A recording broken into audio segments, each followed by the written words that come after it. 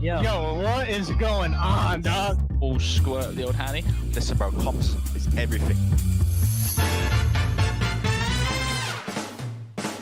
Dude, you guys hear me, right? Yeah. Can go hard, 110%. You guys ready to Are you ready? I'm ready, bro. Been waiting all day to play. Holy this pistol is singing. I like to see, I like to hear that. Do you guys need any water or anything? Game fuel. Do we have game fuels? Yeah, that's fine. Got dry mouth already, dude. Okay, wait, where's the... What's up, G? Game fuel? Make sure. Oh my, yo. Whoa, I am flashed. That took me out low-key. Dude, this purple light is with me. Oh my god. Get these lights on my fucking face, man. Oh, that's bright as hell, boy. To be fair, is that light actually getting dimmed or is that staying on? I got something purple on me. There we go, it's off. Why does it smell like that? Yo, who's breathing in their mic? Gotta get to the bottom of that. Who breathing? Oh my god. I gotta be saying. I hear that loud as hell. Category 5 in my ear. Alright, bro. Yeah, the jig's up, bro. Time to meditate. Time to meditate. Closing my eyes, meditate. And now I'm in the flow. Yo, Can you guys hear me? yeah. Oh, you are, My bad, my bad. you are f***ing me up over here, dog. Yo, you hear me? What is my mic like that, bro? Why are you laughing? Why are you laughing? Why are you laughing? Why are you laughing? He stared at me. The camera to her left. Hey, yo, they got the cameras on. Yo, Rev. You got any hand stretches for left hand? Yeah. Maybe like for wrist there. Bro, we have nothing to lose, bro. Whatever play you have, do it with full confidence. If it doesn't work, I'll it. One shot, absolute. Hit the back, good. Beautiful, brother. Bam, baby. Bro, as soon as someone gets 1-2 piece, Paco, just go crazy. 1-2 piece. In French? No, it makes you bleed your own blood. Like, I'll take these guys out for you. I have their side, Who's it? Oh my god!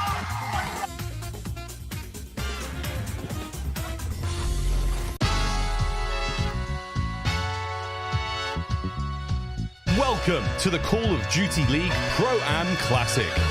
It's pros versus amateurs. Sim versus Krim, and he's got the clutch. All 12 CDL teams are locked and loaded. Oh my god, inside! Ready to square off alongside the top 4 challengers squads. Okay, what in the hell? Oh my god! You know the drill. If you want to be the best, you've got to beat the best. Standing with 2 more, and it is a massacre. And the amateur players are hungry to prove they belong at the top tier of competitive Call of Duty. He's breaking down doors. He snaps on 2. But the pros, they're ready to send these challengers packing. Leading to lobby. Captain Warriors and this Who will have the grit to make it all the way through our intense group play and into the high-stakes single elimination bracket? Scrap looking for a break. They're trying to lock things up, but Scrap swaps to the pistol for the double. We're about to find out. and he keeps on moving. And the body shots from Wardy, the confidence coming through. Wee Man with the reaction. This is day 3 of the Call of Duty League Pro-Am Classic. Fight to the end.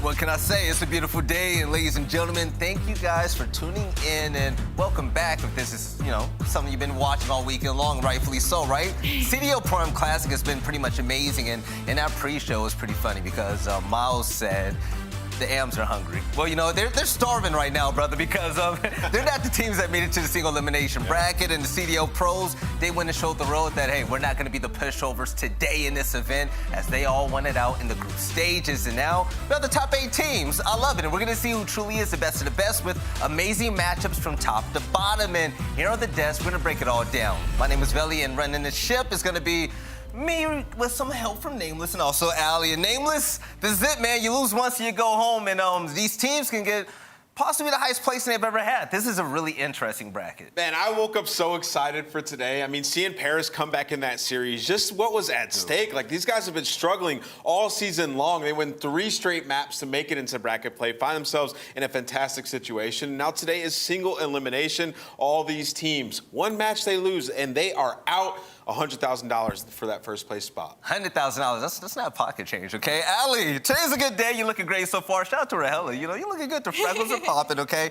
What are your expectations for today, honestly? I have absolutely no expectations, but I do know that there are no second chances today. We had a little bit of the battle the first 2 days, but now the real war starts. And speaking of battles, there was a battle last night, if you guys were able to catch that Paris Legion game, where they went against Toronto Ultra Academy NA. Shout out to Scrappy as well. And that game was a barn burner, okay? It went down the wire, and unfortunately, the top AM team were not able to advance to the bracket.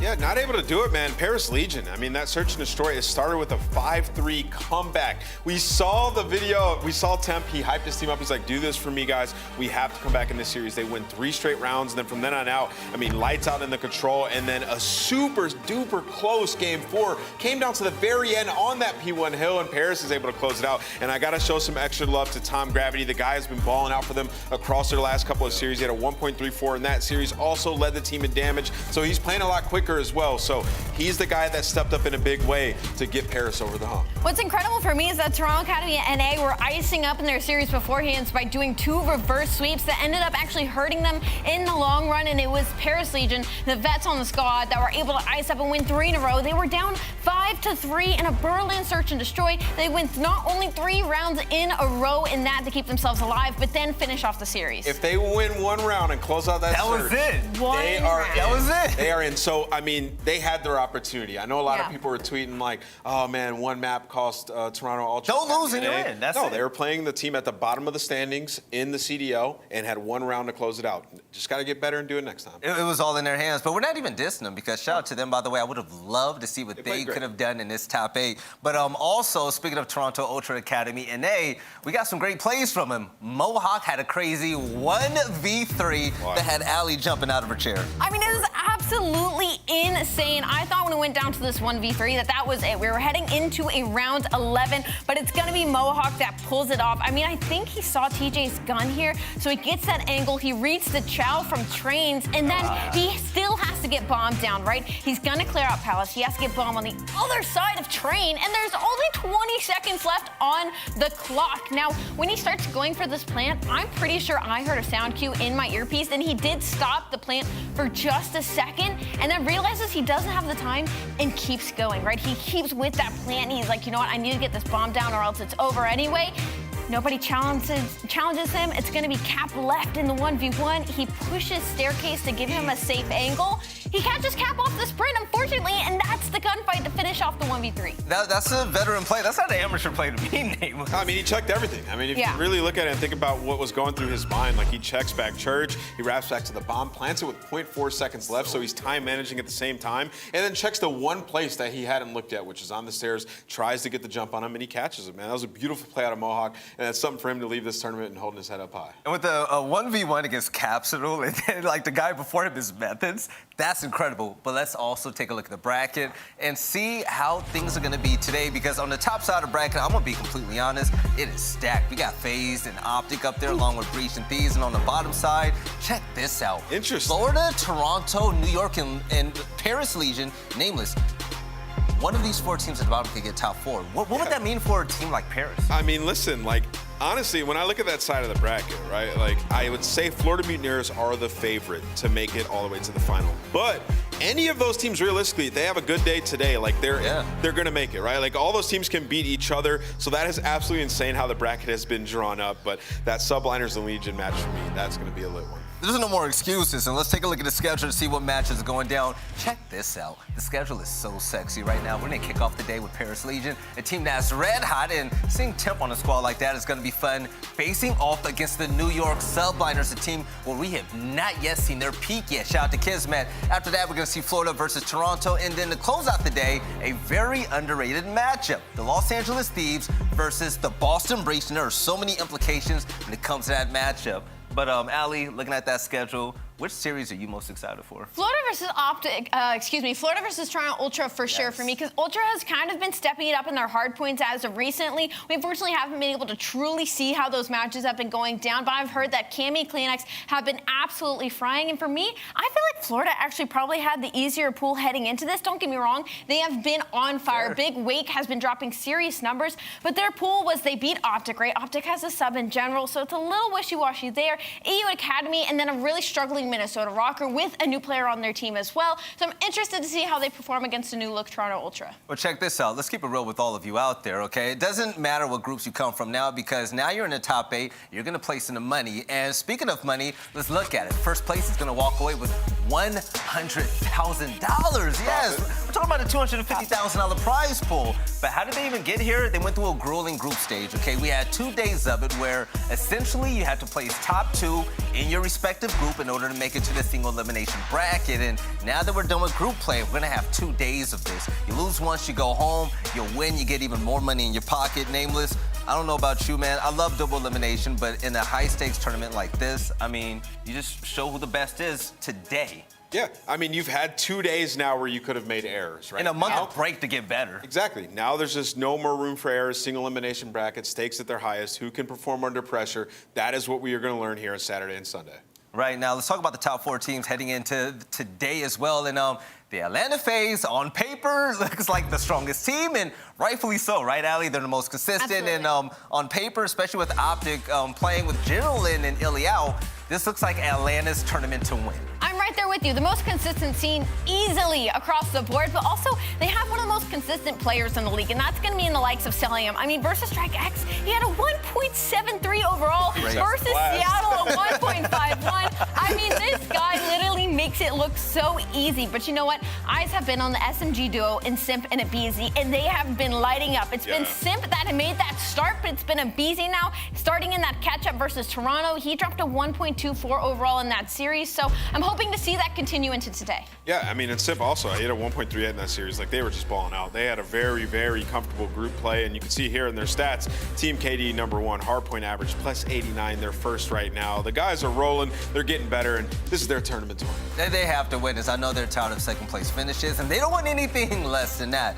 Now, let's talk about one of the dark horses who are now proven that they're one of the top teams in the league as well. Florida Mutineers have come a long way, okay? Remember at the beginning of the season, they were pretty much throwing games away, right? Yeah. It was like, okay, what is Florida all about? Can they finish? What's up with this roster? Now, one by one individually, this team is stepping up, but even as a team, they're starting to close out. They would out-engage you, right? But they would still not be winning this respawns, and they would win your S&D, so with the likes of Dave Patty, but it feels like kind of an overturn now. Now they're struggling with search and destroys. They're 3-7 their last 10, but now they are slamming people when it comes to respawn. Skies had a 1.28 overall yesterday, and Big Weight had a 1.3 overall. I mean, they have just been lighting it up. They are 9-1 in the last 10 hard points. But again, I'm a little worried when it comes to that search and destroy against teams that now are a little bit more used to how they play. And that, again, coming from a pool with a lot of mixed match coming up, this is going to be a true test to their strengths. Right, and Nameless looking at Florida right now, the stats are going to come up. I mean, you've also been impressed. You've had your thoughts about this team, and they're proving themselves to you. And that's crazy, man. They're looking good. Yeah, I'm extremely impressed with this Florida Mutineer squad. The teamwork is there. I mean, before they would just fly out a lot of individual plays. We'd see a Big Wake turn up on a map and they wouldn't even win, things of that nature. But everybody has stepped it up. He's been extremely consistent. I honestly think he's been a top 5 player over the last couple of weeks. Won't argue it. It's Major 2, and this team has been consistent. They went 9-2 map count in their group play. Everybody popped off. This is a team that we could see in the finals at the end of this. Right now, ladies and gentlemen, you guys know we love you at home, right? So check this out. Whip out your cell phones right now and scan this QR code on the right side of your screen for the beautiful Heart You Charm. And the thing is, you get a twofer. You don't get just a charm. You also get signed up for the CDL newsletter. So if you're a fan of Call of Duty, obviously, right? I mean, you're going to want to know everything that's happening. Go ahead and get you that charm. And also coming up very soon. Okay, this has been an incredible year. Major 1 and 2 has been a blast. I'm going to Major 3. Ali, Nameless. I mean, how y'all feeling about that? Y'all going? I'm mean, last time I checked, I've never been to Toronto, Ellie, so I am very excited to go across the border. I heard it's a lot of people's favorite city. I mean, I can't wait to go to Toronto. I can't wait to be in the 6 and get to hang out with the real Drake instead of fake Drake Belly there. On the All right, DJ Khaled. All right, but no, it's going to be a blast, man. I've never been there, and all I've heard are great things. Oh, it's beautiful. Beautiful people, good food, and yeah, it's going to be a great time. But ladies and gentlemen, we're going to kick off the single elimination bracket, and I can't wait. We have one break in between us, but on the way back, let's go ahead and get that first matchup of the day started with Atlanta Faze and OpTic, Texas. I love you guys. This is going to be a good time. We'll see you soon.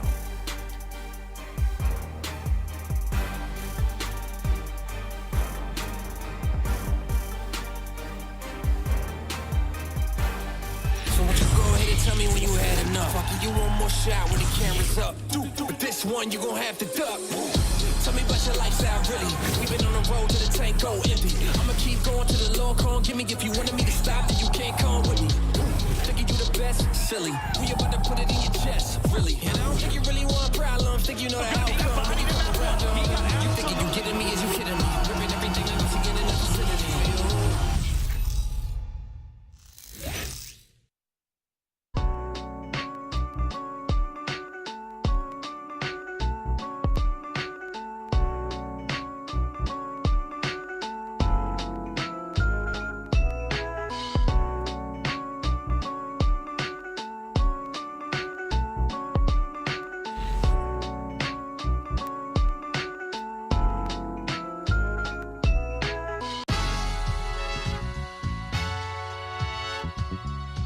Welcome to the Call of Duty League Pro-Am Classic.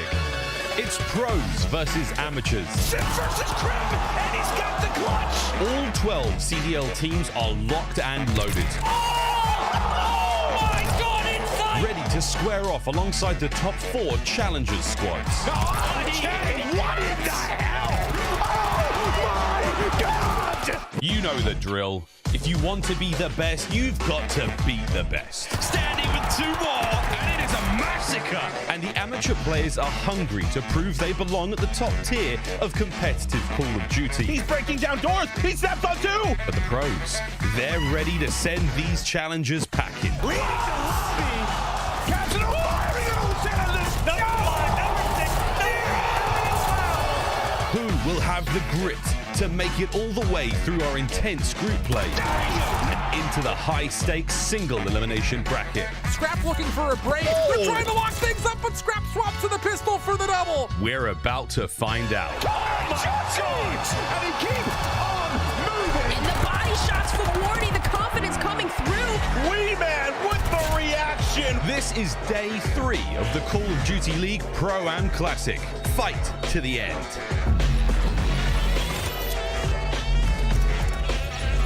All right, beautiful people, ladies and gentlemen, welcome back to the stream. And by the way, I called out the wrong match. I was excited, okay? We're gonna have the New York Subliners facing off against the Paris Legion, and this is gonna be exciting as hell, okay? Because Paris Legion are gonna be riding high off of that incredible win last night in order to make it to the single elimination bracket. Now the question is, can they keep up that type of momentum against New York? Because New York is flying high right now, and they're not looking back at all. And let's talk about this squad. Okay, we know about Kismet, we know about the team change and whatnot, but the philosophy of this team just seems to be better than ever, right? Ever since they started making these team changes, they started just getting better in all types of game modes, most importantly, hardpoint. And Ali, I mean, would I be capping if I said, like, New York is one of the best hardpoint teams in the game? Well, it's a little weird, right? Because they beat LA Thieves, who was our previous hardpoint holders in the beginning of the season, and now they're looking to show a little bit of that same pattern here with the fact that I believe they are like 9-1 in their last 10 hardpoints, so that's insane for me across the board. And they haven't lost, right? And now Paul's dropping a 1.43 versus LIT, Hyder's dropping 1.37, Doral versus London. It's looking like an entirely different New York Subliners team, and I've said it from the beginning of the game. I think Crim 6 is gross at this. Kismet adding that kind of piece across the mental. There's nothing that this New York Subliners team can't do. Right, when it comes to the game field keys to victory, hopefully they can pull up a big win here. What do they have to do to pull this out, Nameless? Yeah, for the New York Subliners, I mean, they're 11-2 in their last 13 hard points. That obviously has to continue. I mean, they got better even when they just brought in Paul X, right? And I think the biggest difference with this new iteration is Kismet coming in has helped their search and destroy so much. They've been able to clutch up in these tense moments. And then Paul X bring the hot slaying, 1.21 this weekend, ranks third. Paul X super confident. We saw him shooting bodies in their last series. Like, the man is ready and he's rolling. And then Lockdown, the map 1 Bocage HP. They're on a 5-game Bocage HP win streak, 3-0 this weekend. So seeing as that's going to be map 1, this other team might have something up their sleeve. I think it's safe to say that Paul X is definitely a win condition when it comes to this New York Subliners team. They've been absolutely just built different ever since he came into the roster.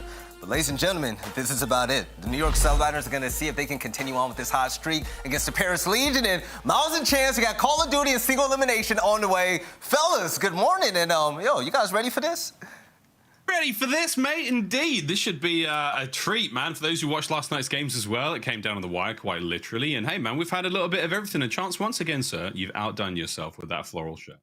Again, I did not pay for it. This is not mine. I don't actually have style, but we do what we can for the broadcast, especially on a single elimination day for two teams that have like almost sort of parallel storylines, right? It is Paris and New York, both teams towards the bottom of the league. New York, I think, has been like slowly working on the come up, right? 11-2 in their past 13 hard points. Those guys have genuinely been on a tear, especially so through the Pro-Am. And well, Paris, well, they came to play as well, as you pointed out, back against the wall. Literally had to win, I think, in like a 3-0 or 3-1 fashion last night, but they got the job done. So here they are fighting tooth and nail against the team that, honestly, in certain sense, they're neck and neck with.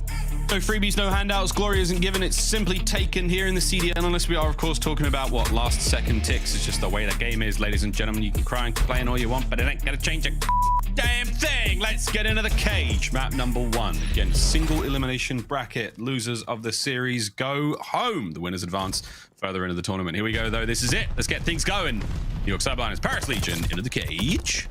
And keep in mind, since they've picked up Kismet, like we talked about their hardpoint record in their past 13 maps, they're 4-0 in hardpoint at this Pro-Am.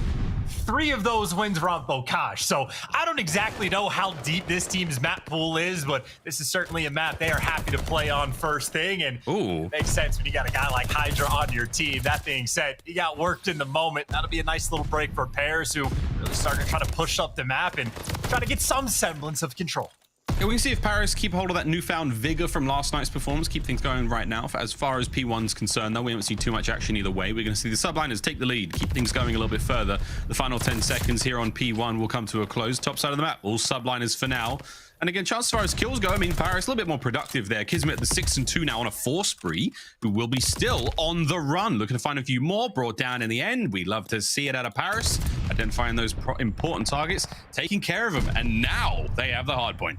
And I think the biggest question, or at least the expectation on everyone's mind, if John and Jimbo can fry, they can absolutely keep up with this team and have a great deal of success, especially on this map. I think it's really the SMGs for New York that sort of strike fear into your heart, you know? But, I mean, for Paris, so far, so good. They're over towards P2. They have those back spawns, and maybe they're trying to dodge nades as best as they can. They have a couple players pushed up, but looks like New York, nice little clean 4 down. A bit scattered, but, hey, the break is in. You get some time, and at the very least, strip it away from Paris. Yeah, as far as hardpoint number 2 goes, 20 seconds remaining-ish now, and you're going to see both teams relatively evenly contested here. Towards the next hardpoint, rotation's already down. Kismet's got his eyes on that next up. He's having a great showing so far since joining the team. At this moment in time, 7-5. We'll keep an eye on those stat lines again. Exciting to watch these newcomers find themselves here in these pro rosters. And again, seems to be enjoying himself. Granny's is up now. The doors will be bust wide open. Hydra trying to make the approach that bit harder. Beautiful shots onto the second player. John goes down, but the push from Paris is still alive. They've got to actually get the perfect push out, right? As soon as Hydra gets that 2-piece, it really opens up the map and tells the Subliners exactly what direction they need to look. And Temp gets caught. Players in the back finally there to take him down. John is the last one alive for his team near the point. Well, him and Jimbo, that is, but everyone gets dropped. And this is an incredibly solid hold. And the entire thing started off the 2-piece from Hydra. Ever since then, it is just the dominoes falling. But would you look at that, the M1928 Temp? I think he loves it just because you get, what, 50 bullets in the clip? Spray and pray, baby. Name of the game. A little bit more strafe speed as well. And nice to see that coming up in those close range engagements. Here we go, son. the Tommy gun in hand, flying forward into the point. Hydra gets dropped immediately. His teammates clearing up the kills as well. Last minute break again onto the Granny's hard point. They're going to find that time, now make their way across over the barn. Paris Legion have got to now make the break. Kismet on the outside of the map trying to slow these players down. Here comes the hit now from Paris. Fanned out across the entirety of the cage. First up, trades come through. Crim's rushing mid. The battle now on top of the point. See how it goes there for Paul Lex, who's trying to find any more here in Temp. Mr. Tommy gun himself, little gangster shots there, finds himself 5 in a row. Now he's got himself the hard point. And there you go, perfectly done by Paris, right? Everybody just flooding through the P2 side of the map. And as far as ROKKR goes, they kind of took their time with it, but that's because they executed on it so well. And, well, now inside the point, it is just more of the flood fest now. New York, they just fly back in and take it over. And, well, Temp gets caught. I think the bullets of Crim 6 blew the truck up to give him a quote nade kill. But whatever the case may be, Subliners, after getting broken on Barn, at least make things scrappy. As far as that rotation goes, Subliners, they will get there early, but number 6, John, I think maybe a small window of opportunity to make a play. Never mind. Oh, never mind. He was there for a brief moment. Great awareness there from Paul. 10 and 12 out of him so far. Hard points up. Subliners in there once again. Jimbo, he had a great day yesterday. He's been turning heads all over the place.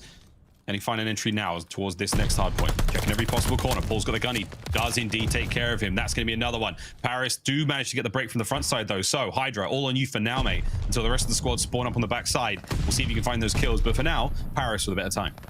Right now, New York are so incredibly concerned with the player top Grandmas, but hey, as soon as you take care of him, you turn your attention towards the hill, and just like that, perfectly executed break. They knew the power positions they needed to get the players out of, and now you get a decent chunk of clearance over towards the hill. John gets taken out of the back, so right now the trades are a-flowing for the Subliners. 30-point lead, and gotta say, on a map like this, it's not a terrible margin at all. Yeah, normally a very well-contested map, again, for both teams in current form. Expecting this to be a real tight one, but for now, Subliners, a bit of a lead developing. Mid-map, that's where we're going next. Second set of hard points now up. John, little windy and bottom grannies, takes care of things, close the doors, windows, you name it, the draft is gone, the kills are good. So have to worry about mid-map, though. Over to Temp once again, automaton in hand now. The man's got a real broad, he's got a lot of options right now in the loadouts, let's face it, as Donny Temp keeps things going again for the team, leading the squad in this lane department for the time being. Crim with a 16 and 10 over the point. He goes. Jimbo wins a big one. That's time now going for Paris. An eclectic weapon choice, let's say. Oh, I love it. That, you know, one of my favorite words to use, so I'll try to break that one out, is right now the hill's getting broken by Paris. They don't exactly have the spawns, though. You see the backside and river gets opened up, but I mean, in all honesty, with 30 seconds left on this P1 hill, this is just time to sort of flood and try to milk every last second you can get. If you can get 10 or 15 on this first hill, you are calling that a nice little dub. And I think right now, New York are just sort of turtling towards the back, accepting the fact that, hey, they just want to win this rotation. But I think Gravity and Paul X, this is a pretty important battle for P2, and Gravity wins it, gets Paris actually those tin side spawns, and all that pressure that New York had over towards the left side of the map gets stripped away. And I think Legion trying to strike back on P2. Interesting. New York, first time we've seen the Subliners here on the back foot here on ROKKR. Great time now to hit the break and go for a listen in. Play this spot, party, yo. Do not chow. Still hold. He's mid on me. Jimbo one shot. Jimbo mid one shot. Hold. Jimbo mid one shot. I already, I'm looking for him. Yo, one flying at you. One more, 2 plats. Stay down. I got this up. 2 ARs. One more. No, absolute low left. Watch out, low left. Kids. Bullet. I'm coming, kids. Yo, low left still. Low left. He's close on you. I died. One more. Hold. Last guy, hold. Still there, Jimbo. Took the time. Still there, yep. Is he dead? No. Absolute, I got Yo, named. still Challenge you. He's running at you. I got you. Yo, top left to Nice. Play your life. Don't shot. He's Lamar tank. Play your life, okay, Paco? Yeah, Lamar tank one shot. I'll kill him right now. It's absolutely still mind it. He's dead. Nice. Where are you at, Paco? Top on me then. Top. Go bump, Porter, go. Let's go. Yep. I'm going to the left. Nothing on initial. Look over me low left. I'm gonna hit this. No. Oh. On the wall. Top. Yo, one shot on the back half wall. His. I'll get the back window. One. Yeah, I'm gonna nade tower. Absolute on time, guys, Jimbo. He's back. He's absolutely in that corner.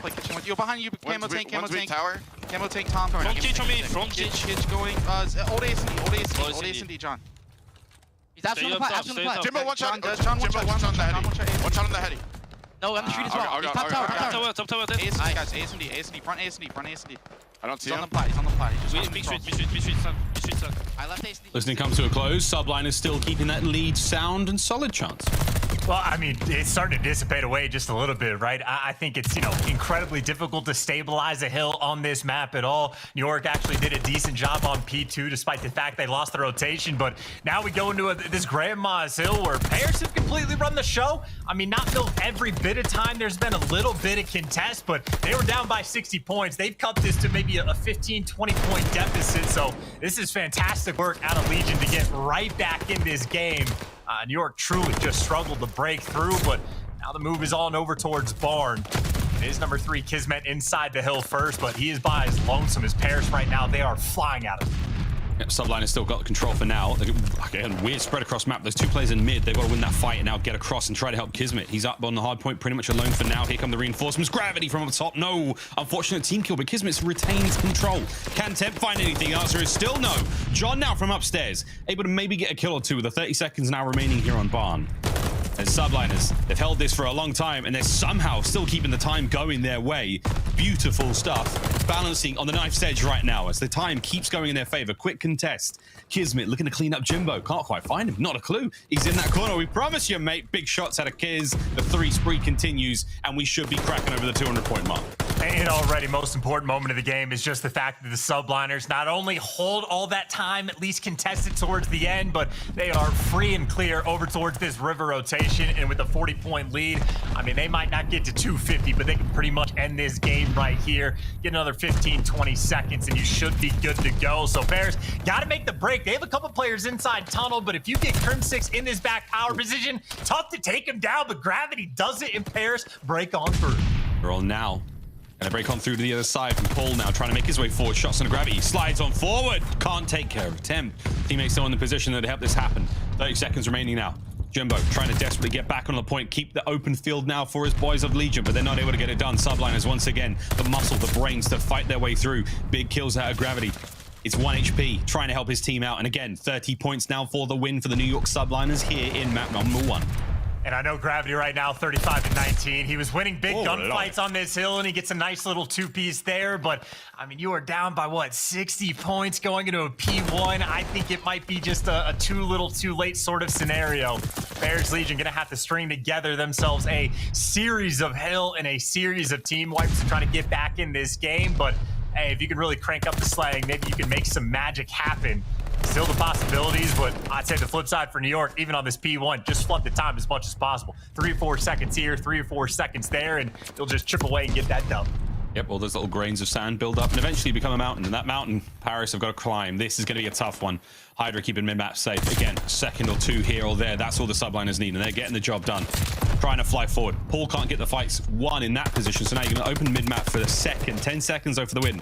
As Paris have dived on the point, it has to be sublime from here on out. This is going to be extremely tough. Subliners keep chipping away. This war of attrition, you can win it here. This is going to be big. And again, dive on that point. Play for the P2 spawns. It's now a question of, where do we win the game, here or there for the New York Subliners?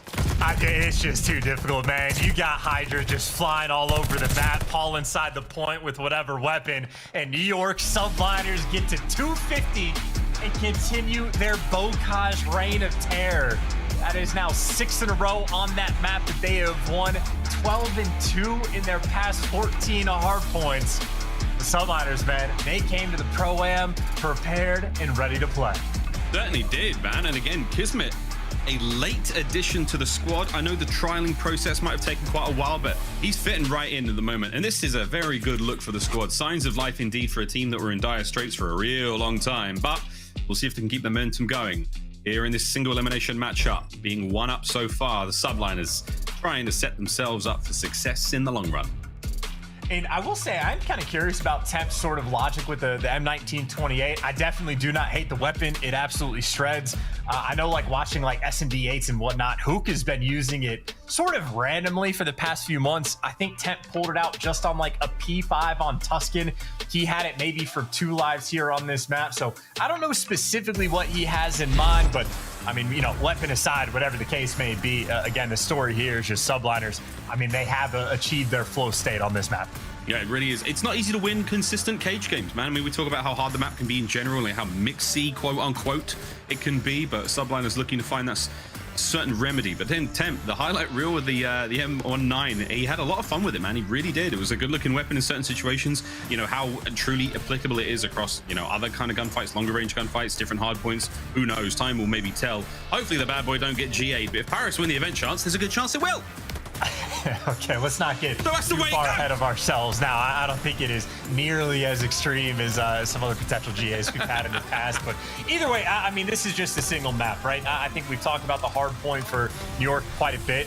A little bit surprised Paris didn't ban the bocage because it's not as if the Subliners have flexed an incredibly deep map pool. And not saying they don't have it. We really just don't know because actually it's been basically every map that they've played. The only map that New York has lost in this tournament so far is like one control. And funnily enough, I think that was to the AM team, but they are now 5-0 in hardpoint, 3-0 in the search and destroys. But I suppose just to add to the sort of funny stats, and I got to stop saying that word, but all 3 of their SMBs have gone to round 11. One of which was like a full sale. So like, it's hard to describe Subliners. It's not exactly like they're dominant, despite the fact that their map record certainly reflects that. It's an interesting one, yeah, for sure. Berlin Search and Destroy coming after that, a double dose of Gavutu in control and hardpoint. And then we go full circle. We may have to come back to the cage for that game 5.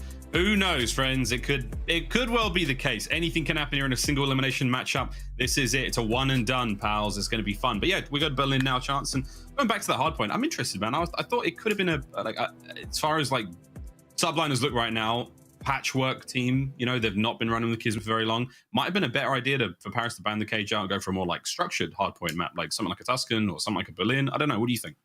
I mean, that would have been my guess just because of the fact that, I mean, again, if you're on like a 6 bocage map spree, that sort of makes sense to me. But I mean, we still have to see so much more to this Subliners team get played, especially because they just built a new roster. They might be in a situation like at the moment where if their map pool isn't super deep, the teams that like don't have auto vetoes, your Atlanta Phases, your OpTic Texases, maybe potentially even Florida Mutineers, could just ban bocage and then have that like edge in the series from that point. But some of your team towards the bottom, i.e. Paris Legion, if you have something you almost have to auto veto, well, if the bocage slips through, it just be like that sometimes. So it'd be interesting to see how far this Subliners team goes, if they can make it past this series even, because I know Paris Legion, I mean, they had their Ball Don't Lie series just yesterday. They actually have been pretty competitive overall, like including getting a win against the Major 2 champs. So it's not like you can count out Paris at all. They have absolutely made improvements, even on an individual level. I know Jimbo has certainly got quite a bit of love, and maybe he could be a player to look at to step things up for map 2 to try to get that bounce back in. Berlin Search and Destroy could be bounce back city. We will find out. Bumps are out. Take your seat, as many of the fans in the back have. Not just fans, professional players, amateur players, coaches, you name it. Everyone and everybody here in the Belong Arena enjoying the show, as the Prime Classic has continued to be full of drama. True drama, Chance. And Miles, this stat, by the way, that Carson wanted to pull up is just the fact that you can see the actual breakoffs for Paris. Normally they play it sort of like neutral. They're playing for picks and adjust after the fact, but they actually lean A over B, despite the fact that they only win a 1/5 of the rounds when they actually attack A, compared to 60%, which on offense isn't too shabby to actually go to B. So, I mean, if this is a team that they lean A more so than B, maybe you want to mix things up. And I don't know if this would be technical. Actually, no, this is just a straight up B hit. So this is where Paris have actually had more success. Prim's got eyes on at least one. Can't catch a Jimbo out as well. The nade doesn't land either. The remaining of the team pushing their way forward now. Paul trying to find a kill. Oh, it's an ugly back and forth, but Paul wins it in the end. Hydra doesn't land a shot and a temp in the back end. So now the 3v2 situation. The bomb town over by B. Also, John now has his work cut out from both players on the inside of the site, and Hydra's in. Hydra's in, finds one! Hydra! With the rats! Through the back window, guns them both from the hip. That's the diffuser, that's the round. If you ever find yourself in a situation where, I mean, not even if you're man down, but for whatever reason, if your final players alive are all trapped in sight, I mean, just good luck. The Subliners would have to just like absurdly drop the ball in that situation to lose that round. And I mean, Hydra just gets all the work done himself. I'm pretty sure the reason that even the flank was wide open and the players ended up trapped on site is just the intro pick that Hydra got with the sniper rifle. I know Hydra certainly back in the day, like before he was a pro player, he was a sniper kid. So, you know, he is lethal with that thing in his hands, on top of the fact that the rat in the back pocket, obviously proficient with it. As he's looking for an early pick that I don't think Jimbo is going to give to him. Jimbo certainly won't be giving it to him, but Kismet is going to try to find an opener and keep an eye on it. Another watchful eye of the French phenom. Hydra should be able to cover him if he makes his way in. Pull on the outside now, push down. Pressure's on. Kismet does manage to find the entry kill. First blood goes his way. A-bomb site now in the hands of the Subliners. And now the question is where the flank's going to be coming through. Hydra's obviously at least partially watching Secret. You got plenty of coverage over the pressure from the front. I mean, you got a man advantage in this situation, but Krim, he gets caught out just a little bit, but he's trying to stay alive. And Temp tries to hunt him down, but the teamwork is there. Kismet helping the captain. And all of a sudden, it is now a 2v3. And John finds another one, but not easy at all when Hydra's shooting like that. And John, the next domino to fall. Kismet shreds them on through in a clean round from the New York Subliners. Because I think right there, Kismet was able to find 3 in the round. Yeah, 3 for the new guy. Nice shot there from Hydra. We'll see it once more. Couple of tags in. Not too much to get the flinch done there. And Hydra, beautiful shot again. Clinical work at the Subliners in these first 2 rounds. They've gone very smooth indeed for them. Bomb plants, bomb diffusers, you name it. We've seen it all so far. Paris, the tenacity, the grit, the resolve to survive last night. Where is that today? Let's get things going, Paris. 2 donuts, the form of Gravity and Temp for now. Round 3. And this is why we brought up the stat earlier, right? When they go to A for Paris, they haven't had a ton of success on offense. This is not their preferred site. Well, they prefer to go here, but this is not where they have all their success. And Hydra quick on the counter. They've done their homework. And now New York actually flanking, trying to get inside and make things mixy. Kismet staying alive, finds the kills, and the swarm is in. Subliners are everywhere. And Crim6 might have had his 17th teammate of this tournament, but he still have that man advantage. Krim is lethal, dude. He's been ripping his teammates up. He rips everyone up there. Another good one from the Subliners. A little shaky at times, a little ugly here or there, but man, they kept that one all together. That's 3 straight, despite the efforts of Temp. And once again, another banger of a snipe out of Hydra, that time from the close window. Krim's got to chill with the teammates, though, man. He's got to chill. Chill, Krim. I mean, you know, he's getting kills with it at least sometimes. I know a couple have been unfortunate where I think he's like cooking the nades, gets killed, and it just drops at his feet, and his teammates are standing right there. But yeah, no, he is certainly racking him up for the moment. But at the very least, what the Subliners are racking up is round wins and maybe Hydra bloods. Can't quite connect on that shot there, but either way, he spots out the cross. He only got 2 players around, and Subliners were successful bullying this site through last time, but Jimbo playing the Abizi spot. But he's so sneaky here, dude. Like, again, you've got players all around. There's a lot of red dots on his minimap right now. Tons of information. No, he doesn't have walls. It's just a great guess. Let's pull on the outskirts now. Tags, damage, Kismet on the inside. Oh my word, it's so close. Jimbo's still in a position to potentially go massive. At least 1 kill here. That's going to help out his team in the best of ways. Temp starts things off. But here comes Paul. There's Jimbo, springs to life, finds at least the first kill. Any more to be had here? Kismet goes for the 1v1 and he loses it as Jimbo stays alive on site. Paris with a round.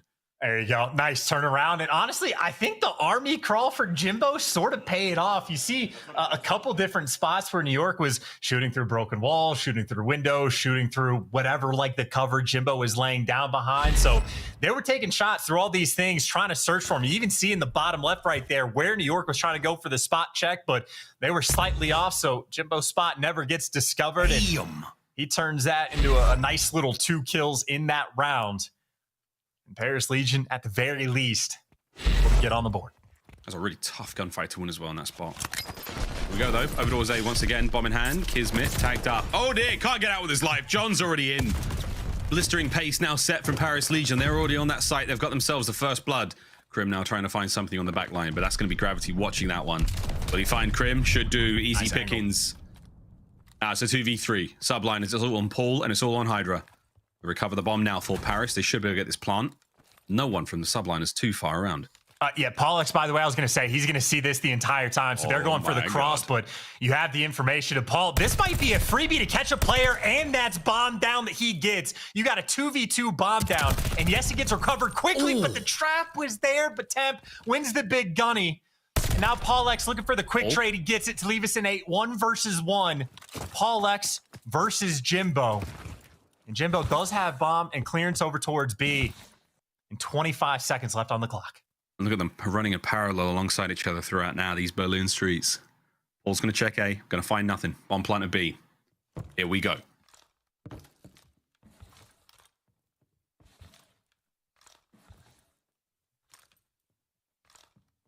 And it's a tense one. Jimbo's playing the close sight. Paul's checking every possible clutch spot. Yeah, he just has zero information. Like, he has to clear out in the sight, deep trains. He never actually caught this player off the cross, so it's guesswork. The sun's there for the intel, but doesn't actually connect. But I think he knows he's inside, but it doesn't matter. The stun helps him not at all. And Jimbo walks away with the dub. 2 in a row where Jimbo has been the hero for the team. Man, Paul came close. That stun check, so unfortunate. Doesn't get a single tag, and Jimbo knows as soon as that stun comes through, he hasn't hit the door, all the windows bust wide open. It's the silent approach through the open field, or through the open hole. That was it, man. Big wins. Does Paris clutch up? I think that might pull for the ace as well, if he managed to get that. What a round that'd have been out of him. But back we go. Newark on the attack. What is it? Quick over towards A. I think Hydra put away the sniper rifle if he's like pushing deep outer a little bit quicker, but they're setting up and maybe waiting to try to get a pick. Is Jimbo maybe trying to army crawl or maybe waiting for Krim to find a pick? He actually does so on the B side of the map. And well, now if you want, I mean, you could fight what, a 3 versus 1 potentially on this A site. But Jimbo back in action. He's hitting it back to back.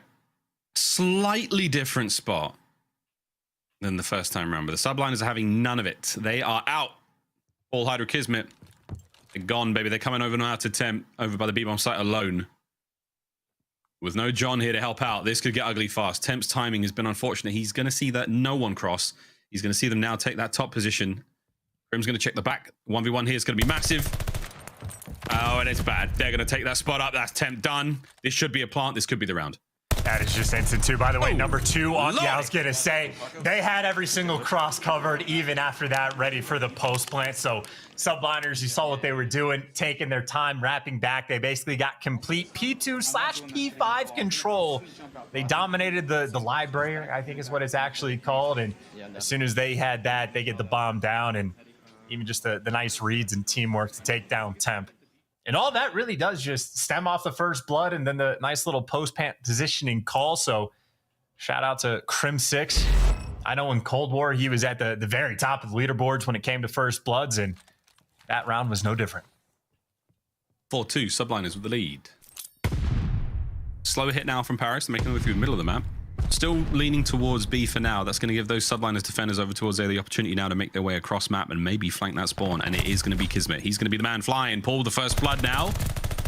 Tem, good shots at range there with the automaton. Levels the playing field, 3v3. Yeah, bomb down top 3, by the way. Jimbo's going to pick it up, but I was going to say, I mean, you have to know that that was top 3. He gets out of dodge, though, so doesn't cause too many problems. Once again, Paul, though, is the intel man, spotting these players on the crosses, feeding it to his teammates, and that means Krim, number 4, can wrap back quick, but Paul Chow's too quick attempt, hands him the gunny, evens up the odds at 2v2, but Hydra, at the very least, knows that they're not on bomb yet.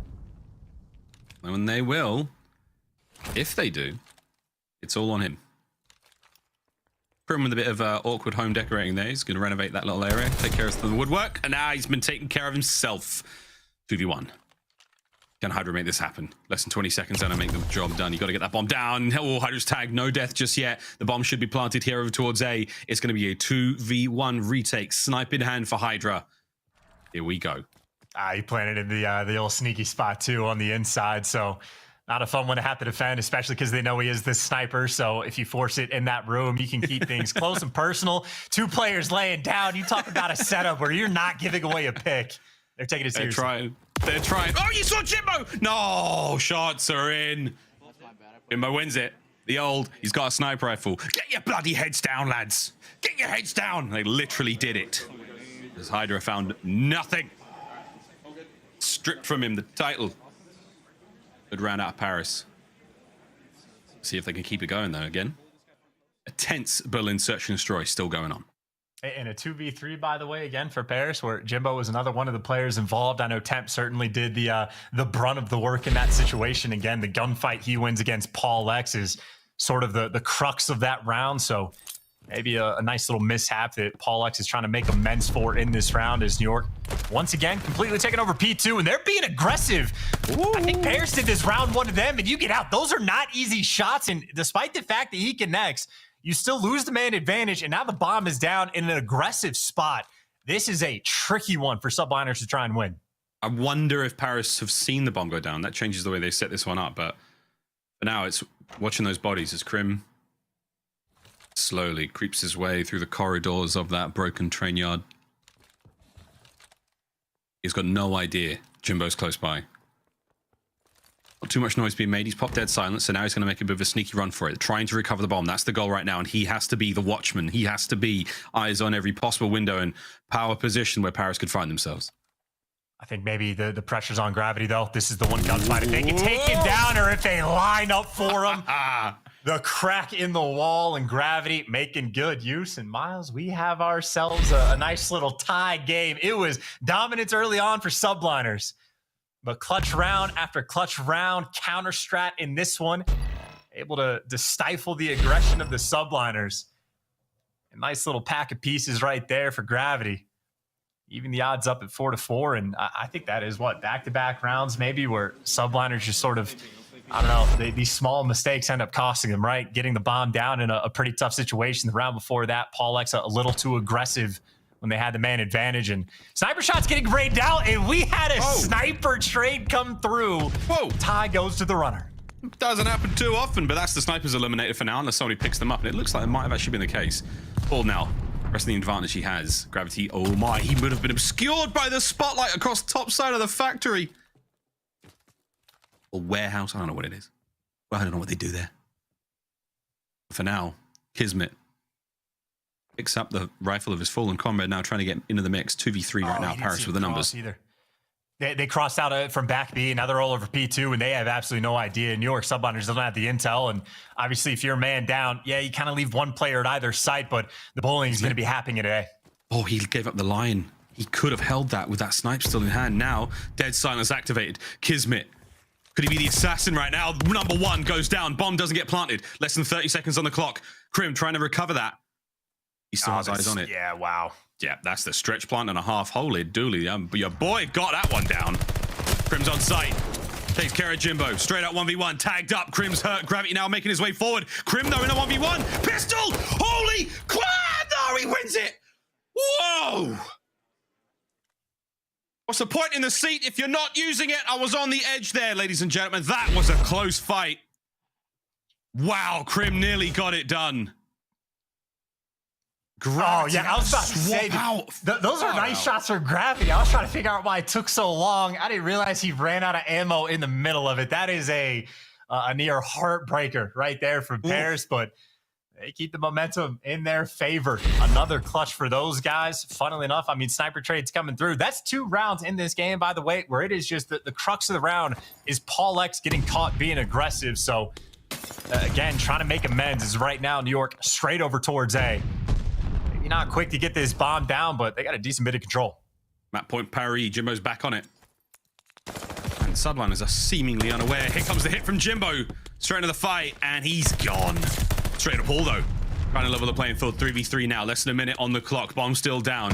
You've got a bit of movement now from Paris. There's the recovery. Here comes the plant. Will Temp make the play? They haven't got too many eyes on that bomb site. Now it's Paris. Have to play the retake, and it's just become a little bit easier. Crim's gone. And no over-aggression from Temp. He's taking his time. They're going to double up on this P5 flank, and Gravity's going to give him all the intel. That is the go button for the flank, and now you know where both players are, so somebody know what the deal is, but the problem is they're pinched in a 3v2. What? Hydra's just mad. How does he run out like that? He's just run through the gunfire, found himself a kill. Paul finds another. It now comes down to 10. This is the force to round 11. He's on the bomb site. He is a dead man. That is it. Here we go. Round 11. Bro, little bit of that Hydra magic. Talk about the play. Those 2 players on the flank, and he just says, YOLO, let me hit this. Slides out, catches a player off guard, and hits him with the gunny. there are very few players in the game that can make a play call like that, but Hydra certainly towards the top of that list. And we mentioned before, by the way, said it already, New York Subliners are 3-0 in S&D at this Pro-Am. All 3 of those wins were round 11. Yep. Maybe this is number 4. Hydra said, "Fais moi confiance and let me go for it," and he did. 10-6 for Hydra on a 3-spree right now here in this round 11. It's a slower hit now from Paris Legion through the middle of the map. Bomb under the safety of that P2 mailroom building. All desperately trying to find an open here. That P5 cross covered. Peeks the fight. John's tagged up. Will the trades be there? Any more angles to be had? I don't think so. Less than a minute remaining.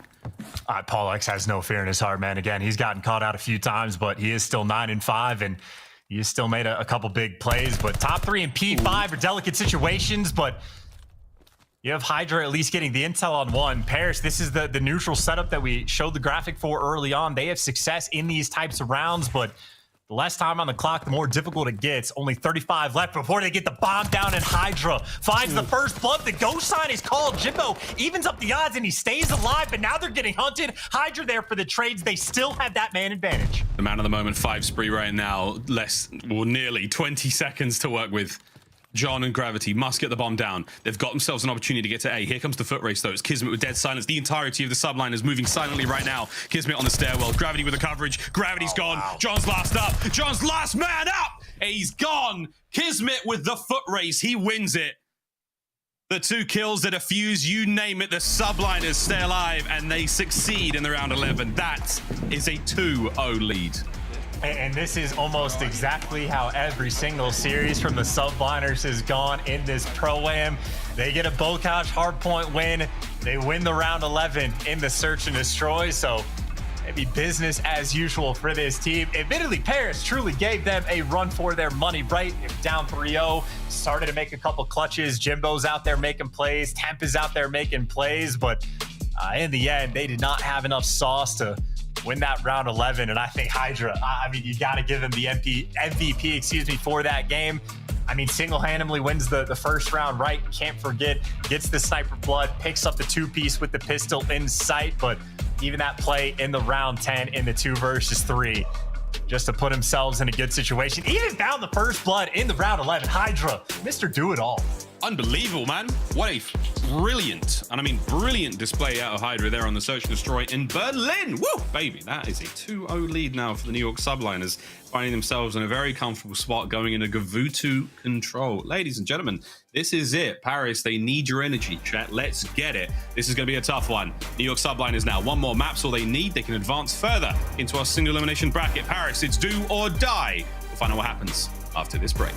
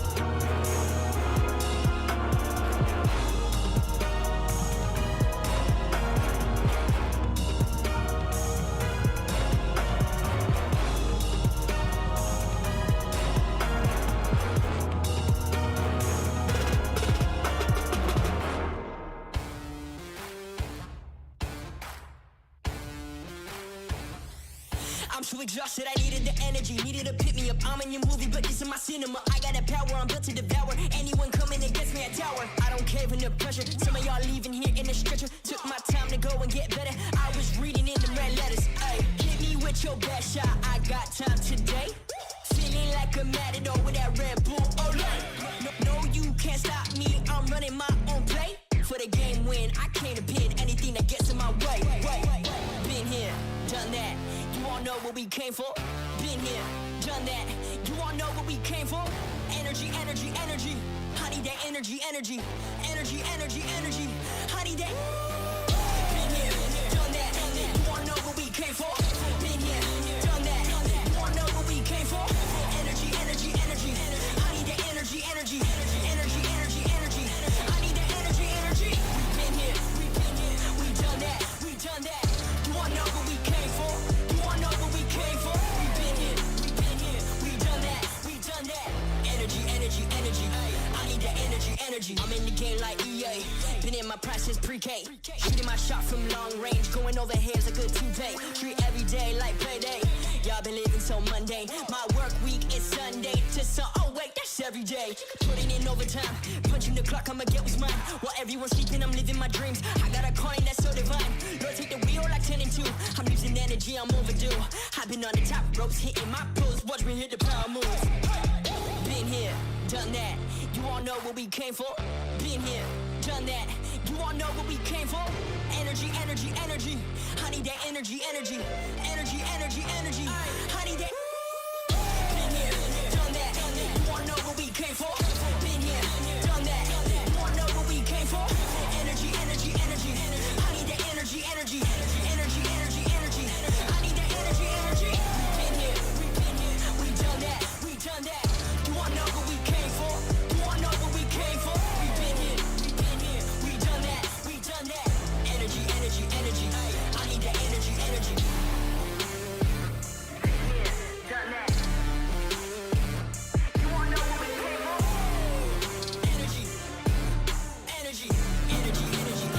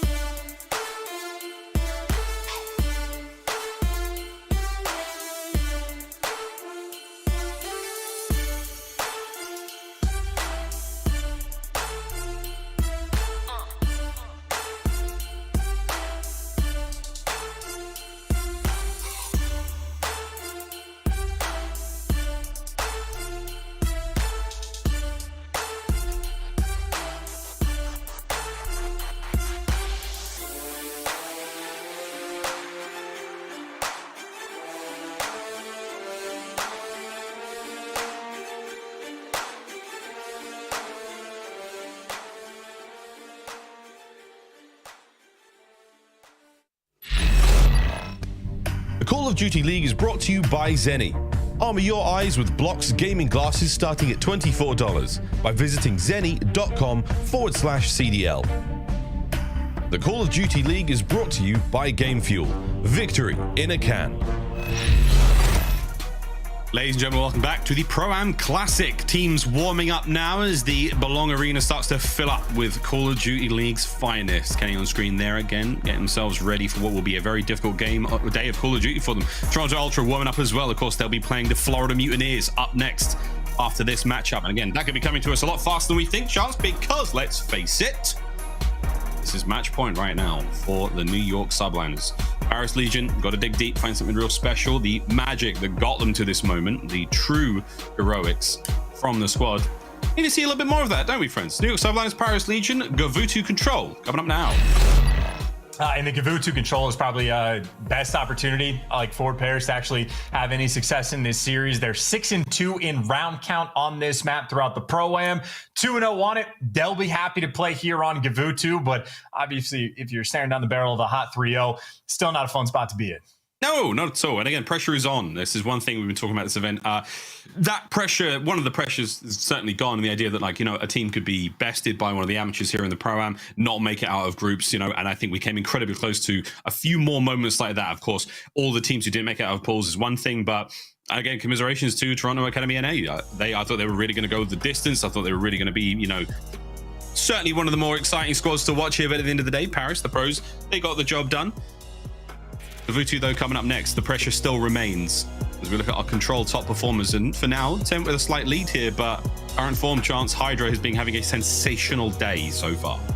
And of course, this is across all of Control, right? So I don't think either of these teams have played Berlin, or maybe just one will be in the mix, but it'll certainly be a mix of the Tuscan and Gavutu. I think as far as specifically for Gavutu it goes, Temp is very happy to be playing on this map. Certainly one of the ARs that gets to put in a little extra work. And just to backtrack for a second, by the way, not just commiserations to the Toronto NA team, but also their EU team. The fact that they had one of their players that gets the call up to London and they had to make like a last minute roster change. Like neither one of the Toronto squads, I think, had necessarily the best opportunity to show off all their stuff. Like the NA team, again, just because of map count, they don't make it to the bracket. But I think both of those teams, in all honesty, looked pretty good. And I think, what was it, a 3-9 overall series record for the AMs versus the Pros, which, I mean, overall, the record's not great, but I mean, overall, there are teams in the league currently that have about the same record against the Pro team. So I'd say a decent look for some of the AM squads. I think without a shadow of a doubt, Chance, we've certainly, we got to learn a lot more about these amateur players, and we've broadened their appeal, and we've sold their stories to a much larger audience they may have been experiencing before. And hey, man, there's no doubt in my mind whatsoever that we will see some of those players make the jump. A lot of folks saying that, Scrappy may well be next up. Got on a great show this weekend, a fun character to watch and listen to as well. The choice words for his opponent. We love that here in the CDL. That's what it's all about. These players, though, now it is all serious. Smiles, fun and games across the face of the New York Subliners. I'm sure Krim just said something lurid, mildly offensive, definitely not family friendly. For now, Gavutu control awaits. Let's get into this one, friends. Last chance, Paris Legion. I mean, I would say Crim6, without question, has well, not all time, but like this year specifically, some of the lamest trash talk in the league. But because he's like the COD GOAT, dude, it's perfect. Like, how are you supposed to respond getting called a cheeseburger in like a needlessly burly troll voice? Like, I don't know. Crib is just, it's almost impossible to trash talk back, I feel like. It reminds me of the old... Remember when Scraps used to say things like, you're a plant pot? And the entire Twitter feed like, what do you mean? Plant pot? And am I offended? Is this serious? Like, what's going on right now? Well, I can't even think. But there we go. Opening Bloods go in the way of Paris. They make their way towards B. Into the fight we now go. Subliners have got themselves up on spawn. Jimbo says nothing. He's dead. Krim holds the line. Pressure over towards the A side of the map as well. That should be good for now. But John, last man up now for Paris Legion's got to win a couple of fights. Yeah, I think there was a lot of pressure, I think, on Jimbo, literally just to win that one-on-one for Paris to have success off the opening break. But after that, you're still having a sort of weird fight between Temp and Krim, and there you go. Temp actually finds that little opening, but now he's worried about keeping that ring control, and he delivers. While his team more so, I think, try to deliberate on where they want to go. All that work to get control over towards ring, just to double back and head over towards A. So trying to keep things standard here, our Paris Legion. Standard is one thing. I snap out of Jimbo, not to get any more of the kills there, but again, keeping the play towards A going. First segment gone. You finally made it safe now for the Subliners. Paul trying to hold that line admirably alone for now. The rest of the squad's going to make their way forward. Hydra, top of the boat, now his. Back over to the A zone we go. Clock still ticking, no chance. 30 seconds remaining.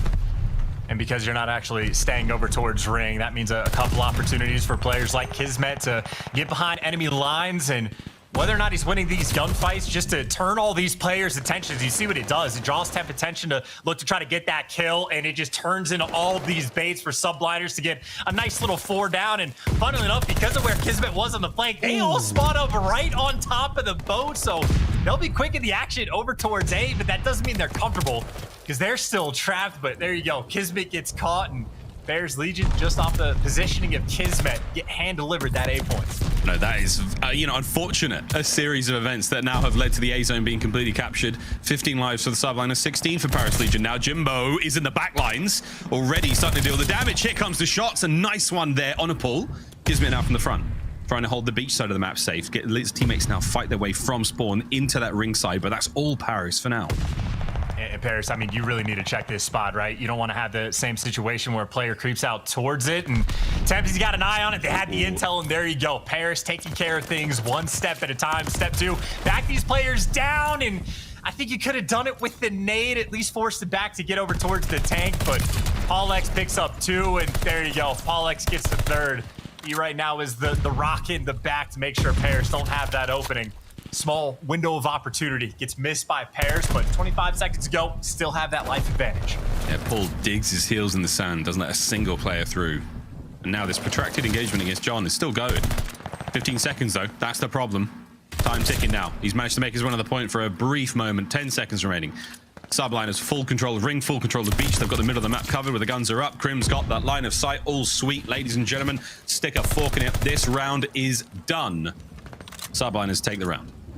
Yeah, and again, I mean, it's not like anyone is not privy to how this map is going to play out, right? Difficult to capture over towards B, and I think really just for Paris, the one mistake is just the player on Rock getting incinerated by Paul, and I mean, many rounds will end like that of a player posting the back of the map with an AR, just finding the extra kill. So not easy in the slightest, but Paul's certainly there to deliver.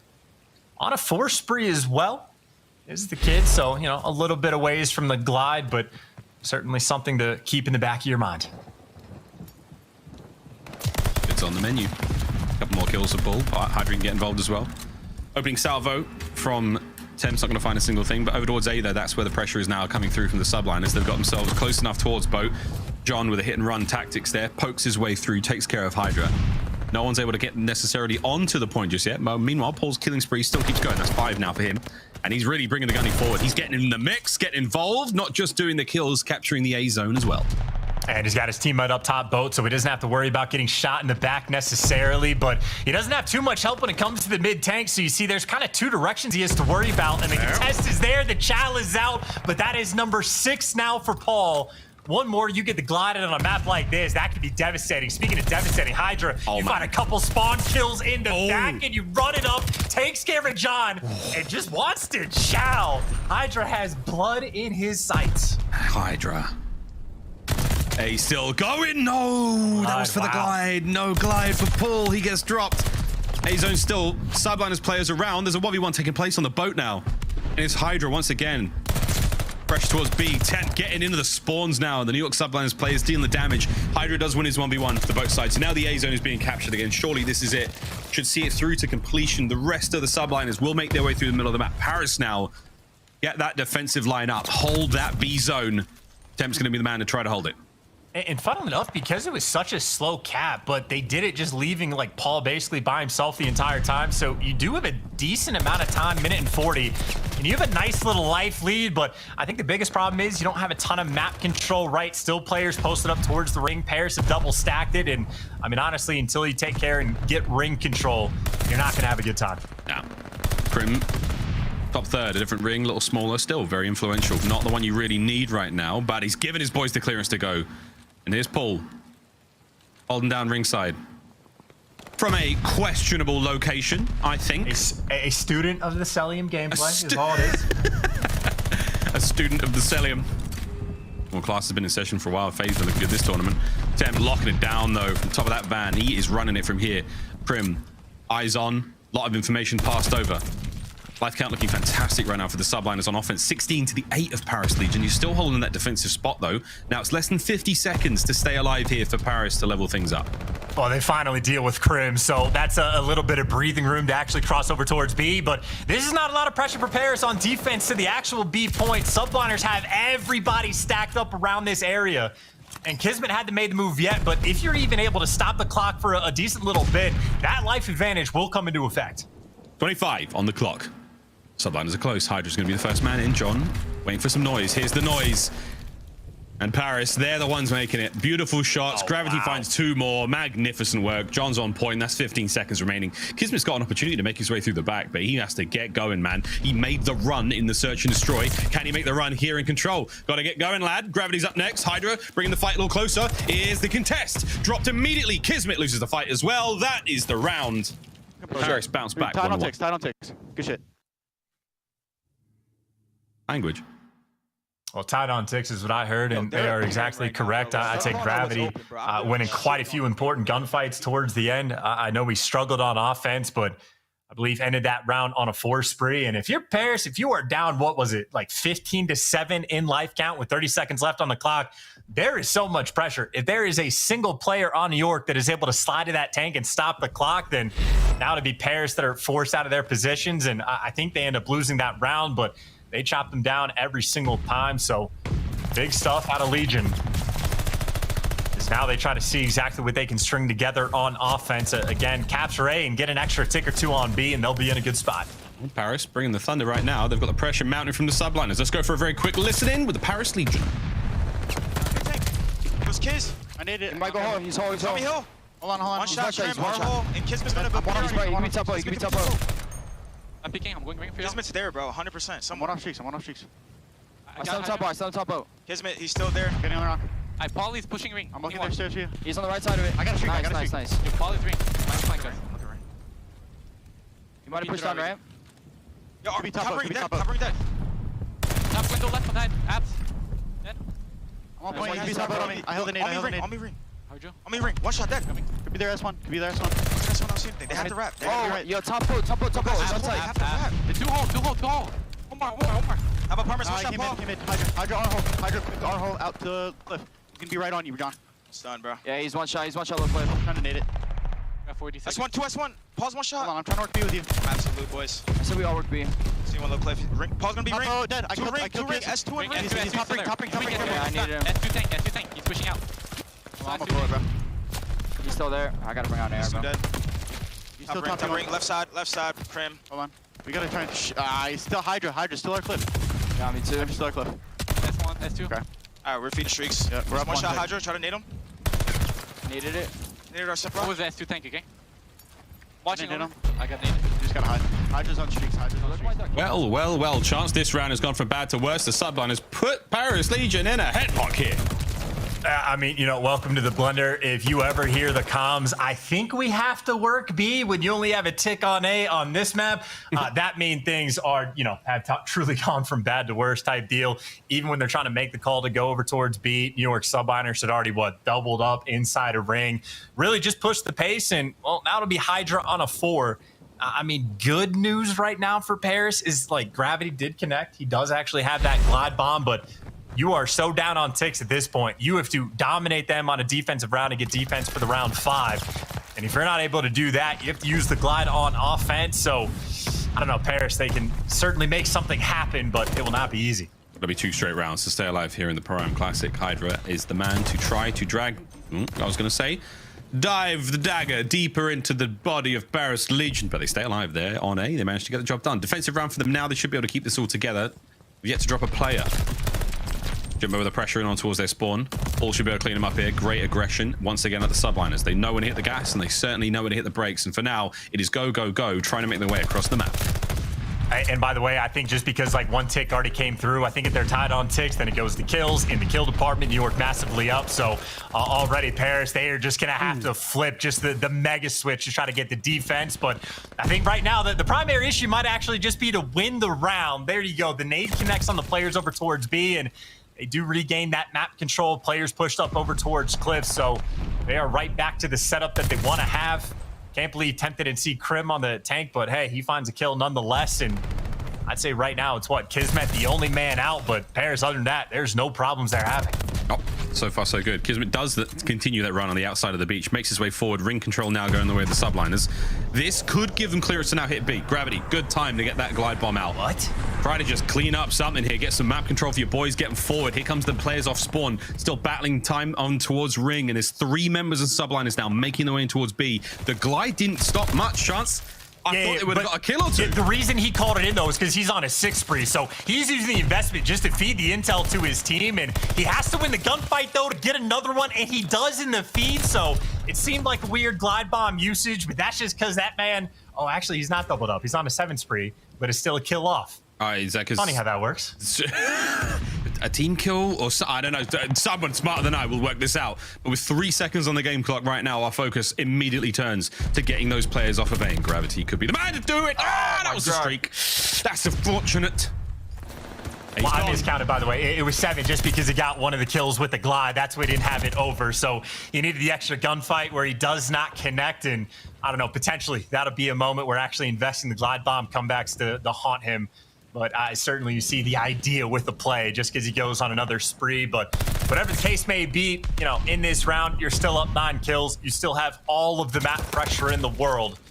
So at the very least, Paris Legion are happy to see at least that round 5, bar New York pulling something miraculous in these final moments. Full confirmation from the observing team that it was a glide bomb kill. Yeah. Chalk that one up. Done. Time ticking now. Subliners run out of lives. They're not running out of hope as they desperately charge forward, trying to help themselves get into that point. Hydra.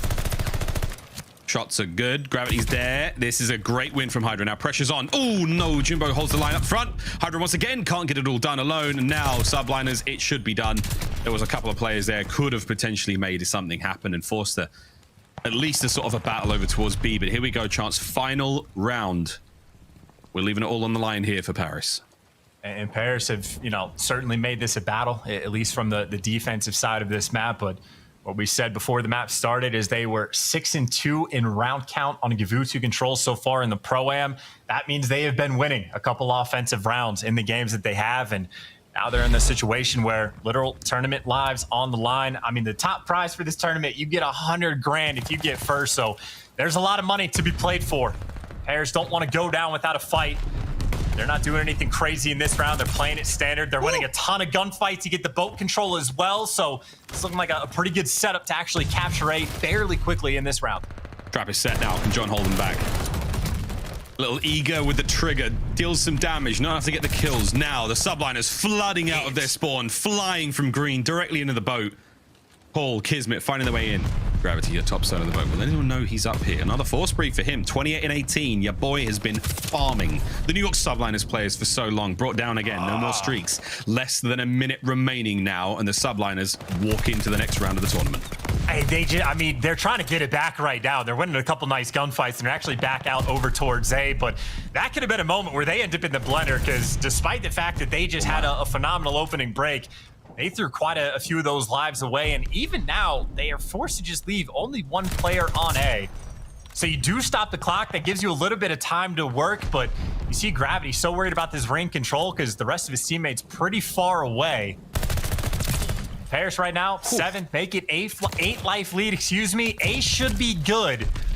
Paris honestly in a pretty good spot to be able to string something together in this round. Got to worry about Hydra though. Again, he's overextending now past that beach point, past that ring, into the spawn now. The Paris Legion players just keeping an eye on it for now. Kismet wins one on the back line, makes that all safe and sound. A's gone. 1 minute 40 plus on the clock. 16 lives for the Subliners remaining. Paris with a slight lead at 23. What will they do with the advantage they've been given? You got to make sure nearly every single gunfight is on point, by the way. Hydra wins one in the back. This is the battle for ring control. This is what Jimbo needs to win, and he connects with 2. And John's winning a couple on the cross, so Crim's by himself on the point. He can be isolated. John is there, but shaky shots can't take him down. But now the rest of the pair is trying to flood through the front, but every single death means you are 45 seconds away. Jimbo the next to fall. You at least still have ring, but that is it. Nice little amount of pressure. And again, sort of similar situation. Paris, you got to get to the point, stop that clock, because you have such a massive life advantage. You can just win it on kills, too. 8 lives up. 18 for Paris, 10 for New York. Keep winning this war of attrition. You might be able to take it. Time starting to tick away as well. 50 seconds. John now making his way down from the ringside. Coverage under his teammates. Kismet gets dropped. Nice shots again. Crim's trying to lock this one down from the back. He's holding this as best he can. Pulls in off spawn. Into the fray. He will fly in a moment. John, nice nades out of the Subliners. Temp still keeping the fight going at the front as well. Things starting to heat up indeed as Gravity just keeping Crim back. Is that covering fire enough to get the members of Paris forward? Yes, it is. Jimbo's managed to make himself onto the point. Paul once again on the trades again. And chance 30 seconds remaining. Yeah, you got to get someone to the tank just to stop the clock. They are getting picked apart on the cross every single time. Both players for New York almost split 2-2. They've just got the setup right now. But John, one nice slide to the tank. That is all you need because the life advantage. But again, Subliners pick up the 2 kills. And now they've got a little more pressure. And Jimbo, he's right next to death. Kismet with 1, and Kismet can't get the second. But all the kills are there. And Subliners keep them off the point. They get the 3-0 victory. And job done on the Gavutu control. It was dicey, but in the end, Paris just did not have enough. It really was just desperation towards the end there. Paris, they didn't have an answer to the setup the Subliners had. Good old Crim standing at the back, just pre-aiming that spot. John had no question.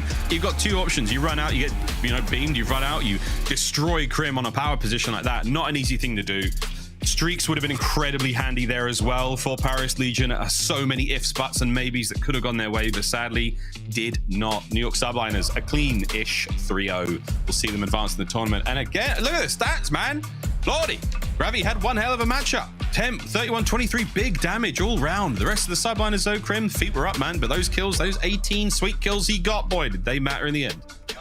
I mean, Gravity truly did have a really nice turnaround because, awesome. I mean, he went on like a 7 spree in round 2 and he was still like, 12-14. So he had a very slow start to end up the leading Slayer. But, I mean, whatever the case may be, again, defense on Gavutu reigned supreme. And that was obviously the main factor in New York having that success.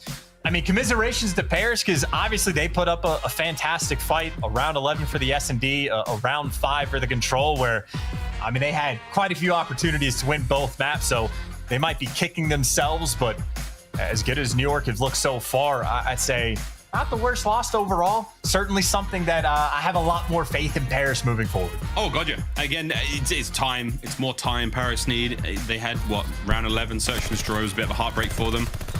2 rounds in a row there for the Subliners, get the job done, and big set kills.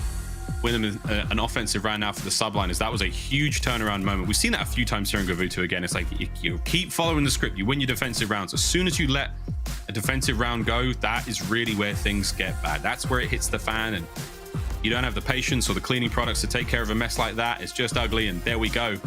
Paris Legion, we say bonsoir, mon amis, as they will be taking an exit now from our single elimination side of the tournament.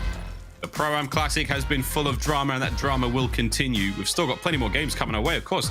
Mutineers versus Toronto Ultra coming up next. Man alive, not a bad series whatsoever for the Subliners. They have come to play. I wonder, Chance, how many more teams are going to challenge them on ROKKR this weekend? Well, I mean, I don't actually know what their matchup is next. It potentially could be like a Florida Mutineers, depending on how that next series go that they might have on their side of the bracket. So the deeper they go in the tournament, not only do you have to deal with teams that have a deeper map pool that could probably just ban Bocage if they want, but also teams that might just be happy to square up on Bocage anyway. So it'll be interesting to see what that dynamic is. But that being said, I think Subliners so far have only 1 map lost in the entire Pro-Am. Wow, that's unbelievable. Desk, what do you think of that? I think NYSL is one of the best teams in the game, right? No, seriously, that was incredible. What we saw in Gavutu right there was crazy. As crazy as Chance's shirt. Chance, you look good with color, man. But you look good with that. He looks great with it, right? But Nameless, we were talking about it. So NYSL currently, 12-1 in map count so far. We could talk about the group all day, but still, that type of feat is phenomenal. Yeah, I mean, I thought they did have a little bit of an easier group, but coming into single and bracket play, playing Paris, fresh off of a hot win yesterday, and looking like that, that's phenomenal. I mean, the biggest thing in this series for me is that Search and Destroy, another round 11, they're able to clutch up, and we saw plays Hydra was able to get away with early in the game. The guy had a sniper out. He was popping first bloods, literally quick scoping, and then that round with the elusive movement, going in and out of office, like to clutch up in that round is just absolutely insane. And then once again, the Gavutu Control. We see some big plays out of New York. Like, that was a tough round right there at the very end. They did not have the life advantage. Crimsix stays alive in the back tank. Played his life over and over and over again, survived, and they end up winning that round. It's just impressive out of New York. No, seriously. And, Ali, it was unfortunate that Paris Legion lost, and they're currently out of the event. But the one positive we can actually bring out of this is the fact that, Gravity's been having this entire event, and it was super unfortunate to see that Bocage hardpoint go the way that it did because he dropped over 40 kills. Your main AR is dropping 40 plus on Bocage, and you lost 250 to 177. That is the struggle bus for real. Right, and also, let's talk about the newcomer for NYSL because he's going to get the scuff play of the game where in round 11, you guys know the deal, he was able to get that big clutch. Yeah, absolutely. I mean, Kismet's been incredible for this team. Right. He joins this roster, and you see him time and time again pushing up, getting these first kills for his squad. Like, this is why they picked him up, right? The Search and Destroy has been extremely tough for New York as a whole, and now when Kismet joins, they have an extra dynamic. That's why Hydra's able to pull out the sniper now, pick up these kills, and play a bit safer because they have a guy like Kismet who can do that dirty work up close and personal. And right here, actually, they had the look on him on the stairs, and he re-challenges and just wins a big one-on-one gunfight. Like, that's just a big-time play and a big-time moment that Kismet gets away with, and they end up clutching up again. Word to the pros, you got to win that one, to be honest, especially if you're watching your teammate plan over dubs. But I got to talk about Hydra's movement in that Search and Destroy was literally insane, not only from having the sniper and dropping insane picks, but then in that final when they were down 5-4, and he just challenges longs. There's a guy there, he is going in between office and long steps, staying alive. He full chow steps, picks a guy, and then still manages to stay alive. Like, somebody had just pushed Dubs. Just look at the window. It would have been a free kill. Great plays out of New York. But the thing was, Hydra started off Search and Destroy on fire anyways, getting that 3K at the beginning of round 1, right? Then pulling out the scope again, that instant flick. That was sexy. But moving forward, this team currently top 4 now. And Nameless, the question is, how good are NYSL really? Because they haven't really been tested yet by like one of those top tier teams, right? Well, we'll know after their next match. I mean, they're one match away from top 4. They're going to be playing against Florida or Toronto, right? It's just whoever shows up in that match. Now, if they play Florida, I'm a little worried just because both those teams have been lights out when it comes to hardpoint. I mean, you look at New York, what is it, 9-2 in their last 11. You got Florida 9-1 in their last 10. So I think New York might be watching that game and like, okay, Toronto, just clutch up, right? Because they have a definitive advantage over a team like Toronto Ultra. Right. Given how they've also been looking in Search and Destroy, I would like New York's chances in that series. So. Yeah, that's going to be really interesting. Ali, looking forward to Paris Legion as well. Yeah. They had a good showing. They weren't able to pull out that win, but still the blender at the end of that game, I really wanted to see how they would be if they really even the odds against the NY. It's their consistency and their slayers for me, because, you know, we look at Temp and John kind of being that high engagement, and when they brought Jimbo in, we were like, okay, well, Jimbo just needs to win his ones, right? And this is going to be a really solid team overall. Jimbo now. But in this weekend, it was Tom Gravity that was really popping off. It was John that was struggling. Temp has been fairly consistent across the board, and Jimbo felt really hot and cold. He'd be really, really cold at some points and really, really hot and saving maps at others. So for Paris now, I feel like it's just a consistency issue. Well, on that map 1, like Paris had an opportunity to like come back in the series. Like really what happened was it was P4 into P5. They had the spawns in the back barn, and then New York gets inside, gets majority of that time, then also gets the rotation P5 where they just dominated them the entire time. Like they had full control, and that's where they got that big separation, and Paris just wasn't able to catch up from there. So it's like, if you have spawns, you just got to get in, make it scrappy, right? Start to think ahead, where Paris has been learning. They've been getting better in these situations, but if your subs don't show up in a big way, and you're going up against players like Hydra, it's not going to work out for you in the end, which is ultimately why they lose that boat cage. Not at all. We actually also have a Game Fuel post-victory spotlight with the one and only Crim6, a.k.a. Batman. Let's get that man up on your screen right now. Crim, congrats on the big win right there. But hey, I have to ask you, what were the comps like, and what actually... This guy's lagging on the screen, bro. He said, why can't you guys shut up? Hey, yo, Crim, can you walk us through what happened at the end of Kavutu? Well, the game lobby was lagging a little bit. Parker goes, I'm lagging. I'm like, dude, shut the fuck up, dude. It's 7-16. You better stop lagging. Stop lagging, Paco. And pretty much, like, I don't know. We just held. I feel like I'm not doing shit other than filling gaps. You know, occasionally winning a 1, but I don't even see people right now, dude. Like, I barely even get in gunfights. And team's doing a good job. It's a great feeling. Yeah. It's a great feeling getting carried. All right. To all the people, Scump's a goat. Listen, all right. It's arguable. All right. It's arguable, number 1, but number 2, getting carried is fun.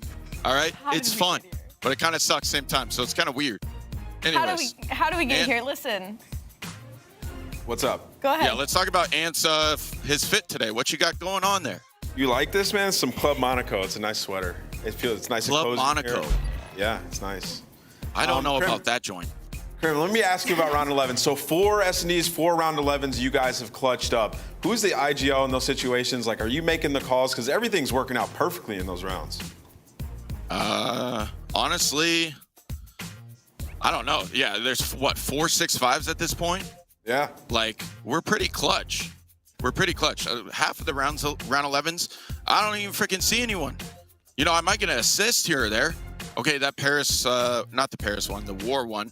Yeah, I got a kill. Great job, Crim6. You didn't do much, but you didn't fuck up either. So it was, honestly, I don't really know what's going on. I'm just pre-aiming, watching across. All of a sudden, round over, we win. Yay. That's wonderful. That is wonderful. Team's playing great. And you're looking good. Thank you. Finally, a compliment out of Porterhouse himself. I feel good about myself. There you go, Crim6. See what happens? Man. Oh, what's going on? Yeah. It's been fun. Yeah, see, I joined this interview. Ant says, I'm looking good. Yeah, you're looking good as well. You know? This is positive vibes. That's nice. He might actually positive make the run of this tournament now. He didn't diss me this time around. Well, thank you, Crim. This has been the victory spotlight. What was that doubt? No doubt at all, right there, Ant. Oh. I don't know.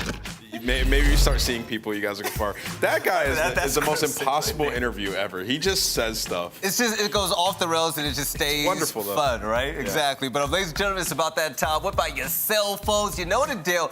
I love skins and you love charms, so go ahead and get you one for free, right? Right there, you can get the CDL newsletter to keep in touch with everything that's happening in the CDL universe, right? We also get the Heart You charm. It's pretty cute, right? You know, maybe if I had a girlfriend I play Call of Duty, but I would give her one. But also, the important thing is that Major 3 is around the corner. It's going to be in Toronto. Ali, what have you even heard about the city? I've heard that it has fantastic food, fantastic people, and that it is a very clean and pretty city, and I've never been, so I'm very excited. Yeah, there's gonna be a shout out for those of you at home. Make sure you show up as well, because if you guys don't remember, Major 1 and Major 2 was an absolute blast, but coming up next, it's gonna be even more fun. Now, we just got off the end of the New York Subliners 3-0ing Paris Legion, and the way that they did it in a good Vuitton control in that very last round, it was dominance. The team looks energized and better than ever. The question is, can they continue on? We'll see. But coming up next, we have some more great games in our single elimination bracket. Don't forget, the $250,000 prize pool is in full effect. We're gonna see which teams are gonna have their hands on any of those spots. We'll see you soon.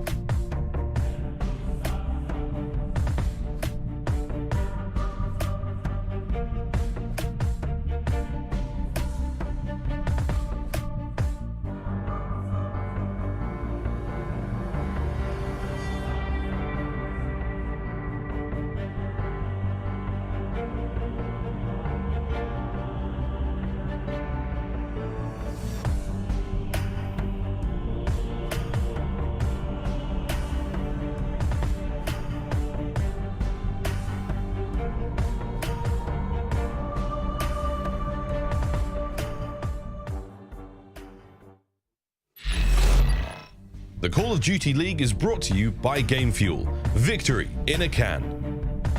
The CDL Pro-Am Classic is brought to you by Belong Gaming Arenas. With high-end PCs, consoles, and community events daily, Belong is the place to go for gamers of all levels. Belong has arenas in Chicago, Columbus, Dallas, Houston, and Nashville, with more locations coming to a city near you. All right, ladies and gentlemen, welcome back to the CDL Pro-Am Classic, and you got your eyes on the Belong Gaming Arena, where they gifted us on the desk with a hoodie and what was that, 12 months all access pass. I mean, shout out to them. That's fire. I'm about to go there and smack some people in Overwatch, but yeah, we got some teams playing the top 8 from the group play.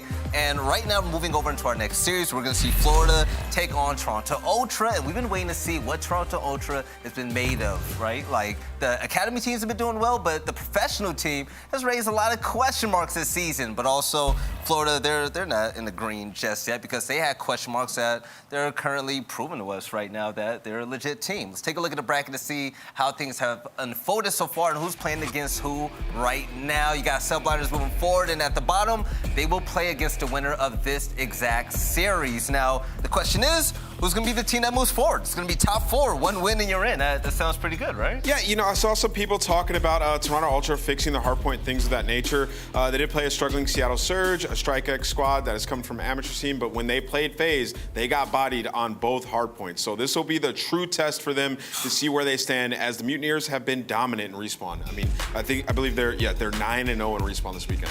I'm checking out stats right now, and for Dave Petty and Awakening, and we're talking about closing, right? In Control, they both have a 1.18 KD. Yeah, and Sky's right behind him, 1.09. That is absolutely insane. He's got to be balling on it, Allie. I'm a little bit on the edge of my seat for this one, just because for the Florida Mutineers, when it came to the pools, I think they kind of had the little bit easier of the standings. Of course, a win is a win at this point, right? And Florida Mutineers have been on all cylinders, going 9-2 in map comp, and it's been that their respawns have been literally looking almost unstoppable, right? So I'm just looking for that consistency now. Again, it's been Skies and Wake and Big Wake that have been popping off, and a huge wake when it comes to Florida, but they have a really small S&D pool. They are 0-6 on Desert Siege and 0-2 on Bow Cage. So heading into a series, S&D wins championships, but when it comes to the Game Fuel keys to victory, what's Florida need to do? They got to take care of business. Map 1, Florida's 3-0 this weekend on Tuscan Hardpoint. Toronto lost 4 of the last 5. So a big advantage there. How many times have we seen Awakening take over on that map? Got to do it once again. Grabbing S&D versus Toronto. Florida 9-0 in respawn this weekend, 1-2 in Search and Destroy. That's where they've been struggling at times. So versus Toronto, we know how good Toronto can be at 2-3-5. They steal that Search, puts them in a great spot. And then swing game dominance. Florida 9-1 in round count this weekend. That's insane. That's actually nutty right there. 9-0 in respawn as well. I mean, we're going to have to pay part to them. Been dominant. They've just been frying. Exactly. I want to give a big shout out to Vivid as well. We're talking a lot about, these other players and whatnot, and rightfully so, but Vivid just does the dirty work over and over again, and you always see him in the mix with his interactions. But when it comes to Toronto Ultra, we have not seen them on the main broadcast lately a lot. But Allie, you've been following them. How have they been faring in this tournament? They've been faring pretty well. Of course, like Ant said, when they went up against Atlanta Faze, that was a really tough series overall that they lost 3-1. They did take the Desert Siege in a 6-4 fashion, and it's actually been Cammy and Kleenex that have been absolutely frying their way through. In a Berlin 3-0 control, Kleenex went 31-16 and Cammy went 22-18. Following that Berlin hardpoint as well, I mean, they were just looking dominant, right? But again, this is a team that's been struggling in hardpoint, and they're going against Florida, who has been in all roles, killing it when it comes to respawn. So I think this is going to be the true test when it comes to the squad, and when it comes to a player to watch for me, it's actually going to be Benjamin Vance. Yeah, and to sort of tag what Ali said, Cammy's playing great aside from the series versus Faze.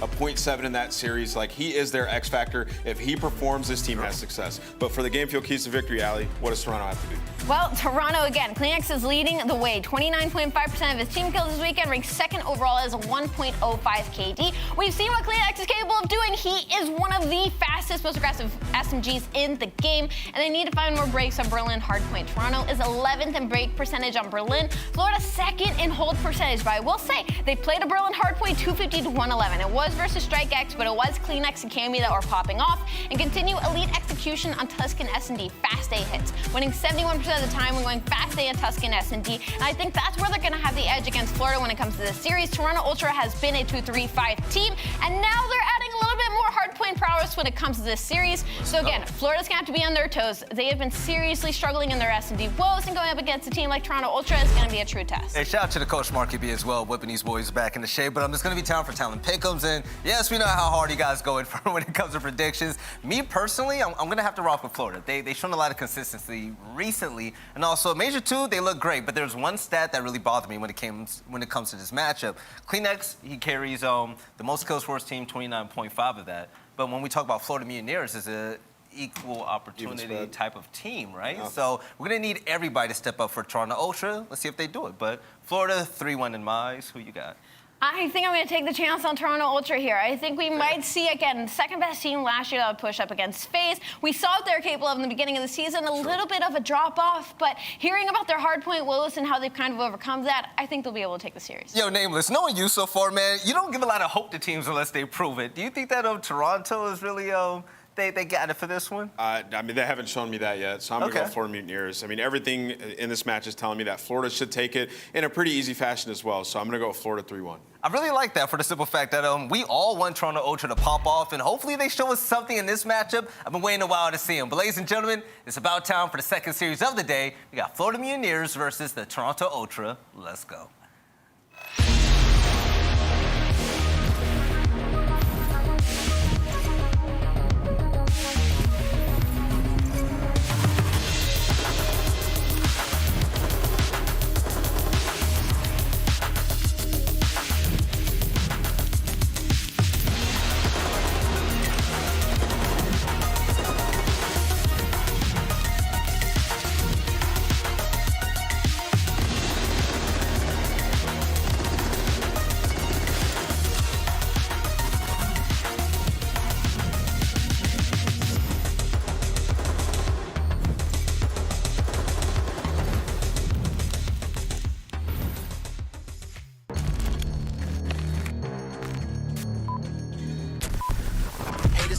Tell them pipe down, or it's lights out. Zeros on the debit, baby, all I do is swipe now.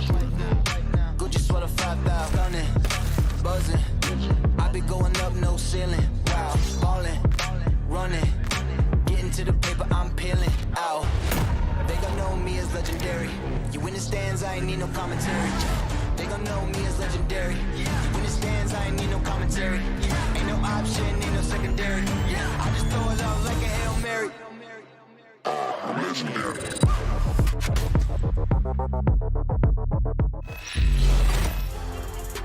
Hello, friends, and welcome to the second match of the day. The Toronto Ultra taking on the Florida Mutineers in a game that, at least from my perspective, is one of the most exciting that we've got of the four.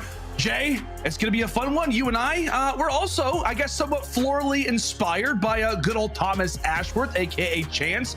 We're rocking a similar vibe for this game, buddy. Yeah, Chance came out here looking dripping. We had to go change our outfits immediately as soon as he came out for the first match. But we are in store for a great matchup here. Toronto Ultra going up against Florida Mutineers. Florida, ever since Major 2, they have just been lights out. They get a top 4 placing there. They come to this. They're so far undefeated in respawns, undefeated in series.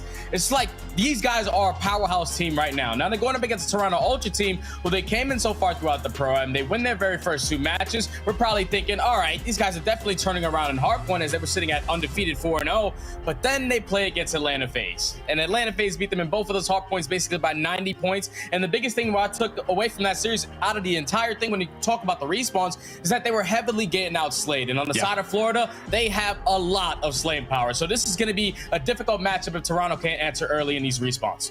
Yeah, man. I mean, it feels like this series almost could be a changing of the guard type of situation, especially if the Mutineers were able to walk away with this W. It almost feels like a major effect that's going to be going down in the overall standings, where a roster in the Florida camp who has not been that top tier could be elevating themselves. At the same time, it also could be a solidified awareness of maybe this Toronto team just isn't it anymore. A major game.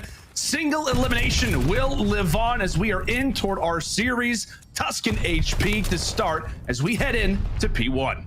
And this is early work from Toronto Ultra, dominating this P1, even spawning on the bad side. And one thing on the side of Florida, when it comes to Tuscan hardpoint, they really tend to struggle with just trying to break into this P1 hardpoint. They're allowing the opposite team to basically get 45 points off P1. You do not see that every day. They have to try to figure out this hardpoint, but so far, Ultra answering hot. 25 uncontested points going in their favor, but look at those spawns. Florida are able to flip them.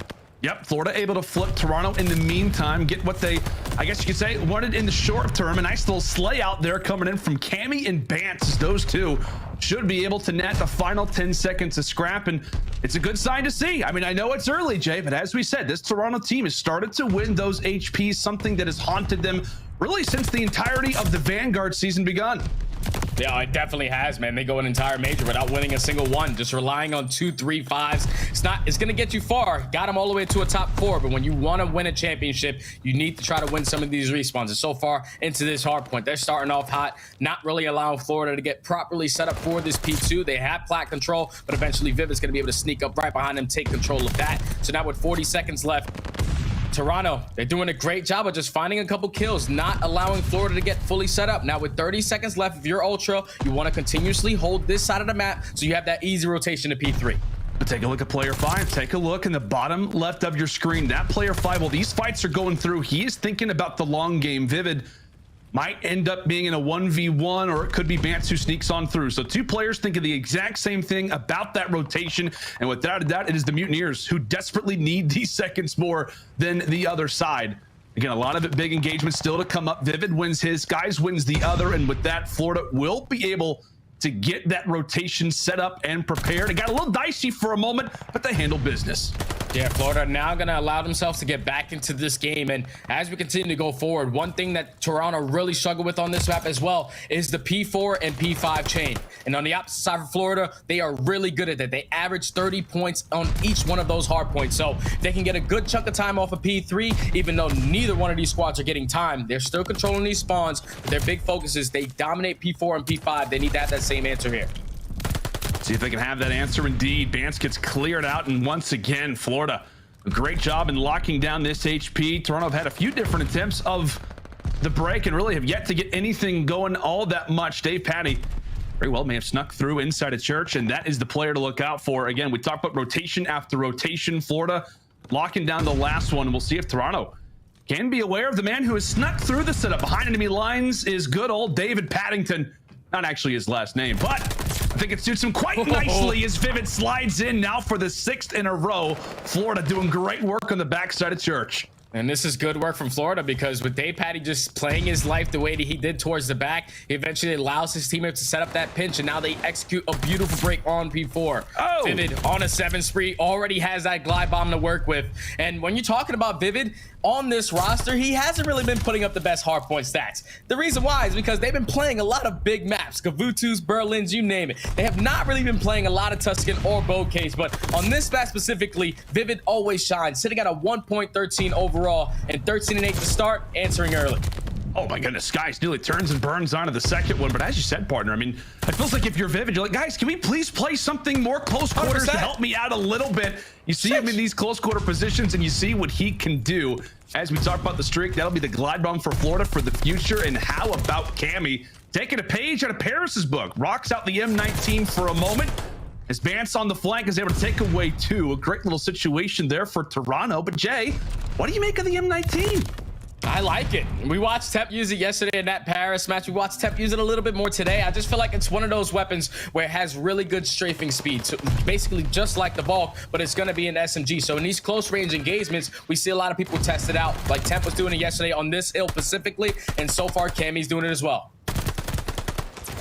See if he can keep it up. 30 valuable points still left at P5 as the Titans continue to headbutt inside of the command center. Vivid from below, he gets dropped very much.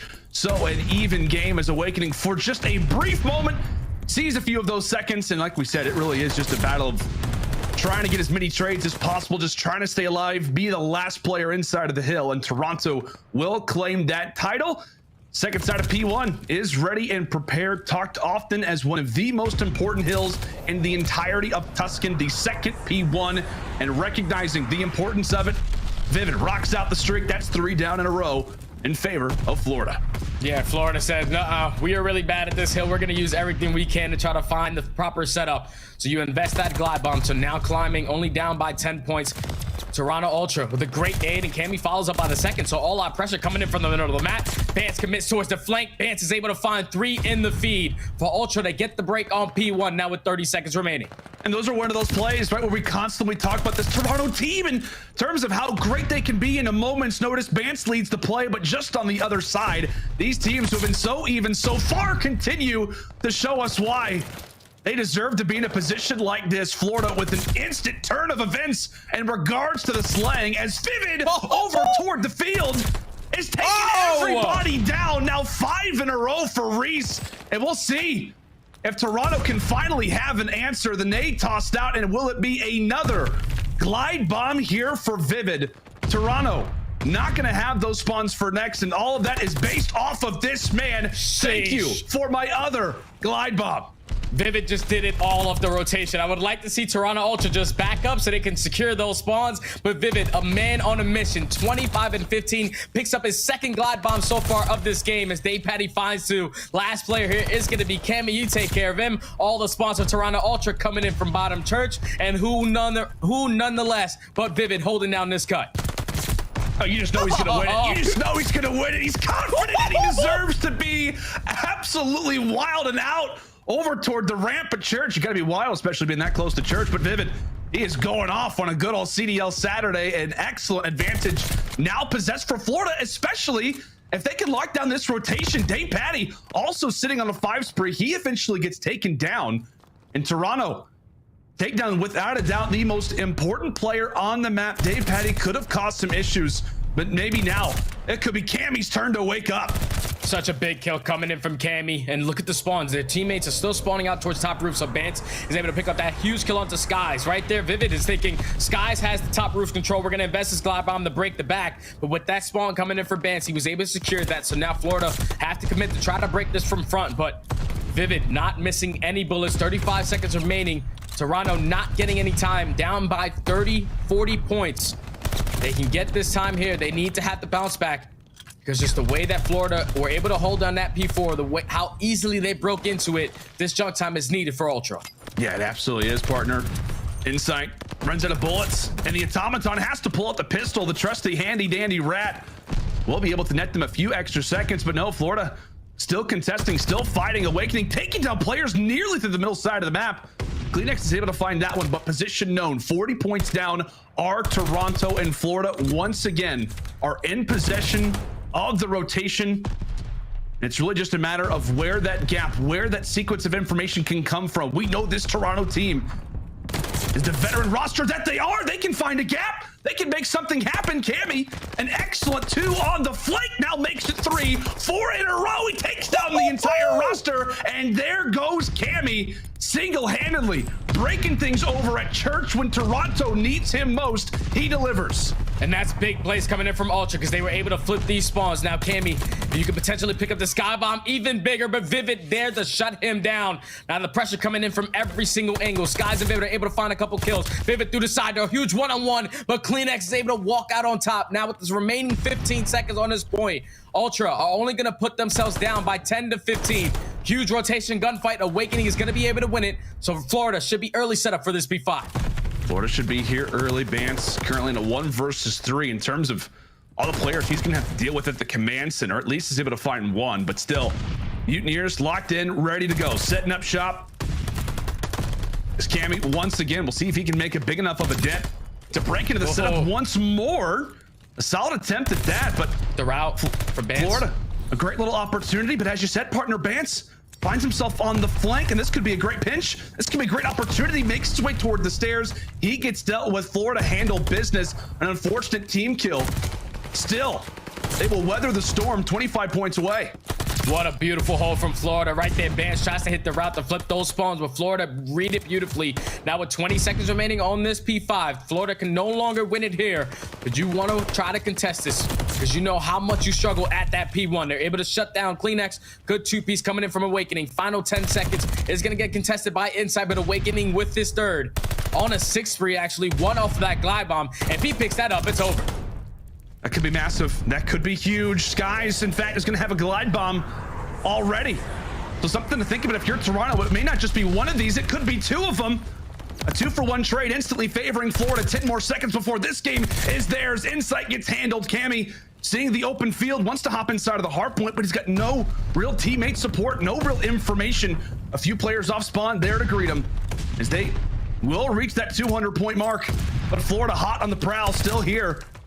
Nice shots coming through from Vivid. Nice work coming through from Dave as well. Unfortunately, Insight falls off the map, and that very well could do it, and it will. Florida locking up the game one hard points. They will remain flawless still in the respawns, getting the job done here on Tuscan.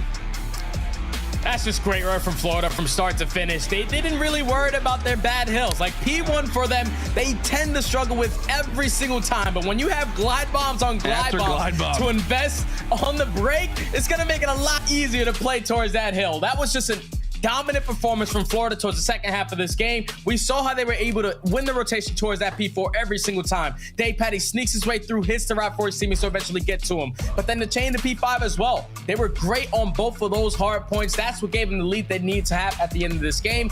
And then you also have Vivid, 41 and 25. The guy just went off. Like, give him more SMG maps so we can see more performances like this. That's without a doubt, man. Like, we've been talking about how it's been the Sky Show, it's been Awakening. I mean, that's what the entire talk has been around this Florida team. It's like, hey, look at Skies and Awakening. They're finally able to do it together. And Vivid's like, yeah, you guys forgot about me? You're giving Dave Patty all the hype, the Harry Potter memes? It's now time for me to show my worth. And boy, did he do that in spades, Jay. I mean, this little sequence here just instantly got us fired up. And you see the score, a tie game. And from there, Florida never let loose of the reins. An excellent performance. And as you said, buddy, it's not going to be easy for Toronto when they've got glide bomb after glide bomb after glide bomb to deal with. Yeah, it definitely is not going to be easy to do. They had a couple kill streaks on their side where they potentially could have picked up some glide bombs of their own, but Cammy dropping on a 6 spree. Kleenex drops on a 6 spree one time as well. Like, they just simply did not get that last kill that could have changed this game drastically. But now they find themselves down 0-1 in this series, and it's not like it's brand new to them. Like, 2-3-5 has been their bread and butter. So now they're going into the search and destroy, and this is where they need to respond. Both of these teams so far throughout Prime have an S&D record of 1-2. The only win coming for Florida is versus OpTic. The only win for Ultra is versus Atlanta Faze. So this custom search and destroy is going to tell me exactly how this series is going to go. Like, if they lose this map, Toronto Ultra do, Florida is going to be able to just win this in one of the next two respawns. Yeah, and the one thing too, I mean, to be excited about, if you are a Florida Mutineers fan, there you saw it, the path to success in our map set. So far, Jay, in all of the 9 victories that the Florida Mutineers have gotten in Vanguard, including the Pro-Am Classic, every time that they have won a series in Vanguard, it has come from the game 1 hardpoint. So, as we talked about, their path to success is there on the other side for Toronto. As you said, man, it is familiar territory. It's the reliance upon those search and destroys. And, well, I think they got a pretty solid S&D record on Tuscan, though. That is something to think about. Yeah, their overall record is sitting at 5-4, and the opposite side for Florida is 4-3. But one thing that Toronto really do enjoy in this map is just simply attacking that A bomb. That's the biggest thing. They find themselves with a 70% win rate when they're attacking A really fast, a 43% win rate when they're attacking it slow. They do not really see a lot of success when they're taking it towards B.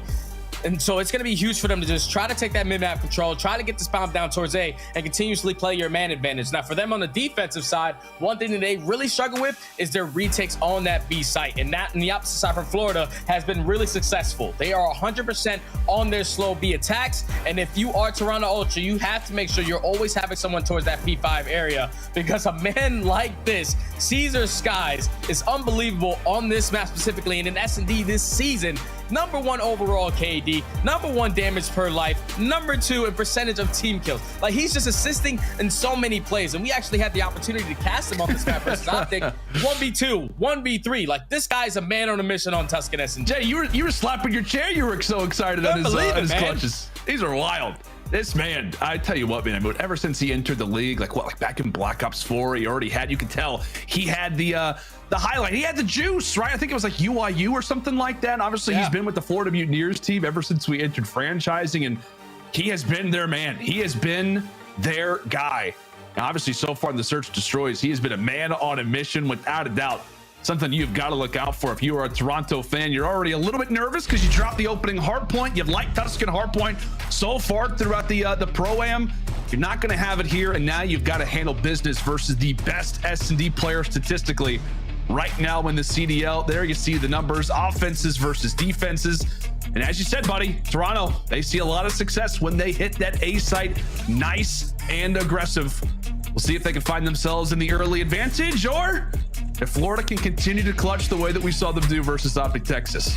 And the crazy thing is, like, Sky's our #1 overall S&D KD, but on this match specifically, it's even better. A 1.67. So if you're goodness Ultra, sake. shut this guy down. Yeah, okay. 1.67?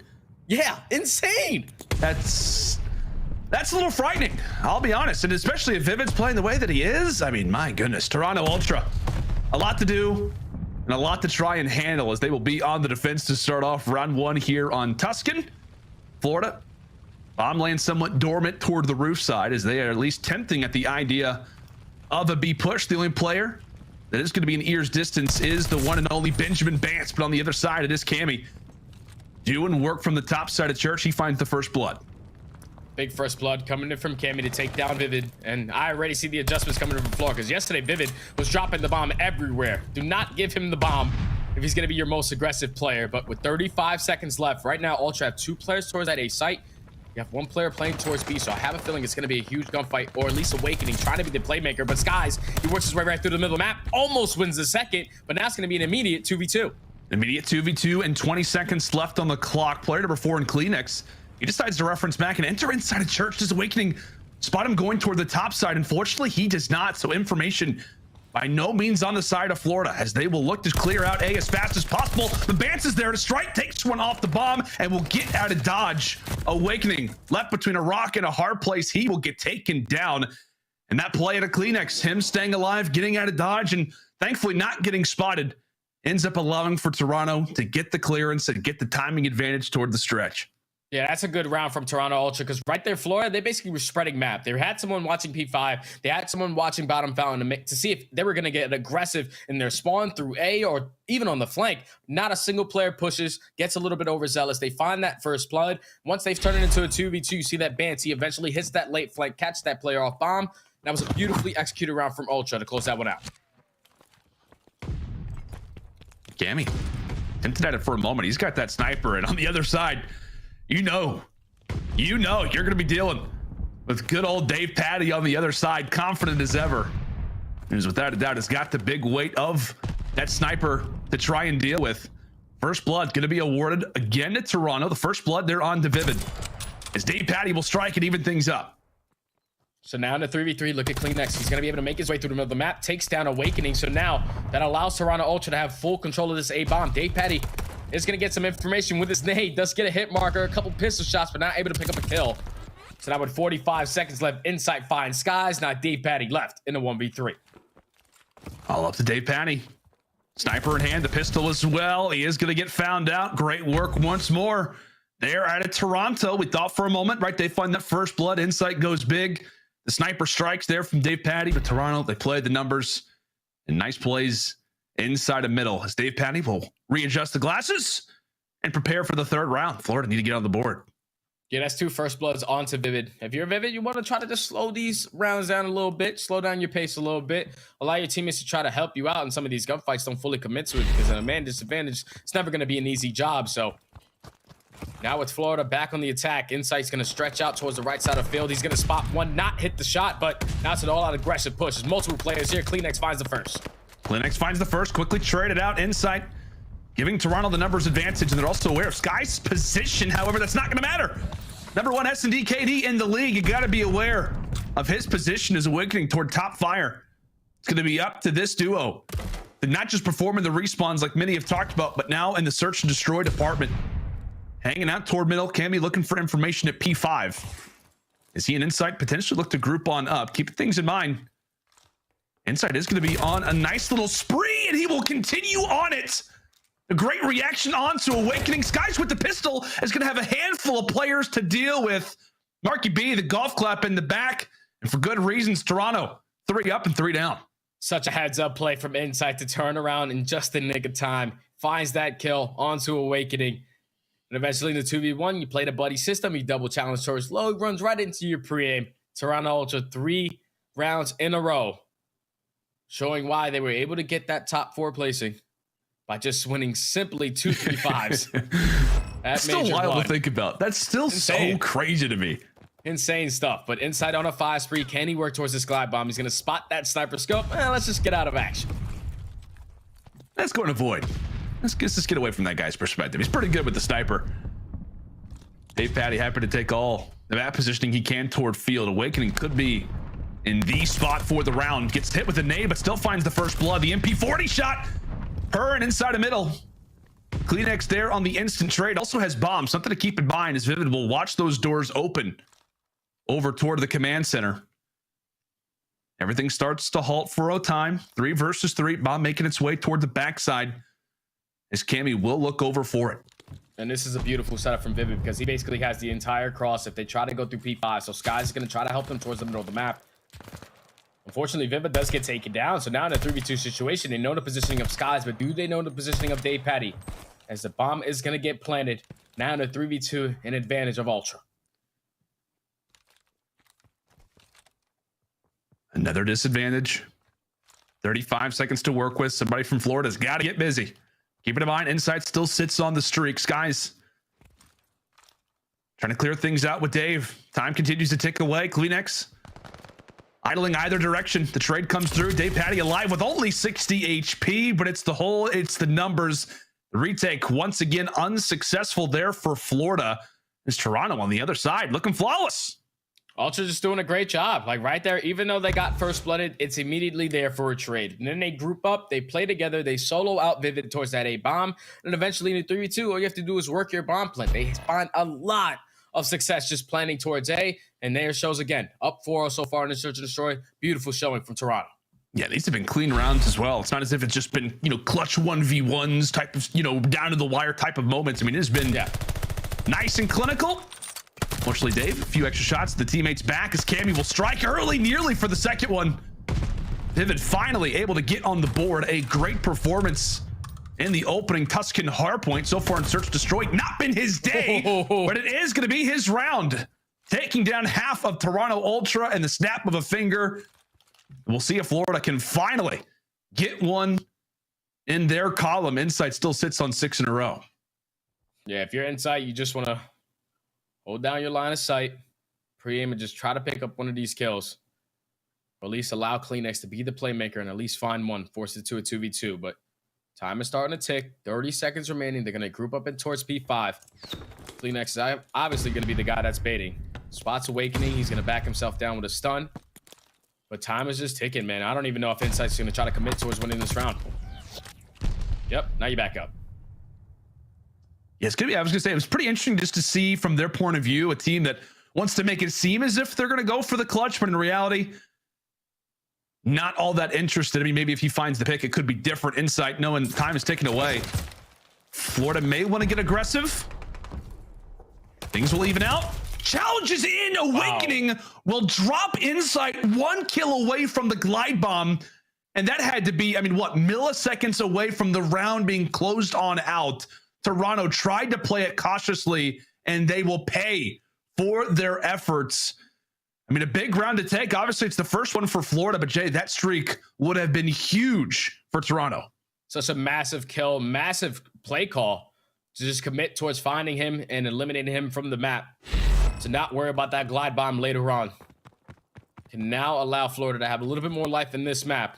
You see all out aggression towards the middle of the map. This is a perfectly executed play. You're going to push right onto A, and it's going to be Insight with the snipe. He's going to get picked, and now that's going to be the first time, I'm pretty sure. Oh, actually, the second time that Florida found the first blood. Second time, and it could never, or rather, it's coming at the best time possible.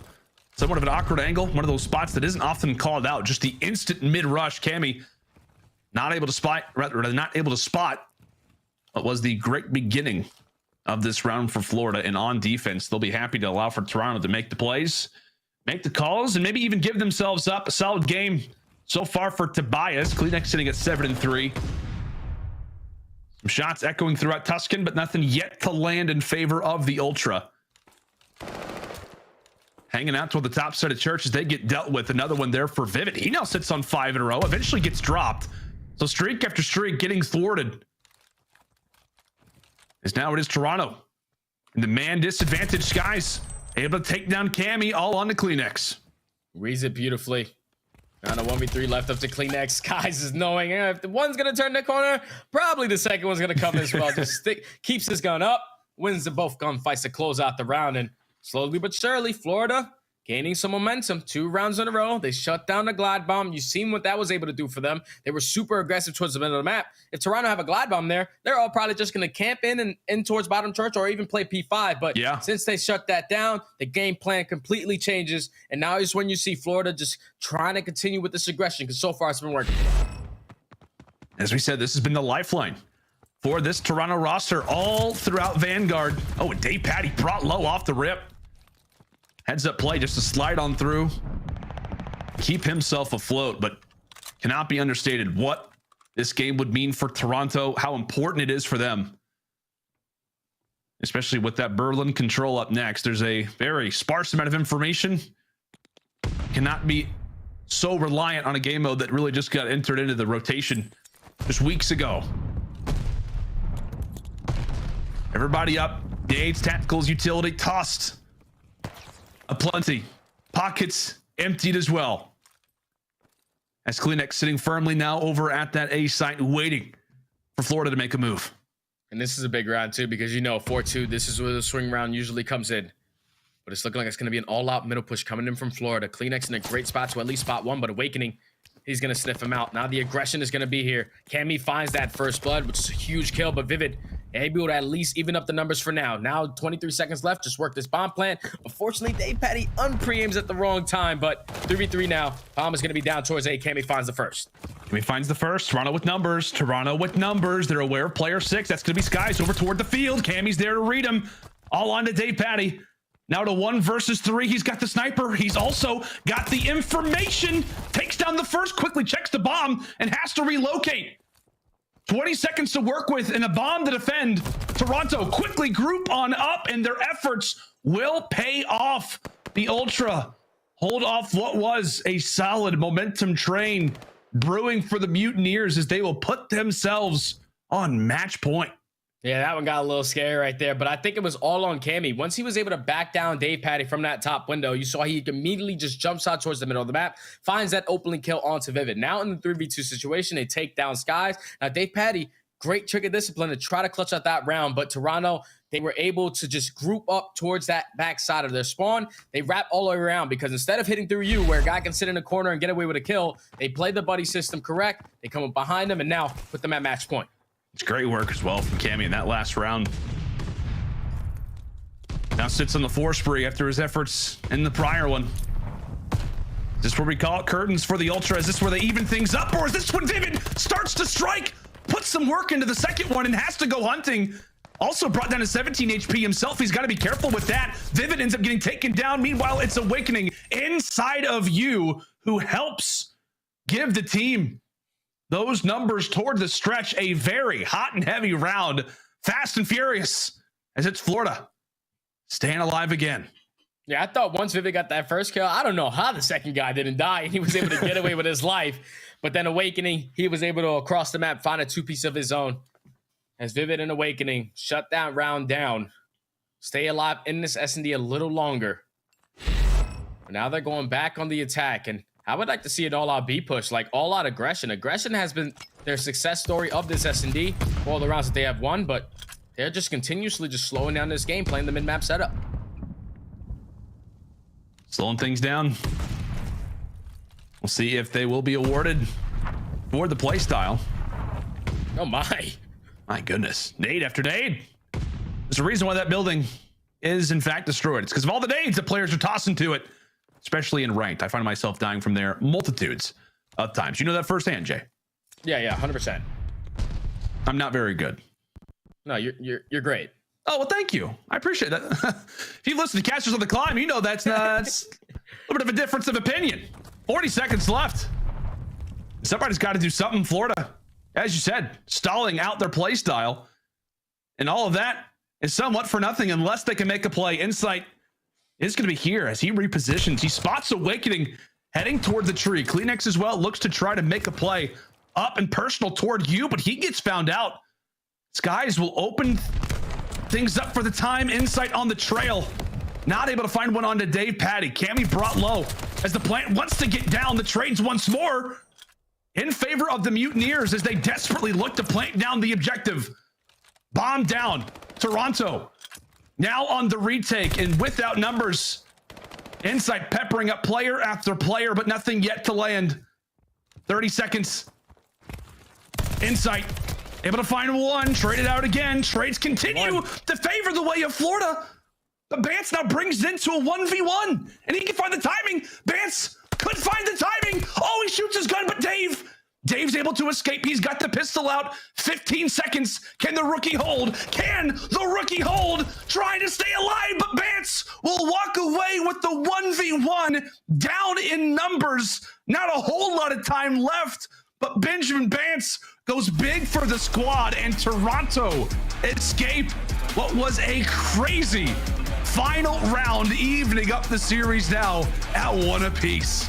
That's just good work from Bance, man, to take the long route. Once again, they do not commit towards pushing towards NOU. He goes around the long route, gets a little shaky there when he takes those first couple of shots, but he at least finds that kill towards the middle of the map just in the nick of time to work that defuse, man. That was an insane search and destroy between both of these teams. Toronto Ultra, even when they got first blooded, they were still finding a lot of success clutching up a bunch of these 3v4 rounds. Just right there, Florida, they were just wasting a lot of time in a couple of these rounds. Their early aggression ones where they were seeing a lot of success, going down 4-0, then they match up with the aggression, they take 2 rounds in a row, and then they slow it down once again, and that's where you're allowing Ultra to just pick you guys apart. Like, I would have liked to see Florida just commit towards a B push one time to challenge Bance on that side of the map and eventually try to work it, because Toronto really struggled on retaking that site, but Ultra are going to be able to tie up the series at 1 apiece, and this is the story we were expecting. Now they just need to make sure that they respond in this Berlin control, because their hard point just really hasn't been it. Yeah, it definitely has not. And obviously the same token as well, you can say the same thing about Florida Search Destroy. That now marks 1 and 3 here at the Pro-Am Classic for them. So I don't know, you and I both thought maybe coming into the control, it very well could be 1 apiece. We weren't really sure how Toronto was going to play in the hard points. Florida, or I guess as well, Toronto in the Search Destroys as well. But hey, this series, as we thought, could be one of the best ones of the day, and so far it has delivered.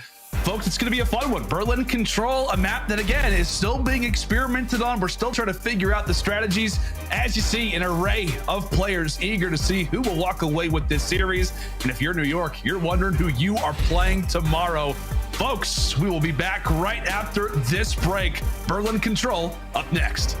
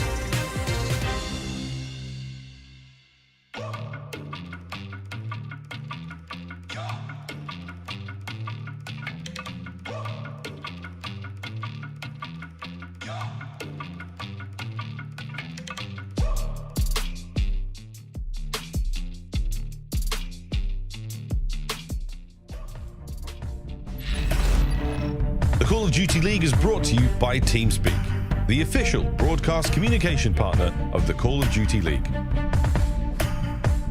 The Call of Duty League is brought to you by Zenni. Armor your eyes with Blox gaming glasses starting at $24 by visiting zenni.com/CDL. Howdy, folks, and welcome back. Florida versus Toronto. Nearly said Minnesota there. It's all good. Battle of the North. It happens from time to time. Take a look at all those players who are eager to see who's going to walk away with this series. Marky B, interested to see if his roster can keep up flawless in Berlin control so far this weekend, because they have got a test on the other side of the stage. Jay, Florida have been absolutely insane so far here at the Pro-Am Classic in this very mode. Yeah, so Toronto Ultra in this map, they're sitting at 2-0. Florida are 1-0, but look at these records so far for the Pro-Am Classic for Florida. 3-0, 9-1 map count. I'm pretty sure that's round count, actually. And then Team KD sitting at a 1.4, basically 80% non-traded kills. Florida have been the best team so far at the Pro-Am Classic at this mode. And they're probably going to show it here. Toronto needs to respond by trying to at least make this competitive, because Florida, they have great amount of slaying power, and that's the thing that cost them in that map number 1. They need to match that energy here, and at least it's a brand new map. You're not going to really know what kind of work they're going to be able to do on Berlin control, but like I said, Toronto Ultra a little bit more comfortable sitting at 2-0 on this one. Yeah, man. I mean, you also look at the numbers, like from Big Wake, he's got a 1.55 so far this weekend in control. Skies has got a 1.36. We keep talking about that dynamic duo that Toronto are going to have to handle at some point in one of the respawns. And like we said, Berlin, maybe not as experienced, but so far in control, that duo has been so hard to deal with. The reason why they sit flawless is because of their strength in the swing mode, but nothing that the veterans of the Ultra haven't seen before. Jay, for those who have maybe a little bit new, they're saying, wait, Berlin control, that's out of the rotation. Let the folks know, just in short, how this new map plays out. Yeah, guys, so if you guys haven't known, Berlin control is now going to be in the rotation. This is our third control that's going to get added, and basically, compared to all our other controls, Kavutu 75-25 on the defensive side, Tuscan 65-35 on the opposite side, but then for this map, it's basically a 50-50.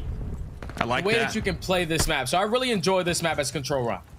Thank you, Jay. I appreciate you for explaining that. I hope that all my ranked teammates are listening to you, because they have absolutely no idea how to play this map. But we will all learn as well, as Cammy is showing us exactly what to do. The lovely little bait over toward A. It works out now for the full-on capture at that B zone. Nades aplenty over toward the plat as Cammy, King Cammy, continues to fry 3 in a row. He's saying it out in small room, as it's now going to be up to Florida. Instantly trying to make the retake. Is this going to happen?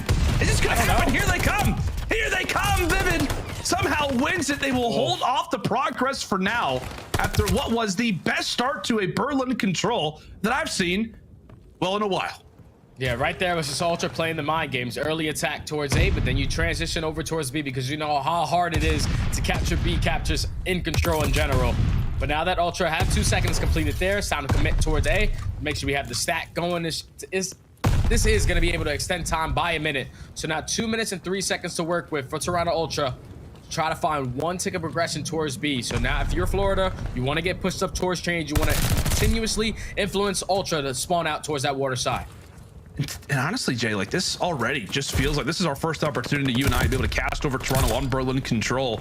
Yeah, it just instantly feels like a map that suits them quite nicely, just because they've always been a team who's been so good at pivoting between, you know, different sites, different control points. Like what? It was like Moscow Search and Destroy last year, where they had everybody with their head turned on A versus B. The same thing on like raid control. You know, that's had a lot of comparisons so far to Berlin. Thankfully, Florida have been able to even things out, as now it is all about B, but 1 tick left to go. Florida doing the job that they have to here off the rip. But it's all going to be on to Insight now to try to help close things out, but he gets dealt with the great shots once more from Awakening. And this entire time, like while trades are going back and forth in towards his B point, Dave Patty has just been cruising on that train side of the map, just influencing the spawns for Toronto Ultra to spawn a little bit farther. As Vivid and Dave Patty are able to find 3 kills in the feed. Dave Patty on a 4, make it a 5. His 5 kills, he just picks up, and that's going to be his kill streak. But he's doing so much for on the map for his team right now, causing so many problems for Ultra to try to focus on just eliminating him from this side of the map, because it's so much harder to try to get across the B from him. I think Insight has literally just been ADSing, waiting for Dave to make a move in the backside of the spawn. And he's just like, all right, I guess Dave's just going to hang back there. I got to move forward. I got to do something. Meanwhile, they run right into the grips of Florida once more. And this is the spawn trap that we've all learned to know about quite quickly. The streaks being extended from everybody right now on the Mutineers as Dave now enters in to 6 in a row. You've got Vivid on 5. Could be double glide bombs unless the Toronto Ultra can do something. A current 2 versus 12. Down and, well, just about out. One more player left.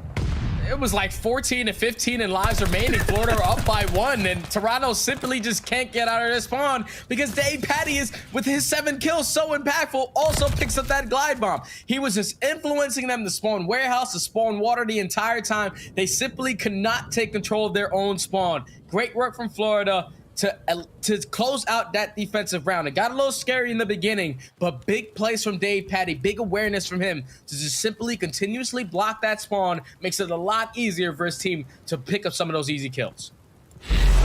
Big Patty. Love to see it. 7 and 1, 12 and 6 for Vivid. Man was all over the engagements in that opening round, but here we go. Into our second attack, the first one for the Mutineers, and so far for Toronto, they established everybody inside of B. In reality, Florida Mutineers going for the more safe play.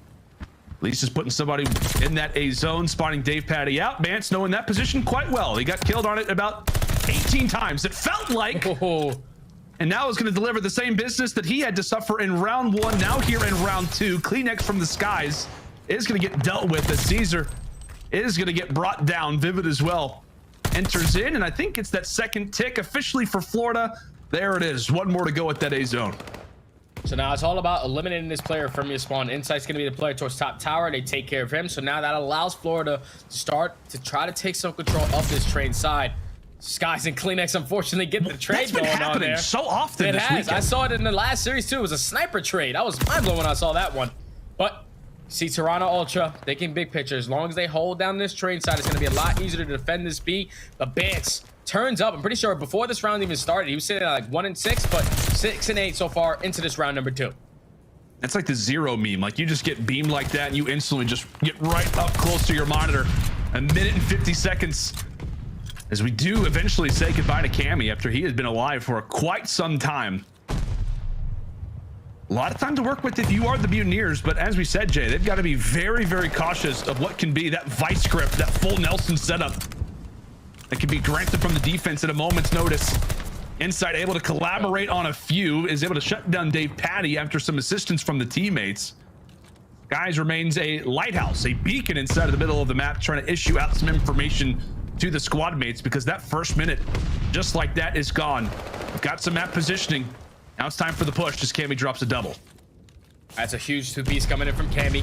They can get a little bit more aggressive towards this train side as Dave Patty trying to do everything he can from back alley to at least stay alive. He finds one, but they're trying to set up the play coming in from Skies. Look at the route that he's taking, and he wins the gunfight as well. So now this is going to force Ultra to at least push forward or turn around and play for Skies. But the pressure's going to be here. The pinch is going to come in from Florida. Insight and Kleenex go massive, winning 2 huge one-on-ones to secure this point and at least shut down the pressure. They take care of Skies as well. Now with 40 seconds remaining, Florida have one more good push at this to try to take this round.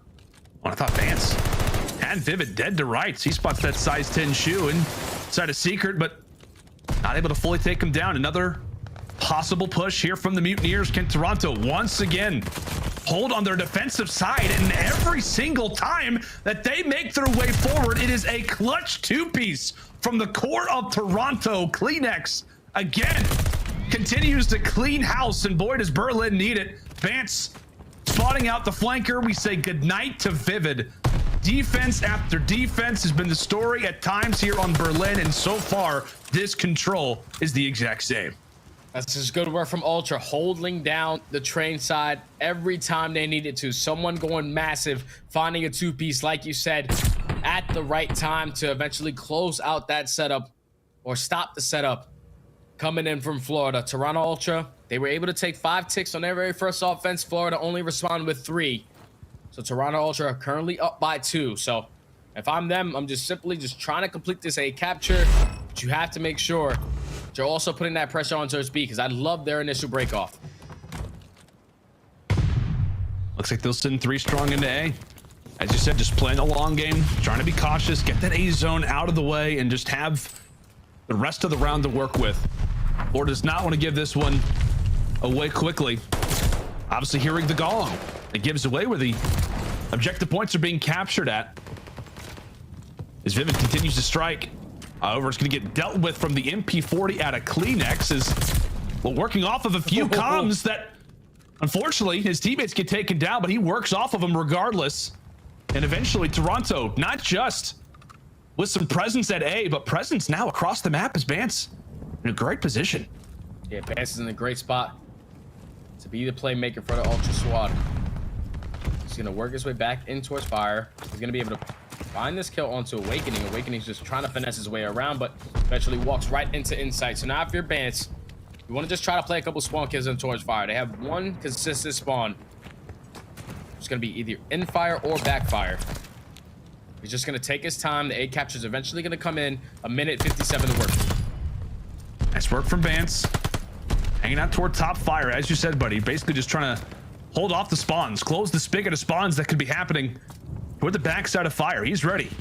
He's prepared. But Vivid, all the more superior, is going to be able to drop him what could have been the excellent opportunity for Toronto. Once more is going to be another halted push. Vivid eager inside of the train station. He gets dealt with from Kleenex, just trade after trade. And this is really going to be the story, my friend, of how Berlin and Control works with the remainder of this season. It's really just a matter of that trading control. If a player can get into Fire, that's great. But so far, both of these teams have been rock solid in these crucial moments at the B zone.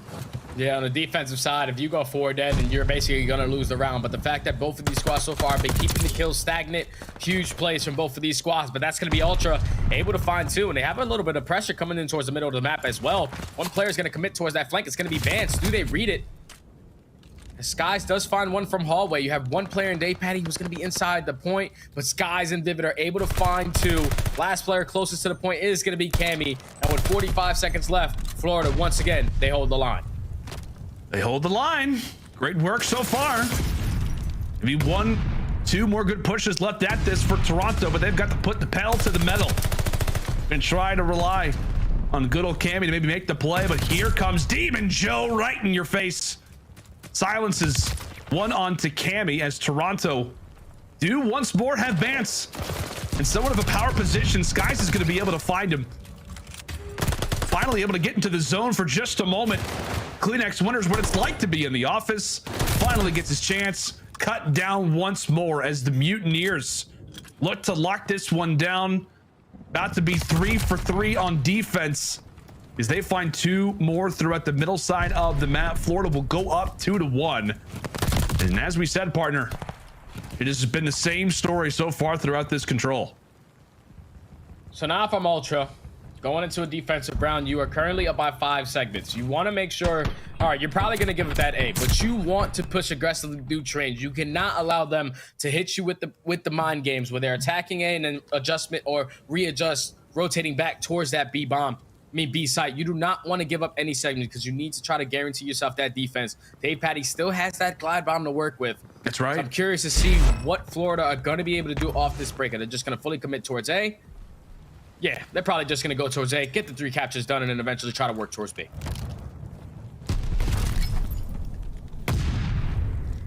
See if it comes in at any point. And as you mentioned, right now down by 5 ticks. So Florida going to have to get some work done in the objective. If they do, in fact, go toward that round 5, Dave Patty extends the streak now to 5 in a row. And Vivid tries to clean out the Cam Man from top Fire. So a lot of positionings taken right now from the Mutineers, trying to, I guess, get somewhat of a chain going inside of the middle of the map. Toronto doing their best to try to prevent that for as long as possible, as Bance does get dealt with, and Caesar, someone alone inside of the objective, is happy to allow for that A zone to flow. Kleenex trying to get in a power position over toward the trains, ends up getting found out. But the quick capture going to be in from the Mutineers while they do go 3 down. Nobody from Toronto in one of those big spots as of yet. An important few fights to win for Florida inside of the middle. They do that as Vivid now is going to make his way into backfire. Vivid, he could be the playmaker because he's going to get great timing onto Cammy. Cammy's going to push right on through. Vance does find 1 kill, so it's going to slow down the pressure a little bit. But now with Dave Patty finding that kill, it's time for Vivid to pounce. He's going to be able to hit through intercepts. He finds his first kill. Can he find a second? No, he does not. Big kill coming in from Kleenex. That could have got scary, but the trade's going to be here for Dave Patty. That's going to be 2 dead. He's going to go for the challenge, just dipping and diving, sliding everywhere. Able to at least get up with his life. Dave Patty, how did you do that, my friend? How in the world does he stay alive in a position like that? Also has to eat a nade. A life that somehow manages to get extended. I don't know how that's even possible as Toronto fill up the feed with purple. 3-1 exchange overall as they will be happy to reclaim control once more over of that train station. Mutineers, as we said, man, they've got to get at least a few of these ticks over at that B zone. The magic number is 2. Obviously, if they get 3, they close out the game. If you get 2, you bring things at least even heading into that round number 5. Big 2. As they look for the opening, keep in mind, Vivid once more trying to be the route man. He's going to be the guy that's going for that flank. Is he going to decide to cut these players off to our flat? And he's playing this beautifully, but Cammy and Insight are able to cut down these players that are pushing from the front side of train. Vivid finds 1, but he gets traded. Ultra once again are holding on the defensive side. You can just not go 4 dead all at once. As long as you're continuously keeping this kill stagnant, that's how you want to do it, especially when Insight's not missing on a 4 spree, trying to go for the 5th onto Skies. Not able to close out that kill, but 20 seconds remaining until Ultra are going to push it to around number 5. Vivid has got to get so frustrated. I mean, literally every time he has been on a flank, he either gets pieced by Kleenex or he makes a play, finds 1 or 2, and then gets dropped by Kleenex. This time it is Cammy. And so no answers, it looks like, are going to be Florida. Awakening may find the gap. Kleenex there once more to try to silence things. Skies overall traded. So Toronto will head into this final round here on the defense again. Florida had to get 2 of those ticks. They are unsuccessful at that B zone. So something's got to give, Jay. Something's got to give. Are we finally going to see an attack, or will defense continue to reign true and give Toronto the advantage in the series? And keep in mind that Florida still have the glide bomb to work with. Dave Patty picks it up in the very first round. Now we're all the way in round 5, and he still has not invested it. But now you have to. I would like to see them just try to commit towards B off threat, because it's been really difficult with the way that Toronto have been setting up on the defensive side. But they're going to commit towards A once again. Dave Patty getting that player towards top tower, watching that late flank. Kleenex does not spot Vivid. He actually does. So he finds that opening kill. Now it's looking like Toronto got to put a lot of pressure in towards P5. A lot of bit of pressure into P5. Keeping things in mind, player number 8, Awakening, has snuck through. Vivid gets dealt with inside a train. So Awakening on the backside of A. He also manages to get dropped. I just instantly saw Cammy, that player number 2, Arrow, just quickly circle back around. As blow after blow, trade after trade, still favoring the Ultra boys as they look to get nice and comfortable, nested in the back of the positionings over at the train station. Awakening's able to sneak his way through. Vivid trying to get Cammy out of bottom tower. A major situation to try to get him out of. Job is done, but again, look at the spread. Look at the spread of Toronto right now. Their setup so far has been brutal for Florida to try to get out of their spawn, but finally able to find a couple 2 pieces. So at least relieve that pressure from that train side. Should open up that A capture for them to close it out. But 25-17 in lives remaining. Ultra, they're not going to give this up. They're still trying to attack it. Awakening finds that first kill. Vivid trying to do everything he can to stay alive towards top 3. Doesn't find the kill, pushing towards the middle P5. But there should be an A capture in for Florida. Now, if you're Toronto Ultra, you just need to make sure you're doing exactly what you were doing on the previous defensive rounds. Just properly setting up around train. Yeah, man, I just do exactly what has been working. Like I said, we've yet to see an attack. Just continue to do what has shown you some success. Vivid elevated and absolutely destroying from the top side. And as he just runs into train station, he's met with a fury of bullets out of those automatons, those MP40s, putting him in the dirt.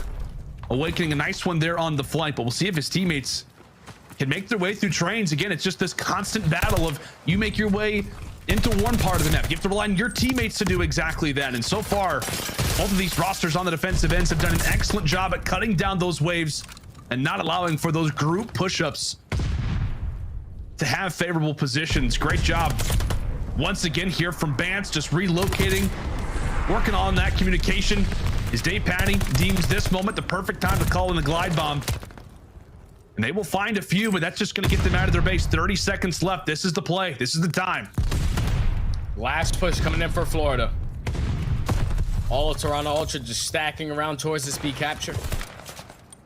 Time is starting to dwindle down. If you are Florida, this has to be the perfect break.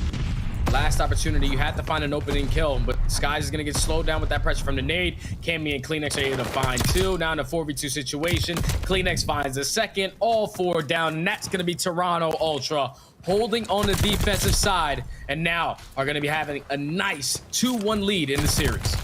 Toronto, very well, may have found their newest map to add to the rotation. You can make it now 3-0 on Berlin Control. The team has got to be buzzing. The roster has got to be happy. They answer in the S&D and they answer in the swing mode. Obviously, we talked about it. Is now 3-0 on Berlin Control this weekend for Florida. Their perfect in general control streak will come to a close. And I gotta say, Jay, I also brought this down. I was talking to you about how Florida, every single one of their series has come from a hardpoint victory. Every single one of Toronto's victories this season have come from a control victory as well. So both teams living up to what seems to be the success in the respawns. Toronto now up 2-1. We've got Berlin again. And going into this Berlin hardpoint, this is great because now Toronto Ultra, they can dictate how this series is going to go. They haven't really been a strong hardpoint team. We saw it in that map number one. A couple mistakes where they just allow players to slip through, get some easy rotations, split those spawns at the very end when they don't need to. They need to make sure that they're having these adjustments as well on Berlin because they struggle with one hill specifically, and it's P3. P3, they are allowing their team, the opposite team, to get about 30 to 35 points every time. But the biggest thing is that they struggle with the rotation. They're only winning their rotation 33% of the time towards that P3. And for Florida, they find a lot of success on that P3 hardpoint. Every time they're properly set up, they have a 100% hold rate on that P3 hardpoint. So if you're Ultra, you want to make sure you're rotating and set up early for that one. And then also for P1, that's another hill where Florida find a lot of success on this Berlin hardpoint. Another one of those hills where they are 100% on their hold rate. So if you're Ultra, rely on that break, but you also need to make sure you do not allow anyone to slip through and potentially flip those spawns. Yeah, like I said, it's an interesting map set, like all the way through. Like, you know, we've been talking about like the maps, how they've been great for Florida, they've been great for Toronto, you know, all the way throughout. And at the same notion, you're bringing up some excellent stats in the Florida Mutineers. And, you know, at the same time, you could also be excited coming into this map if you're a Toronto fan, not just because you're up 2-1, but also because you've seen quite a bit of success on Berlin hardpoint. I think they're 2-0 on the weekend. Granted, I think it's versus Seattle and versus Strike X, but still, I know Ali was mentioning how she was really impressed with the way that Toronto have played in these hardpoints, and a lot of time it has been their success here on Berlin. And I know at the very start of the season as well, I think it was the one that solidified the kickoff classic, was a dominant W where Kleenex was going off. It was like a 100-point club on Berlin HP. So while hardpoint has not been their mode, it feels like this one up next has been their trusty one. But as you said, they've got to be aware of that P3 that Florida has been so good on when they're set up. Yeah, and just based off what we saw on the map one thing that I need to see more from the Toronto Ultra just has to simply be teamwork, a little bit less individual play. And when you look at the matchup between Awakening, 1.18 on the side of Insight, 0.99. This is excluding that map number one. This is overall throughout the entire season. You can just tell for Insight, these are not normal numbers for him, especially if you're comparing to him what he was last year. Just the entire organization in Toronto Ultra, they have just been struggling in this mode. So I'm pretty sure not a single player is sitting over a 1.0 KD in hardpoint. But just the way that they showed their teamwork in that Berlin Control, didn't matter if someone was getting two-piece. They always were aware of the positionings. Kleenex and Bance timing their flanks beautifully. You need to have that same performance here, that same teamwork. Doesn't really matter if you get outslayed if you're doing the right thing. So Ultra in command of this series so far at 2-1. They have that S&E at the very end just in case they fall short here. But if they can use that teamwork like we saw all of last year to get them through a lot of these maps, then Toronto Ultra are definitely a team to beat. Yeah, I know you mentioned the teamwork aspect. I know we looked at the KDs. Like, you know, I feel like we kind of know the players to look out for from Florida most of the time. Like, we talked about Skies, we talked about Awakening, Vivid, the X Factor. But who do you think it is for Toronto? Like, who do you think is the player to look out for? As we said, the numbers have not been great in Hardpoint. They've not been stellar by any means in this mode. We've talked about the records, right? The Major 1 performance where they don't win a single Hardpoint but place top 4. What was like the 2-18 record that they had coming into the Pro-Am in Hardpoint. Who is the guy? Who do you think is the person who has to step up and get the job done here for Toronto? There's only one guy that I'm looking for, and it's the guy that every time they are winning a series, he's the guy that's doing above and beyond, sitting in the most ratty corners, and I'm talking about Benjamin Bance. So far in Hardpoint, sitting at a .88, but you can just tell, based off of that control, he had a lot of finesse to his game, puts himself in great positions to close it out, and he is the game changer. We have the Kleenex, who's going to be all out aggression towards the middle of the map, into hills, whatever. He's going to be the first guy in, but Bance, he's the guy that takes the routes, that flips the spawns for these teams. If he can turn out and just dominate this game by just the way he's maneuvering around the map, Toronto Ultra will be able to close it out here. Oh boy, there you see the Berlin Hardpoint records. We're going to stay on Berlin throughout the remainder of this series. If it does see a Game 5, Florida going to do their best to force it. Vivid having a great series so far. Now, the Search Destroy was not stellar, but I know he drops like 35 plus in the control, drops 41 in the Hardpoint.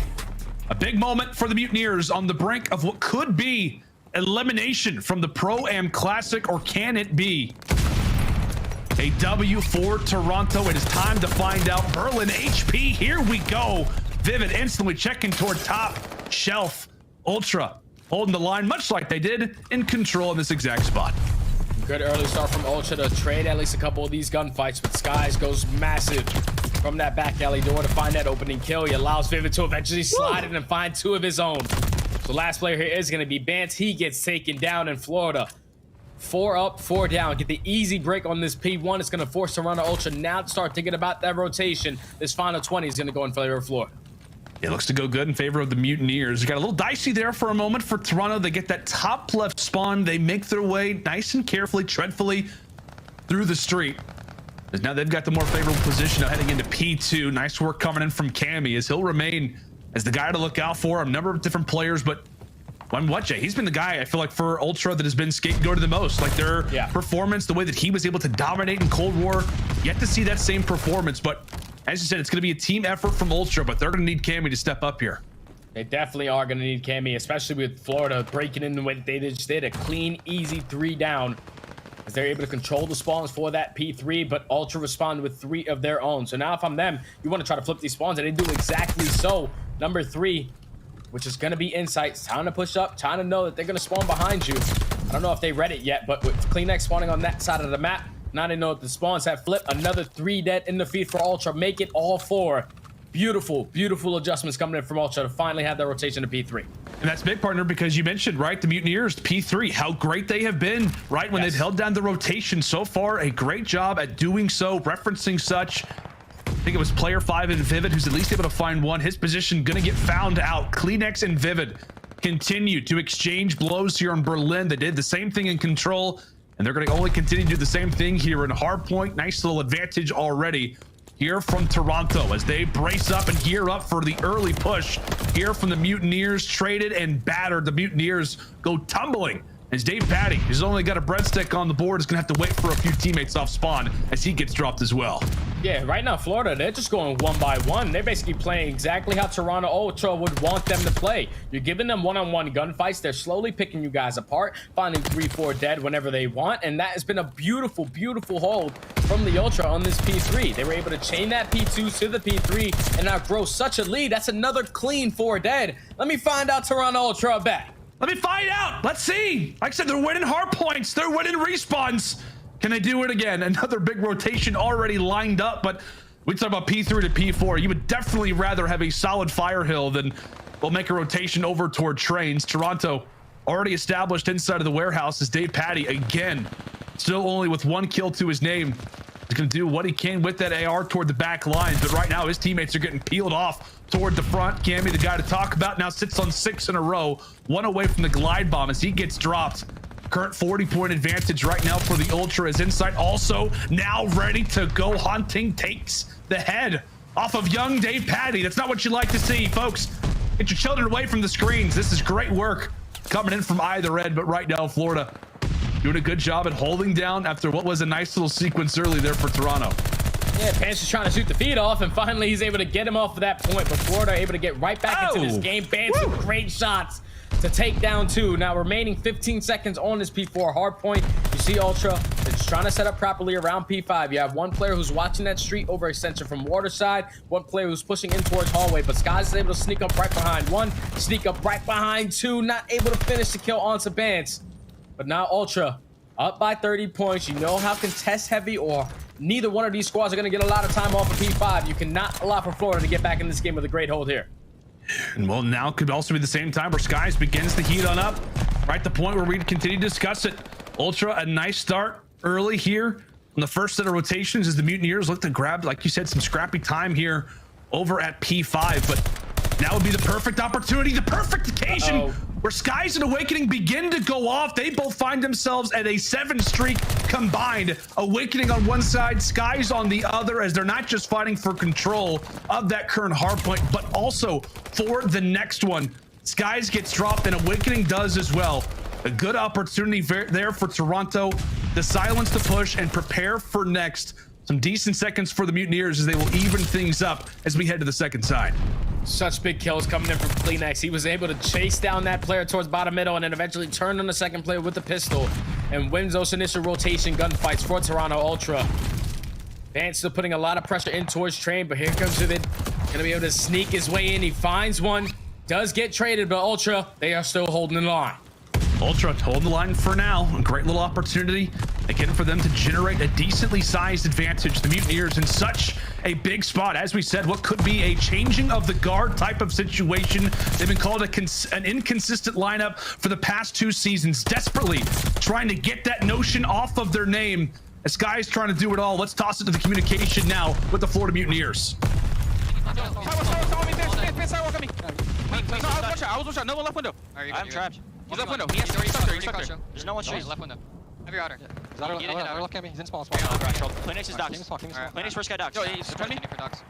He's on my mid statue. One's my mid statue. I'm one shot. I'm gonna try to hold pinch. I'm gonna try to hold pinch. Forward. Look there. Kleenex sights, one shot. I'll go mid statue. Mid statue right now. No, second post mid statue P5. Cammy long. P5 behind it. There's 2 posts. There's 2 posts. I spawned out. No one's there. He's second post. Cammy's in push up long. Second post. It wants Lamar tank. Yeah, Lamar tank. One shot. I'm putting in P5 front fire tank, I think. Front fire tank, Cammy. I can kill fire tank, maybe. I'm gonna see your kill. I'll see him. Front fire tank, Cammy. I just saw him. Pieces continue to move across this chessboard of Berlin. You hear the communication there with Florida, Toronto in a great spot. Let's now see how the comms sound for the boys in purple. On the street. Fire. That's one on the street. One on the street. I hit back door. So it's your front, Paddy. That Paddy. Literally absolute, bro. And one's front door. It was absolute nice. One more. Upsteps on me. Not weak. Vivid on time. It's front. Listen, play this break. This break's big. Yep. Mobbing up. You guys play that set. He's in close. One stop. He's in back door. Nice. One's gonna be fire. Yep. Wait up if you're front. Yeah, well, one's low. Low rocks. I have a kill. Dead. Nice, good shit. Nothing fine. I'm hitting on the street. I don't see him deep. He's deep back in the sandbags. Dead. Yeah, nice. What's your bed? They could repeat. Walk up. There's no pitch back. I'll see him. Smoke. Back door. One shot. By the pillar. Absolutely. Play life. Right, nade together. I'm just holding the back heady. He is small. And you expect nothing less from Toronto Ultra, and then calm, cool, collected comms. Beautiful leadership coming from Vance to just know exactly how he needs to set up his team as they're going to execute a beautiful break on this P3. They were able to have a great hold on P1, respond with a great hold on P2, now breaching that 200-point mark. Ultra are trying to close it out on this map number 4 to take the series. And again, it's the trusty HP. It is that illustrious fire hardpoint rotation that Florida have yet to really have a whole lot of control in. The first set of rotations, it was Toronto. The second set of rotations, it was a break once more from the Ultra. And now take a look at the plays already from Tobias, the Great Dane, barking in the back as Florida going to be distracted by that. A big opportunity for the Mutineers as they have got to get a full 60 and then some. Only 25 points away between the Ultra and a date with the Subliners tomorrow. Can it be here, or could it be the moment where somebody from Florida goes big and holds the line? And that's going to be 3 dead. But do they know the positioning of Faze? I don't know if the bullets are going to register underneath that train. He does spot the player on point, but he's not able to pick up that kill. So now 3 dead in the feed for Florida. This has been a great hole for them to try to get back into this game. They did it on the first go around of rotations. They're doing it on the second. 225 to 170 and counting for Florida. All the spawns for Toronto Ultra coming in from that back alley, but finally they're able to take Dave Patty off of that point. 3 go down in the feed. Last player up is going to be Awakening. Now this allows Ultra to potentially fight for this remaining 10 seconds. Oh, this is great work. This is great positioning and perfect timing right now out of Toronto. Here from the Ultra. Insight now sits on the 5 spree. They're prepared. They're ready for P5. Can the Mutineers get here in time? Can they make a play? They will be able to wipe them off the objective for the moment. But look at the strike. How about Kleenex? He finds 3. He finds 4. A perfect team wipe there at a Kleenex, and that will do it. Toronto continue to win hard points. Toronto continue to win series, and they will advance to tomorrow, to Championship Sunday here at the Pro-Am Classic. What a series from the Ultra Boys to come out here, lose that map number 1 like we all were expecting. Definitely a tough one to swallow on that map number 1, but they always bounce back on that search and destroy. They tie the series up at 1 apiece, and then they do what they need to do on that control. It was all off of that first round. The fact that they hit them with that mind game, early attack onto A, but then hit the audible towards that B point and completed those 2 captures. That's why Ultra were the best team in control last year. They make the adjustments to just win the game at the very end of the game. 3 defensive rounds on that control. Then they come into this hard point where they do not see a lot of success at that P3. They have it on the first rotation, fully set up, get a full 60 there. And even when they didn't have to spawn to the second time around, they broke in the first 10 seconds and were able to hold the remaining time. Ultra make the adjustments. They completely throw the stats out the window, and they get the series done in a 3-1 fashion. Yeah, man, and the guy that you talked about, the guy that you were referencing so much, right, in this upcoming hardpoint, right, was Bance, and it also was Kleenex. A great performance from those 2 down the stretch. You see the numbers just continue to elevate, but this P3 break was everything. That could have been the chance. And as you said, the hardpoint that the Mutineers have relied on so much here on Berlin. When they have the rotation, they hold it down every single time. However, it will be Toronto's day, and an excellent squad wipe there for Kleenex. He finds all 4 and delivers the Ultra a much needed W. Jay, Toronto, they're 5-3 in hardpoint. It's not the greatest record we've ever seen, but it is a winning record at that here at the Pro-Am. 100%, man. You got to keep in mind the 3 losses that they have, 2 of them coming versus Atlanta Faze, 1 of them coming in this map number 1 versus the Florida Mutineers, who have been looking lights out in respawn, but it's good work. It gets them to that Championship Sunday. Now they have a match, I'm pretty sure, against NYSL. So that's going to be an absolute banger of a series. NYSL so far undefeated at this Pro-Am. Toronto Ultra getting the job done in this series here to have a match with them tomorrow. I really don't know how that one's going to go, man, because both of these teams so far have been playing lights out. Yeah, man. We talked about how it could be a changing of the guard type of series in Toronto. They are going to stand firm in that position, at least for now. I am a little bit sad, though, about the Florida Mutineers. I thought they had the chance to do it, but today, not their day, as we'll be looking forward now toward Major 3. Let's go and bring in the desk, guys. A series that you all were divided on. I think Jay and I were a little divided on as well, but Toronto, they come through big. You know, the thing is, Lando, we all like the fact that Florida Mutineers are looking better and better, right? But the fact that Toronto Ultra are back, like, yo, this is what we've been waiting for. It's really good feeling. It's a real good feeling. Shout out to you guys, by the way. Great commentary. But, yo, Ali, I have seen so much Berlin, I'm feeling German. All right, so what are your thoughts about all of this? This is my favorite stat so far. Out of the 7 times we've had a Berlin control followed by a Berlin hardpoint, 7 out of 7 times the team that wins the Berlin control smokes the team in the Berlin hardpoint as well and end up taking the series. The only time it was close is when it was OpTic versus ROKKR in a 250 to 234 fashion. It's a guarantee so far. Yeah. Exactly. Yo, Nameless. All right, so Toronto Ultra's looking good. We were talking about it before the game started. Kleenex going off. 29.5% of the team's kills.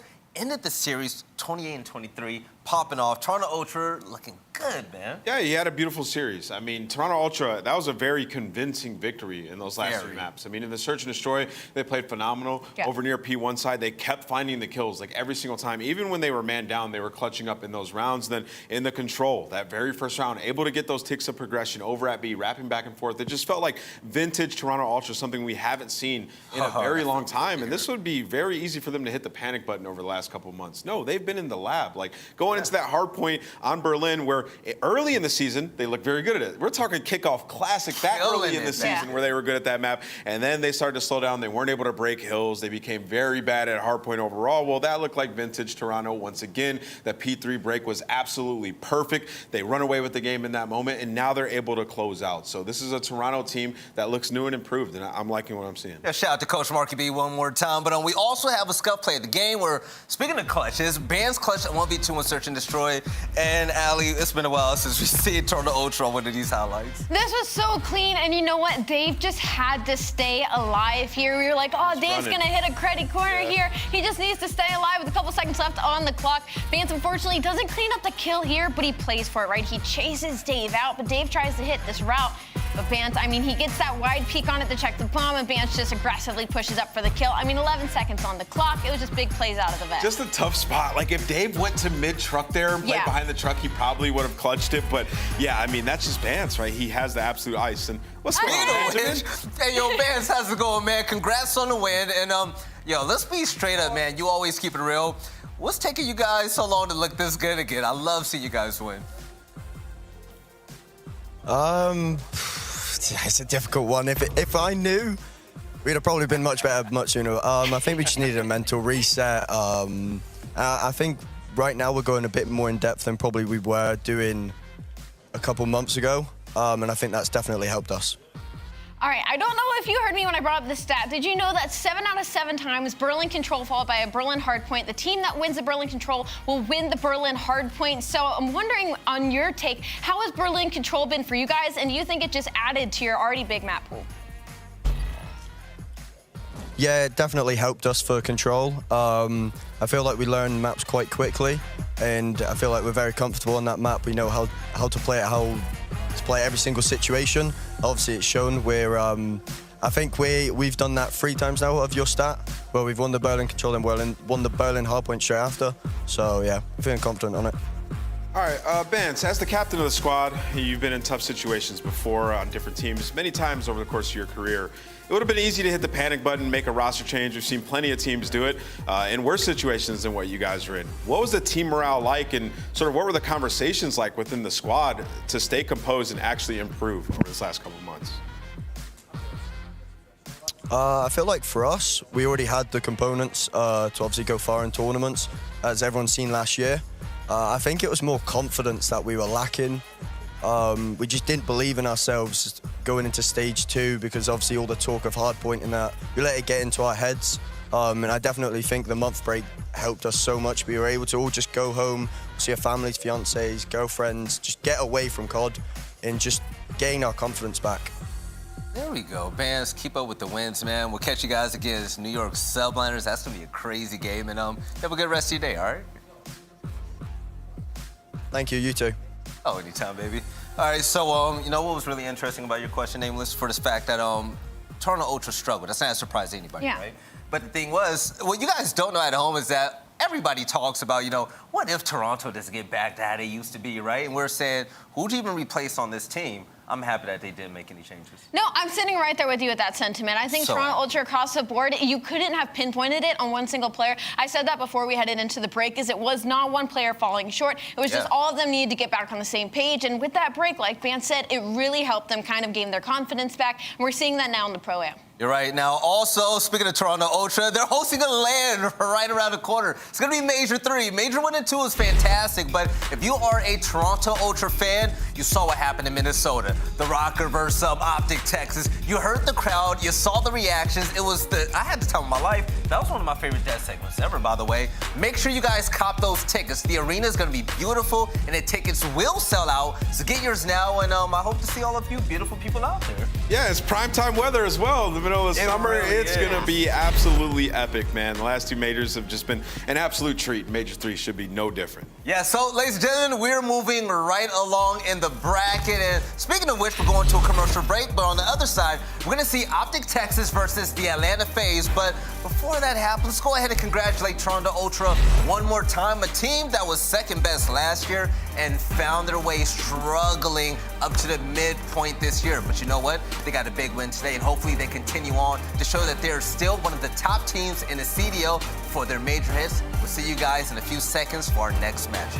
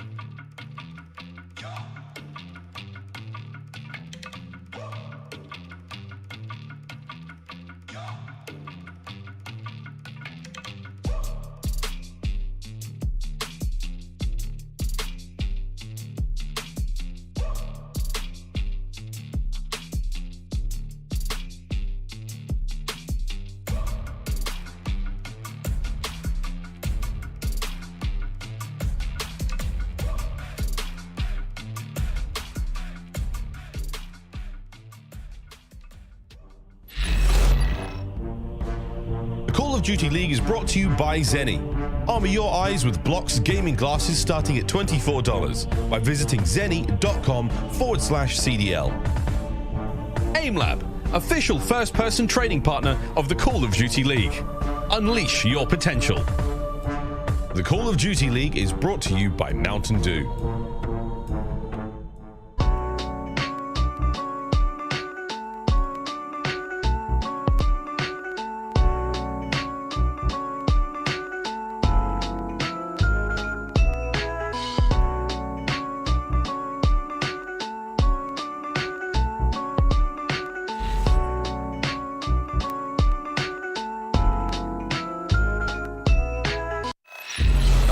Ladies and gentlemen, this is it right here. This is the Titan against Titan type of matchup. You got OpTic Texas, you got Atlanta Faze, but let's talk about it. Atlanta Faze, they're looking so good lately. The most consistent team in the Call of Duty League so far. We're talking about back-to-back second place finishes, right? But going against a team that actually won the first event. They didn't show during the second one, but still, they have a chip on their shoulder and they're trying to prove to the world they're the best of the best out there. And what better way to do it than against your rival, right? Atlanta. This is gonna be a beautiful match, but we're gonna break it down all right here on the desk. My name is Veli, we got Ali and Nameless, and still setting the stage up right now when it comes to Atlanta Faze.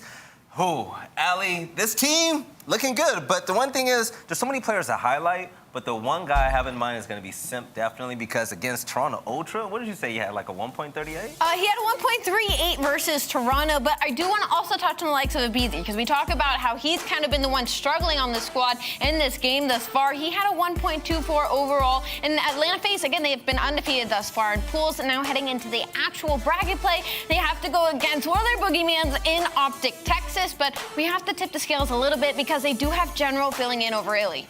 Yeah, and with General filling in, I mean, Atlanta Faze got to be sitting down feeling good about this, but you still can't count OpTic out. But looking at this star-studded lineup, Celium, Arcides, Abizi, Simp, this is what Nightmares are made of right here. But when it comes to the game field keys of victory, what do they have to do?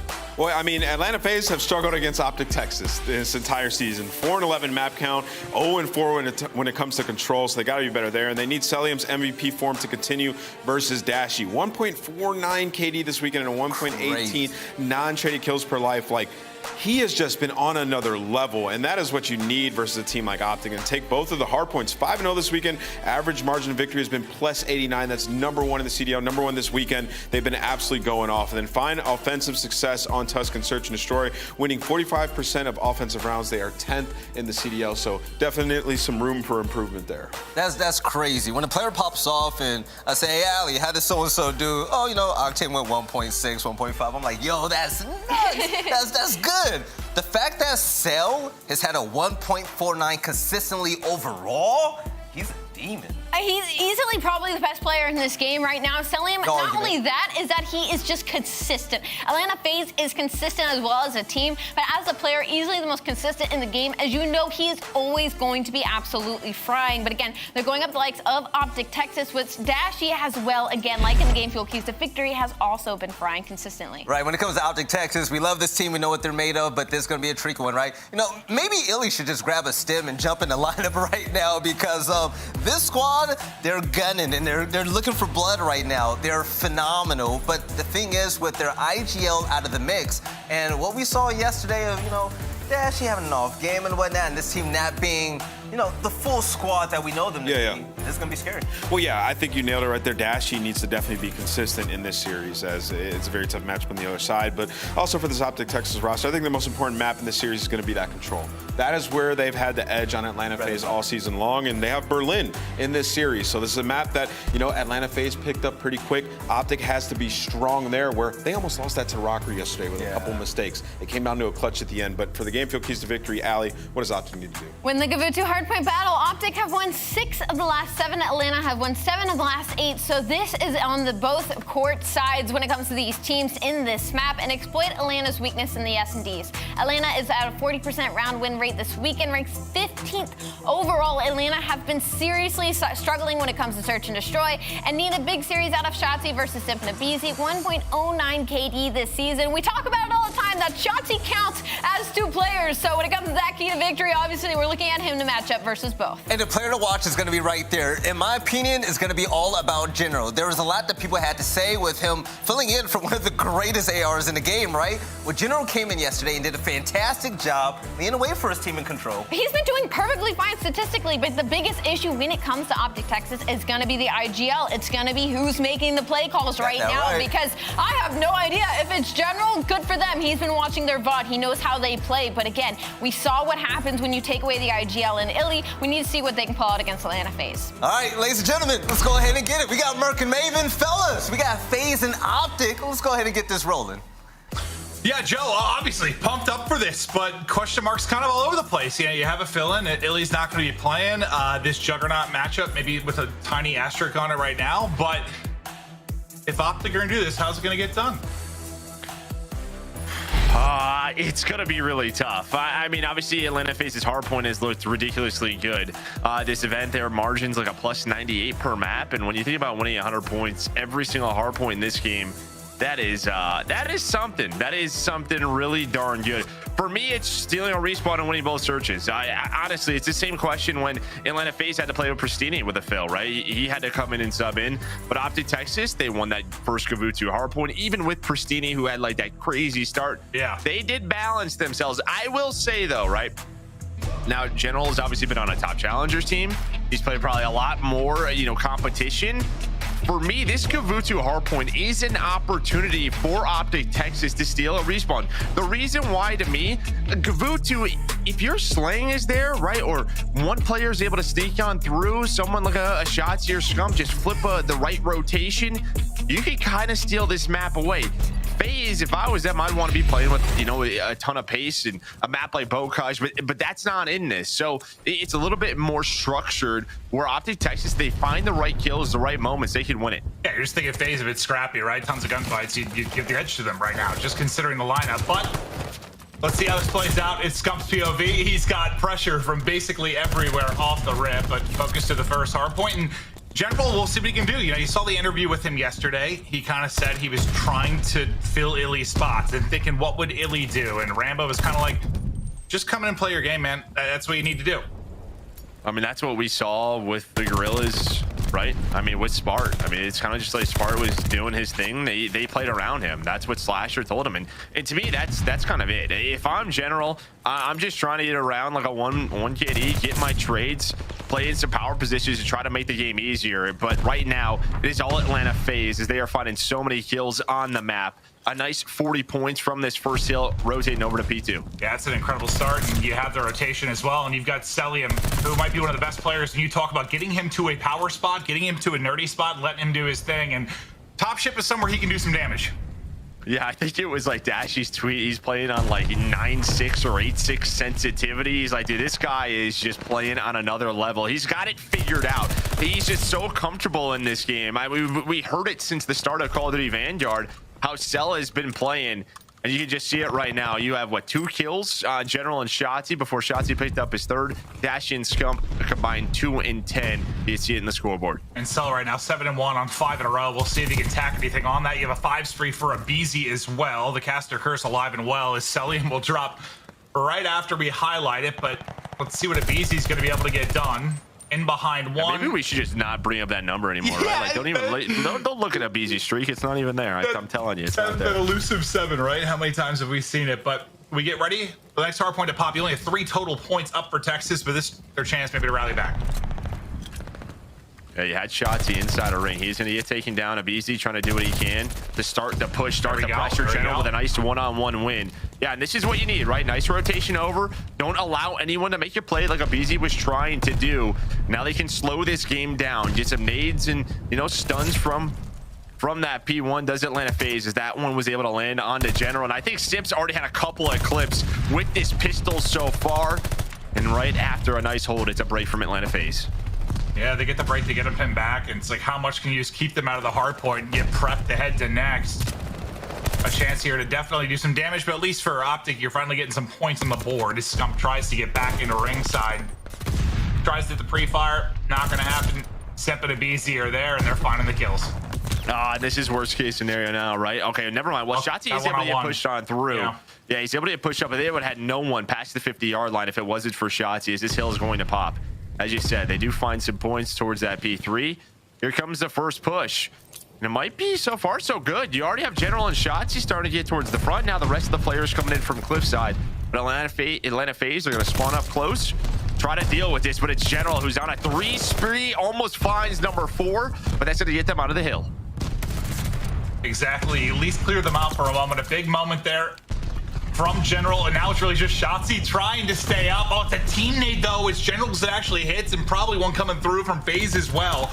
But you still have a presence here. You got the close spawn on either side. Cell with the 7-1 start, he's slowed down a bit, and this is, fantastic for OpTic Texas. They're starting to rally back. And now you can see Shotzi's position at P1. He's just going to lock them in ringside. They can chain P3, P4 together. Do not Atlanta Faze to get out, and they are not. That is 4 dead once again. But with that 4 dead, we know some weird things can happen, and it does happen. And that is just a little bit unfortunate. Now they know the green arrows swing. It is so hard to control that you just don't want 4 dead at the same time, and it happens. It's like, man, I got a lot of things to say, but it is what it is. You kill 3 there, they're probably still spawning deep, and you got them pinned. But yeah, the 4 down, you see, it's like, what's going to happen? And they get the spawn I don't know. right The game by the doesn't next know. hard I point. think it throws a dart at the board, and they just spawn there. I really don't know. But yes, I mean, it's an amazing sequence there by OpTic, but now almost the play too good. They end up getting punished a bit, and we'll see what Faze can turn this into, but you somehow have to flip this frustration. But it was a good sequence from General to get them in for that time. He's found 2 in a row here as well. Let's see if they can break through, because they got to chip away at a lead once again. That's just true. I mean, that's an 80-point swing. I mean, right? You have that spawn trap come in. I don't know if Faze would have broke. They could have, but you're talking now that 90-point lead is back in play for Atlanta Faze, because, well, it was a clean P5. Now over back to P1. Simp on rotation.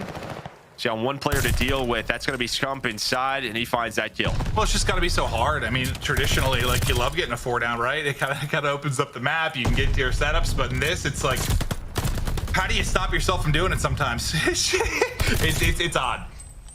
It sure is, babe. It sure is. But yeah, since that moment, it's been all Atlanta Faze. OpTic's going to try to break on through Scump with that MP40 in hand for this P1. Wants to try to get inside a ring like we've seen him do it before. General's got one as well to try to help them break. But it's Simp, Cell, it's RCs, all 3 find kills. Yeah, he just kind of slides in, but the support's not there, and there's the clean wipe, and it's just, they're getting handled now. I mean, I know there's the unfortunate sequence, but they're up massively as they're getting close to closing out this map 1. I mean, we knew this was going to be a tough one. 1, because you have a sub playing, but then also just the hard point from Faze lately has been bonkers. Yeah, I mean, that's it. And, if you're an OpTic fan, that's what's kind of talking about it, right? They've owned the control in this series, but they are going to have to win a respawn and try to get to a map 5. You get to a map 5, anything could happen. In Faze's search has not been great. I think even at this event, they're ranked like 15th in, round win percentage. So there is an opening in this series. But they're going to, as the Des was talking about, they need their stars to step up. I mean, you have General on 18. This is what you want from him. He's 18 and 14. Now is when you need Shotzi. You need Dashy to step on up, right? To get them further and try to win it. I mean, we've talked about like Ultra's hardpoint and other game modes people have struggled, but I still think Faze's search and destroy woes is the single weirdest thing for me this year. They have been the #1 or #2 team at every point since the inception of the CDL on this team. For whatever reason, for search, not clicking here. And if it does, it's terrifying for everybody because the other modes have been solid. But they still need 12 points to close this one out. They're set up. They've got the position to do it here. We'll see if the double push through the backside of it will be enough here for OpTic to break and maybe continue on. But surely this lead just a little too much. I'm going to say it's a little too much. Yeah, you're not wrong. I mean, Shotzi trying to do what he can, maybe keep that gun warm. We always kind of talk about that. You get some momentum rolling into map 2. The slow map, I mean, right from the get-go is Atlanta Faze, but yeah, there was that one opening, and yeah, the spawn said no. That's gonna do it. Is Atlanta Faze? Their hard points, they're just so strong in it. They're gonna take map #1. And what did you say? Like they've been winning by an average of like 100 is what it was, right? 98. I think we were told plus 98 this event. Yeah, and that's Joe's point. He was kind of touching on it, but that you don't see a lot of 100-point clubs in this game, just due to the nature of the spawns and how it plays out. Like, having an average win by that is just, it's pretty ludicrous. They have been on point and hard point, and they continue it there. And you don't get a ton of positives except that little sequence you kind of talked about. But now, I mean, I guess we didn't really think that's where it was going to happen, right? If you're going to get this win, if it's OpTic Texas, it's probably search and control is what we were thinking. 100%. I mean, again, I think a good sign is that General's playing well.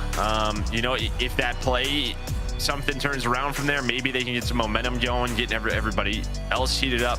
But it's all Atlanta Faze. Sip's gonna finish a quiet 25-16, by the way. But here are just some highlights throughout that map, and it's kind of right around this moment. I mean, it was still a very big lead. You know, OpTic, they do a really good job just making this messy. That's when General started to pop off. You had Dashy as well. Now, this is when OpTic was doing their thing, but it's the spawn out from P4 to P5 once they set up that trap. And that, I mean, it's a monster map from Simp, but I think you heard Ali kind of talking about in the Toronto series. He was huge, whatever it was, at 1.38. It's obviously been a weird year for them in search. I think the other kind of outlier is with Cell kind of taking over and being what he's been, and maybe it's just been kind of slower at times for Simp and Abizi, but they'll remind you at times they're still quite good, Joe.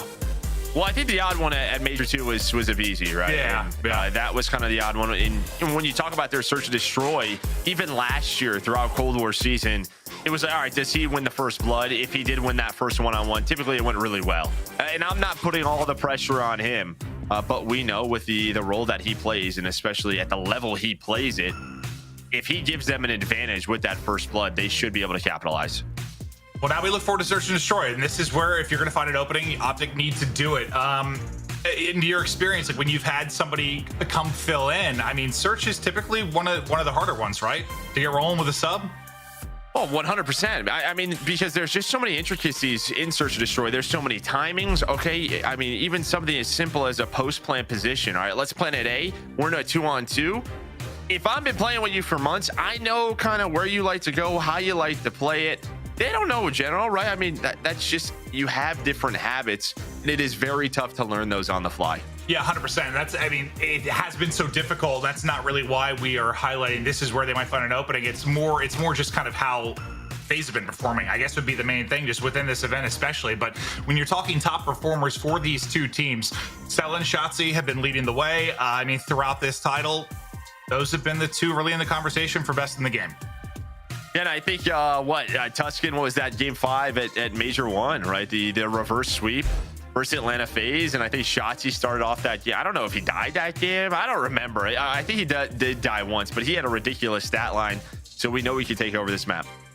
And they're going to need him to do it here. I mean, it's like in some ways it's less pressure because you're playing with a sub. The expectations might not be there, but if you're somebody like Shotzzy, I think you're feeling a little bit more like you got to be a superstar. You need to make the plays. Like you don't have a choice. You can't. As much as we say sometimes players try to do too much, this is one of those situations where maybe you kind of need to. You do. Yeah, it's Dashy's just like hilarious trash talk yesterday, right? Dude, like he had 9 kills, and he's like, I had 19 EKIA, and you lost. Like, I don't think that it could happen. That'll be control from map 3, but. Yeah, I mean, that can't really be the conversation when you just talk about this matchup. You just can't get away with it, yeah, when it's facing the other side of it. But the boys fist bumps out, getting ready to rock and roll here in the Search and Destroy. We'll see what they're going to bring, and I don't want to touch on it too much, but I guess, like, I think a lot of people probably have the question mark of why Faze have struggled in Search. Is there anything you've seen? Is just this title and the way it plays? Like, what? Why aren't they one of the top dogs? I mean, it's not one of those things that I've like solely focused on. I think Abizi in Major 2 was probably the biggest thing. You can kind of look at this. Their offensive win percentage is 10. I don't know if they are the communications off. They're overthinking it.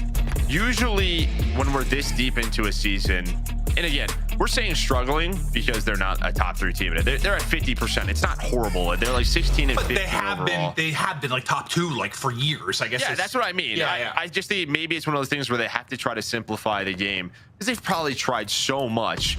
And while speaking of Shotzzy, he just hits this. I think did he get spotted though? I think Cell saw it. You see number 8 looking this way. Yeah, Cell did see that. So he's watching that cross, but OpTic now with Shotzzy overall all the way over there. They know where this is going. This is one of those things we're talking about. Like, he's going to have to make plays, and he's trying to do it off the opening, but as he gets spotted, it slows down for a bit, but the picks start to come in. It's going to be General that's able to take Cell out of the mix. Abizi there with a follow-up right after, though. And now they start to push this bomb through. It's going to be Scump that's going to be ready and waiting deep. And what we just saw with Arstees with the MP40, right? Just he's playing that flesh role. Maybe that's something that helps them a little bit more in S&D, right? Someone who can play a little bit aggressive. Maybe Cell was just playing a little too slow in certain situations. So maybe this change will help them fix some of those problems.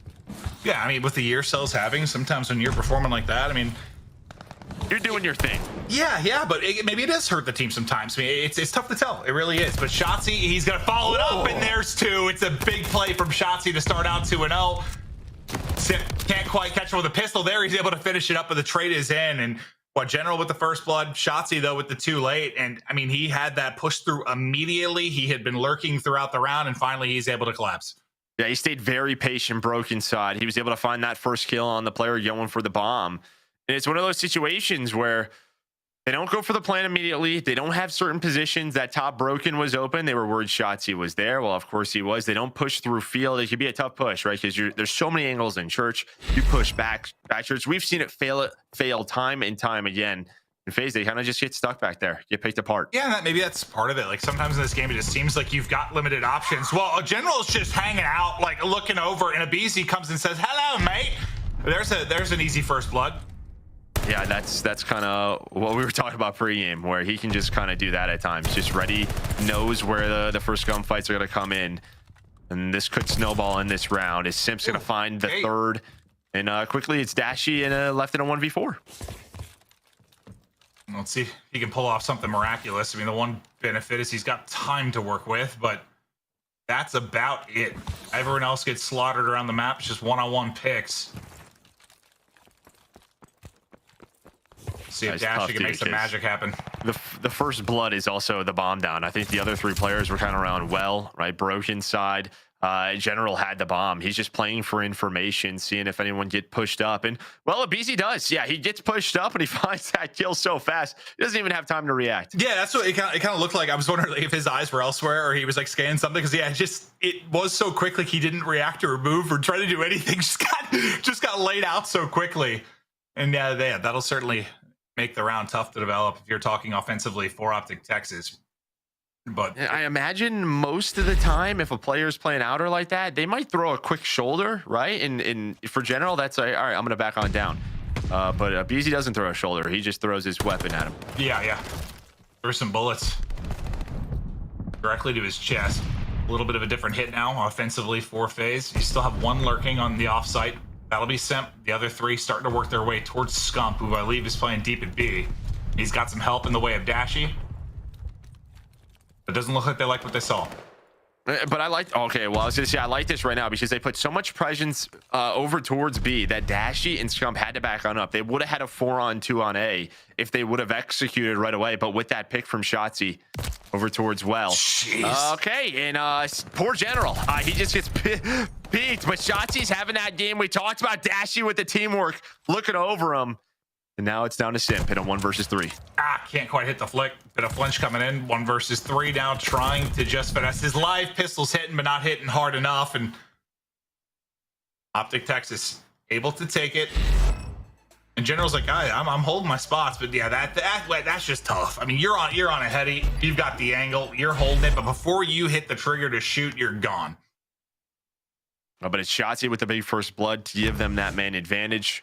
And he finds his second kill with the teamwork of Dashy looking over him. So a nice defensive round from OpTic, and their defense has looked stellar so far. One of my favorite quotes this year was just when Shotzzy sort of said, these maps are my playground. It is kind of fun just to watch him move around and the way he has a feel for the map. It almost seems like supernatural at times. The guy's a beast, and there's a first blood for Dashy. And Scump following it up immediately. And they've been putting so much time, him and Illy, just playing so many S&D 8s at night, right? Just with some of the top S&D players in the scene. And yeah, you learn these timings, you learn what works, what doesn't, where maybe even playing with his sub, that kind of helps out. But it is a 2-on-3 now for Simp Cell. OpTic are already through B very quickly. Dashy's about to be in the defensive spawn. Bomb going down. Let's see how they try to work this retake. Simp and Cell now into the 2 versus 3. Cell just kind of clearing every angle as he starts to work forward. But OpTic giving him nothing as of now. In general, there he gets something going. He goes to slide for the peak, but he gets evaporated. It'd be a 1v3 for Cell. Still has 2 to work with, 25 seconds on the clock to go. And they get Scump lurking, finishes the kill. Another round there for OpTic. But yeah, they hit him. They hit him quick. They hit him fast. Yeah, they find the first blood, does Dashy, then Scump through the middle of the map, execute over towards B. But, you know, that's what we talk about with a bit of an off angle, right? Cell is kind of looking at the stairs, Eddie, where that player is just kind of proned right to the side. Cell doesn't expect him, doesn't see him. Nice final kill, so nothing gets a little crazy there. But, yeah, 3-1 lead now for OpTic, and they've been so good on Tuscan SED all year long, and they're showing it here why. Well, Shotzzy now up to 5-1. He's on 3 in a row. And kind of a similar start there for Faze for a moment, except this time Simp's going to be wrapping, provide the assistance on this side as well. Won't linger towards A with the sniper. You see the full rotation coming in from OpTic as well. Trying to push through the back quickly is going to be a Beezy. He's going to catch General. Dashy, though, hits the snipe. There's the insta trade. The head pop clean off of Beezy. There's still a lot of position, though, here for Atlanta Faze. You know, I mean, it was a very strong mid hit from OpTic, but they kind of just get blind counted, right? You had Dashy looking through middle alley as all of OpTic get pushed up middle of the map. So now we're into a 3-on-3 as they're able to take B. And you can see Shotzzy and Scump just very quick. And this is what's been so fun to watch with OpTic's S&D this year. They are very fast. They do not take long to make decisions where everyone else is just a few seconds slower. And that's the difference. Well, if you're Faze right now, you're just trying to make up your mind. I don't think they know where they are. They were just so far. They were all the way in the defensive spawn where I just don't think they still think they're here. Now they're going to know they're still at B. RC's just trying to get out, able to tuck away into a corner. You've got this like triangle setup here with Simp. Watching the full wrap through. RC's going to get caught, though. They know where he tucked away. Dashy, though, gets tagged as well. Simp's been lurking this entire time. To a 2v2 we go. Scump goes to Chow. Cell ready and waiting. Down to a 1 versus 1. And Faze, they'll close it out. Yeah, I was about to say, is that what it was? I heard the explosion. Yeah, I think the nade goes off, and Simp's able to find that kill. You can see it right there from the camera. Yeah, right up top onto the balcony. A nice nade from Simp. But yeah, I mean, OpTic, I was talking about how fast they were. They were looking for information because Faze just kind of tucked away. They didn't give them anything. They didn't see anything at B. So the players middle of the map were looking over towards that A site, but it was the B plant that comes in. He's still got a round advantage. Shotzzy up to 7 now. RC still looking for his first kill. Something feels right in the world when you've got Dashy and Simp sniping on the map, huh? It feels real good. Yeah, I would say so. Yeah.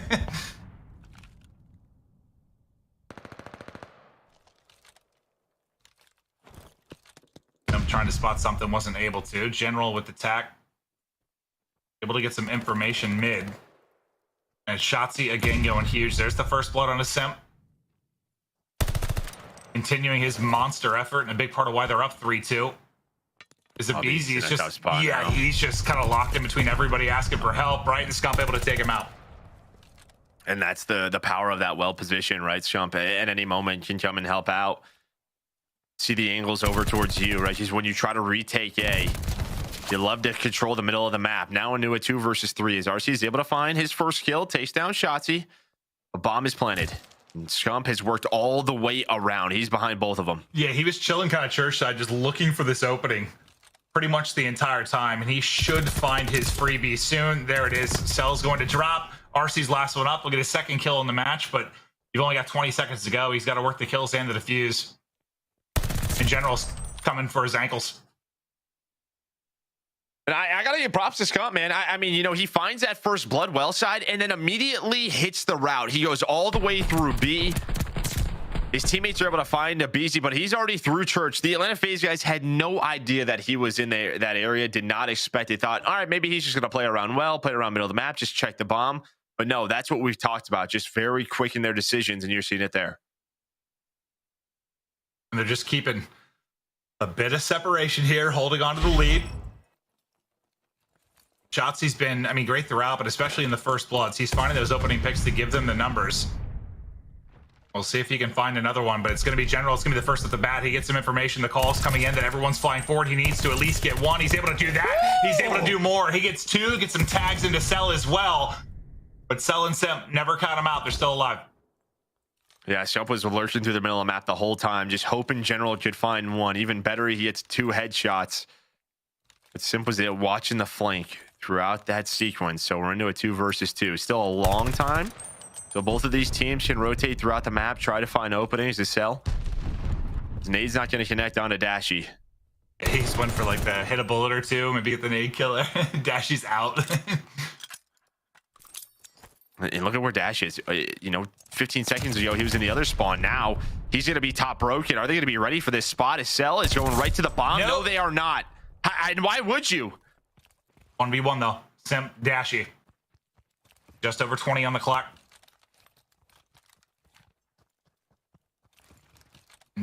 He's got to know he's got bomb down, obviously. So he's staring at the bomb. Yep, it is right there, just tucked away in a corner. 10 to go. Simp's got to make a play. Well, Dashy's position might give him an opportunity here, depending on what corner he checks. But it's not going to be that corner. And Dashy, he's going to win the round now. That was what, 4 versus 2 after General's play gives them the numbers advantage. But yeah, what, Cell sees Dashy, the nade doesn't connect. And well, Dashy's all the way in the offensive spawn, top broken.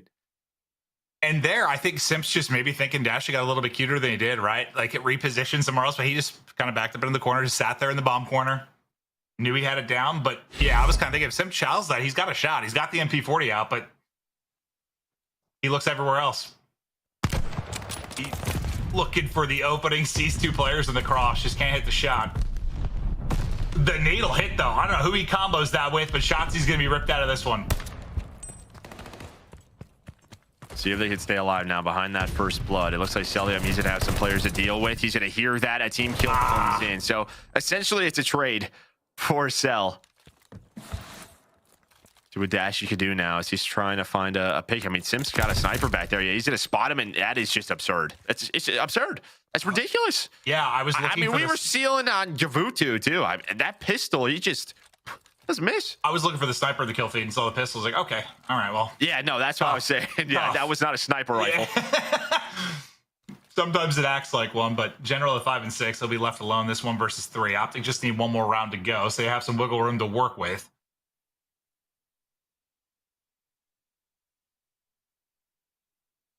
I'm not sure what you try to do in this scenario, but or just take a look at the minimap, kind of see the spread from Faze as they're hunting. And I mean, I'm kind of thinking Faze's offense has not worked. Yeah, so I'm thinking don't give them a kill. I don't think they've won an offense yet. So yeah, okay. That's where they've struggled. That's where we talked about it. They've been struggling.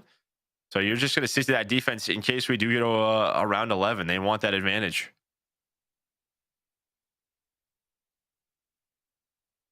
Well, Faze are going to have to pull a couple of rounds if we're going to get there, but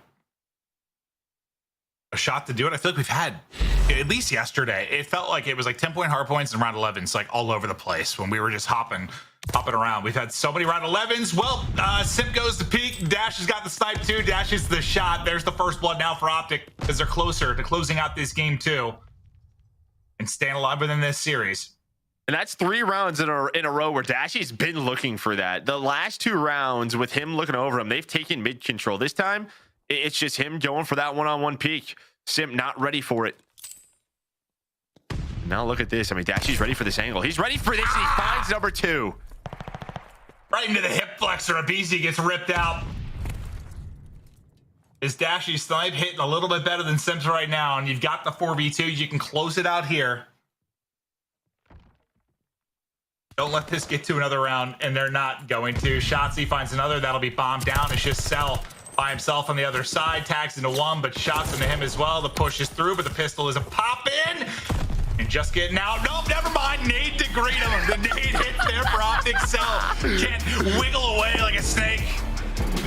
Oh, that was awesome, dude. Just the timing of that as we, the observers go into that. But honestly, OpTic is so fun to watch on Tuscan Search and Destroy. They are comfortable on it.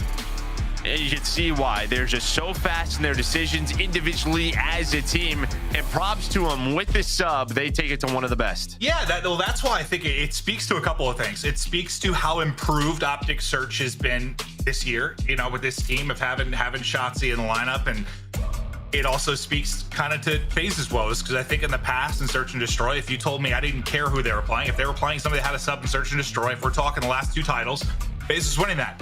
But they're not that team right now. And OpTic are not the team they've been over the last decade when it comes to Search. You're right, you nailed it. It is fun to watch.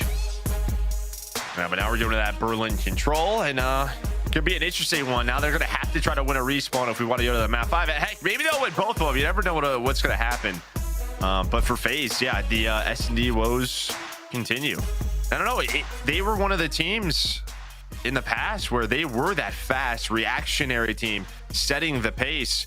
Just not happening this year, where a team like OpTic is doing it. Like Shotzi, Dashy, just watching them on that map, seeing what their arrows do. They're in one spawn, they're in another spawn. If I was playing against, I'd be like, how the heck did he get there that fast? I have no clue. But yeah, just props to him. I found myself pulling for OpTic in general, man. Like, just seeing if they could do this. I loved in the interview yesterday, thanking the haters as well. He's fired up. He's trying to get this locked and loaded with the boys, but we're tied up at 1-1. OpTic take the search. Control's coming up next. And yeah, Joe, this is maybe where they strike. At least, like kind of Ali was saying, like when you've had Berlin, like all this crazy stuff has happened. Basically, the teams won both. That's not the case here. We've got Berlin. We've got a Tuscan. We're tied up between these 2 juggernaut rosters, and we continue on. We're headed to a quick break, but do not go anywhere. Control, getting ready to come up next.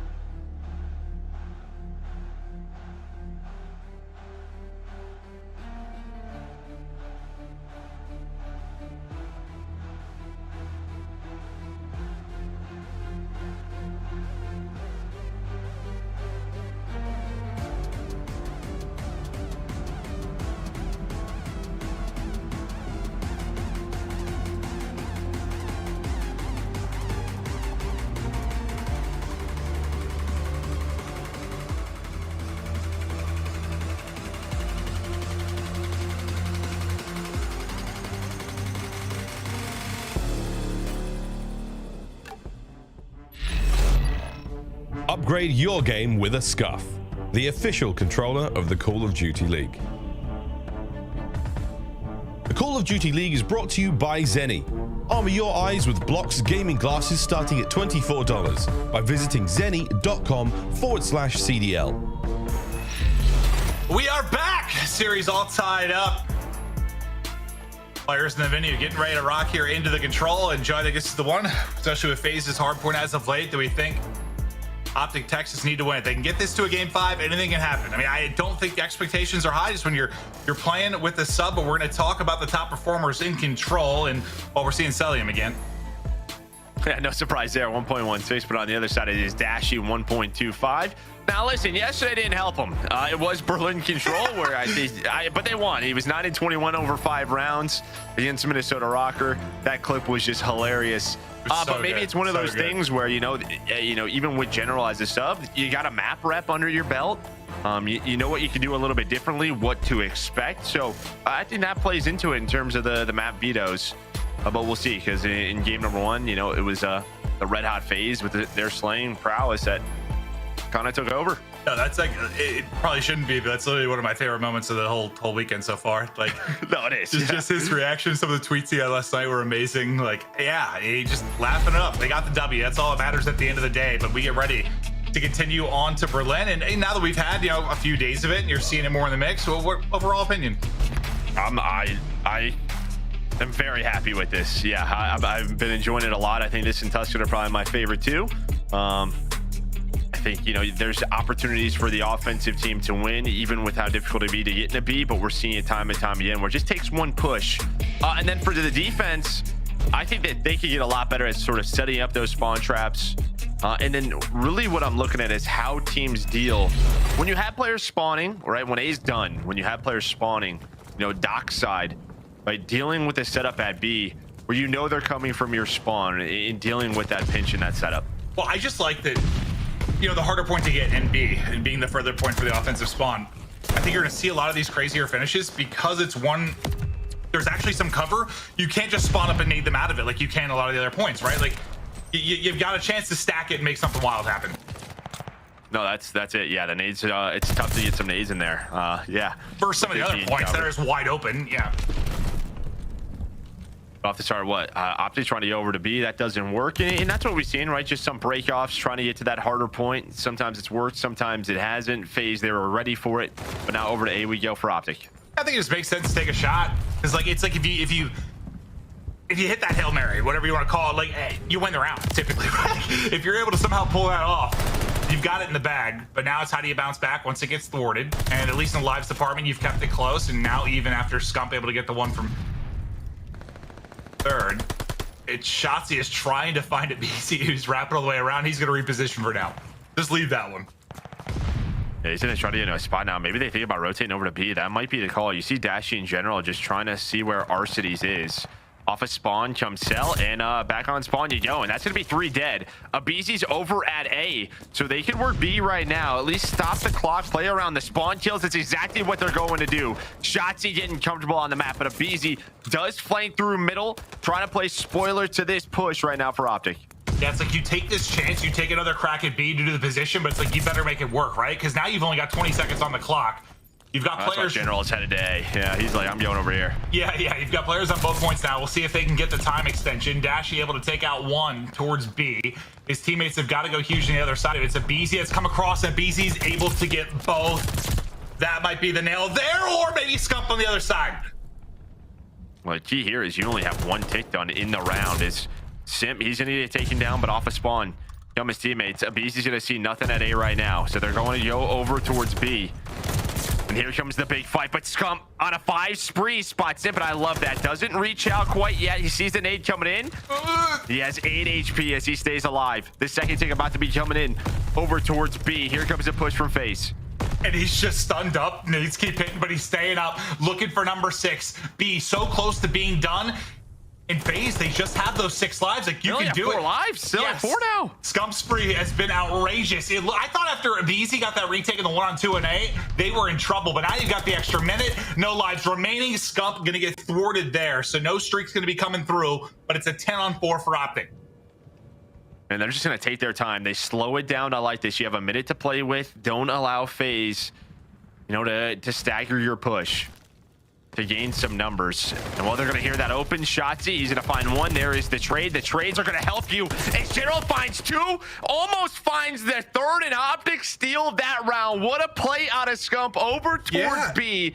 I mean, it was a chaotic round, but the chaos was helping the defense, right? Because there weren't a lot of ticks done. We're thinking this round's going to be done for Faze. They're going to have one take for OpTic. That is not good. Instead, Scump goes on that spree and stays alive. It's like as soon as I started to hype up, like I was looking at the minimap of BZ making that play, it's like instantly Scump gets two. And throughout that, I mean, he stays alive, for the next 90 seconds or so. Like, he's just lurking around B, playing his life, finding the picks. A massive round there for Scump. And I mean, it did look good. I thought they had the round lost. Like they said, no time to work with, but they take the big lives advantage. Scump goes huge at 12-5. Knock, who's there? Fortunately, 2 to Guerrilla. Well, talk about a break off. This is one. That's going to be 3, well, 4 dead. Faze, they do it a little bit differently. They don't show a lot of presence. They kind of just waited. You kind of see the green arrows. They're just going to give this up. So now you're going to have to play defense for a very long time over towards A. I think in maybe in I don't know, I would say in a couple of weeks, a month or so, maybe for Major 3, this might be possible. I just don't know if it's possible quite yet. I mean, this is just, it's been hard in any title with Control. Like when you lose the more difficult of points and you've got to hold it the whole time. I don't know what the percentage is of holding it, but it's never been good. It's just, it's so hard to do. But yes, once teams get a little bit better, add more reps, maybe. But it's just, it is hard. I don't care how long. It's so tough.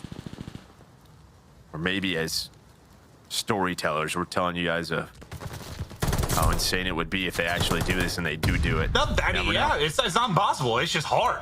But let's see. I mean, that's everything's stacked against them right now. If you're OpTic, I mean, you gotta stop. It's just a new map. That's really it. It's a new map, and you know, it takes 1 or 2 teams to figure out how to do it, and then teams kind of mimic it, maybe throw in their own little sauce. But right now, we just haven't seen it yet.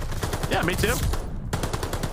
Scump likes the sauce as well, but he's able to get one and get out with 20 HP. Now off the top rope, but Simp able to read it and find the kill. And yeah, that's a fast one. That's typically how it'll go when you're gonna win the effort on B right off the get-go. I think you just have to play a little bit safer here on defense for both of these teams. Just don't give up that B point. I would probably just send all 4 over to it. Maybe someone top fire to watch some angles to help out if needed. But I'm not allowing that to happen. I do not want that team to get B off the break.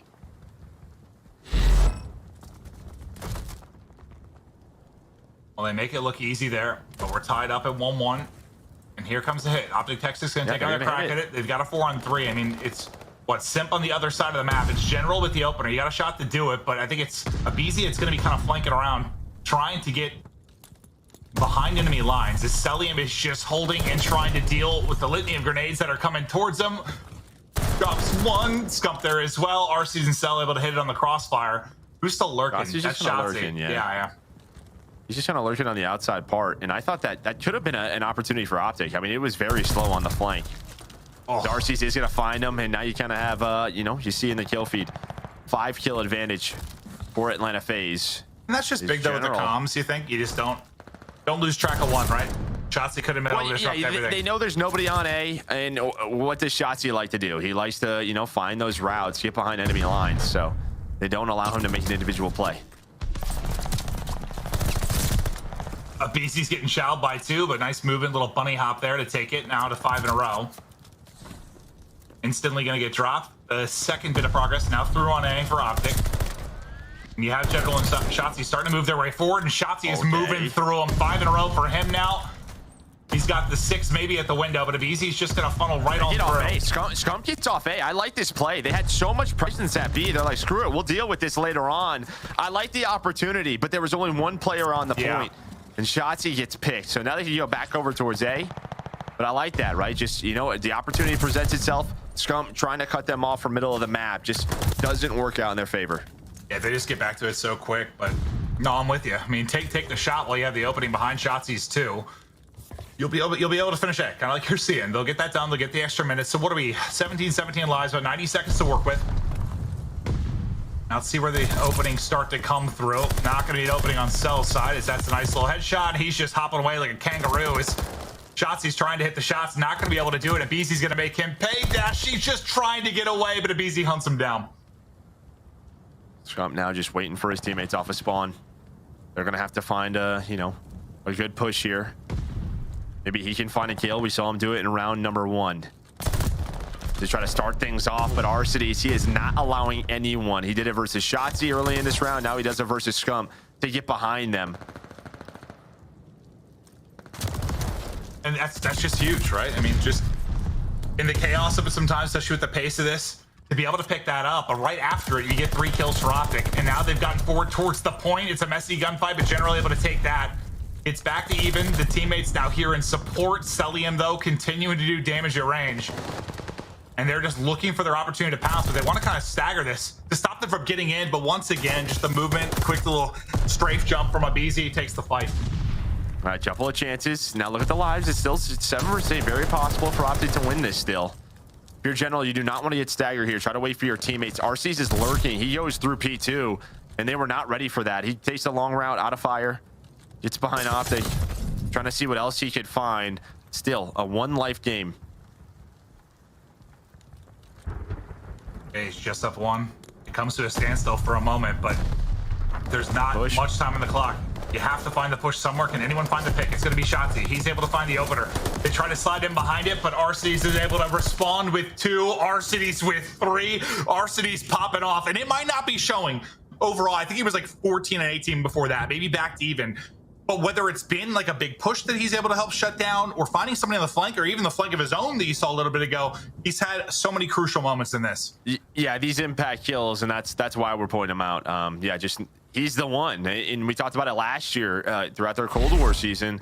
Why it was such a big pickup for Atlanta Faze, because we knew he was going to be the one to not let those kind of plays happen. And you're seeing it right here. You'll see. +3 right now for OpTic Texas when it comes to ticks. But it's a fast stack onto A. I mean, you already threw the second part of progress. What are you going to do here for your OpTic? It looks like they might be giving up behind the pick. Yeah. Okay, I was trying to see if they were taking another crack at it. They go in, but the point's already been done. But well, they did kind of what you asked for, right? Like, just don't allow that to happen where they can heavy hit B. Yeah, they just made sure that didn't happen. That's how they lost that last defensive round so quick. So yeah, they get that done with. They send 4 over to B off the break. Faze are like, all right, we know that they're probably going to do that, so we'll take A. But if you're OpTic, I'd much rather prefer that. And now you have Dash in a power position. Let's see what info and shots he can hit on the cross. He's worried about somebody wrapping deep for him, but they're just not there yet. General sending Abizi back to spawn. General continues to hit. Like everyone we've hopped to, kind of flirting around even. But that'll be 3 straight for Faze, as that's the open to surge on forward. The point man going to be Abizi. Yeah, while that's going on, you have Cell working over towards Fire. Seeing if he can catch some angles, and that's going to be 3 dead. They find the angles now. Can they get on the point? General, the last man standing for right now. And well, Abizi backs down, and I like that, right? Doesn't overchow, waits for his teammates to move on up. Now he's going to pounce as he regens. And kind of just trying to finesse around this window. Has the nade in hand, making sure nothing flanks through secret. It's a 3-man stack on to be OpTic. They have to go. They have to go. He's just able to get in. There's one more player, but that is going to do it. Atlanta Faze on offense, able to take control 3-1 as they are up 2-1 in the series. And that was kind of an example of like how you can get the stack there, right? Like they got kind of a 4 down to get in. They had to get another wave of kills, but once Abizi got one more track back to the point, you had the 3 stack. It's just quick, and there were some nades that came in, maybe some damage done, but it's not like a, I don't know, a Tuscan or something where you can hit some good nades and kill 3 people. It's not going to happen that often. There's just so many different points to cover. I wouldn't be surprised if like you were a Faze team to see that one maybe vetoed later on in this tournament, right? People watching this. I think it's just a strong map for them. You can just have so many different engagements. But gonna take a look at the scoreboard here. I mean, pretty even slaying wise. Just a couple of key moments on the attacks from both teams where, I mean, Atlanta Faze just able to take advantage of it. Yeah, there wasn't a ton of separation in the kills at all. But yeah, again, shout out to Arcides. He had some incredible moments. I think A BZ you saw at the end there, some good discipline, and a nice chow at the end to kind of put that away, just to deal with the one guy that was really in a good position, maybe get a nade in or get some shots in off the point. But we'll check out some of the highlights through it, and it's interesting because it's like, if you're able to hit B like that as effectively as they did, and kind of guarantee like that full 4-man setup at B, you're just like guaranteeing yourself an easy A. Like, and not that A is like that hard to get, but they got it instantaneously. It was just so fast. Because the threat is there. You make them play defensive. And I think what defensive teams are going to have to do, like what we saw in that last round, is once 3 goes down for OpTic, what Faze did is they had like Cell, Fire, and then they had another player, I think like Connector, Stairs, or around Statue, just cutting them off, right? You're funneling. It's kind of what we see from Shotzzy right here. You're funneling the players off a spawn into one alleyway. Someone is going to have to like try to take a route through middle. You do not want to be funneled through one doorway, because that's just going to be, well, it's not good. So the defensive team's going to have to try to have someone take that long route, or a little bit longer route. Yeah, there was a moment there where they got the contest for just an instant, but then it's 3 kills quickly for Faze, and they close it out. So that's where we thought the opening might be in the respawns when it came for OpTic, but not going to happen on Berlin. Now we go to Tuscan Hardpoint, and I mean, it's been a good one for them, but you know, you're not playing with the full roster, so not really worth talking about stats and how this could play out. It's just, you're gonna have to muster up something. You're playing what many would say is the top team in the game. You're playing with a fill-in.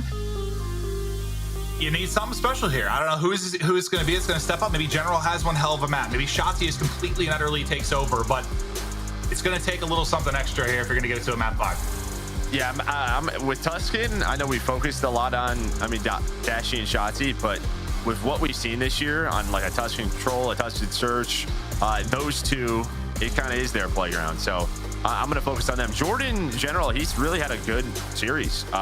Even in the respawns, just right around even right now, pretty much. So it's what you want for him. So you just need the other guys to step up. Yeah, I just don't think it's realistic to expect him to come over and take over and fry, or maybe be the in-game leader that Illy is. That was, I think, Ali and the desk were kind of talking, just the question mark of who's going to do that. And I think you did see when we had a shot of them right before the series started, I mean, he was being very vocal, and I don't think he has an issue doing that. He's a confident guy. He's done that with teams in the past, but it's a little bit different when you have these types of guys sitting next to you. I'm sure maybe you're a little bit more hesitant, but it seems like he was being vocal enough. I mean, doing what he needs to do to get it done. I mean, he's been on this organization now for a couple of years. He's very comfortable with them, right? He's got some relationships with them. Yeah, I'm sure he watches their gameplay. They scrim versus one another. It's just more of things like breakoffs. Where do you want me to go? Where do you want me to look at when we're doing something like this? They're all just trying to get on the same page. It is difficult to do. It truly is. So, like I said, already props to him for winning a map. Yeah, no, it's not easy, and it's just, again, a testament to what their search has been and why we enjoy casting their search so much. It is fun, but we don't have a search yet. You got to try and get there. It's got to happen through a hard point, and Faze have been ludicrous when it comes to that. It feels like they just, whether it's been search in the past, there's always been something that they find that they're kind of lights out, and it's usually good when it's one of the modes you play twice. Hard point or search, where it covers 40% of your series. When you're playing that well, you've got a chance in any series. You got a chance to make deep runs in tournaments, and big reason why we've seen them second twice. Well, I think if you look at last year, they were always a really good respawn team, but when they had struggles in search, like when Ultra won Major 2, or when they lost at Major 5, that is typically when they've been weak. Even looking at this year, they have 2 top 2s, but their search hasn't been up to what Atlanta FaZe par is, and that's why. So that's why it's such a focal point. It's like, yeah, I love it that they're maybe the best hardpoint team right now, but typically that has not translated that well for them.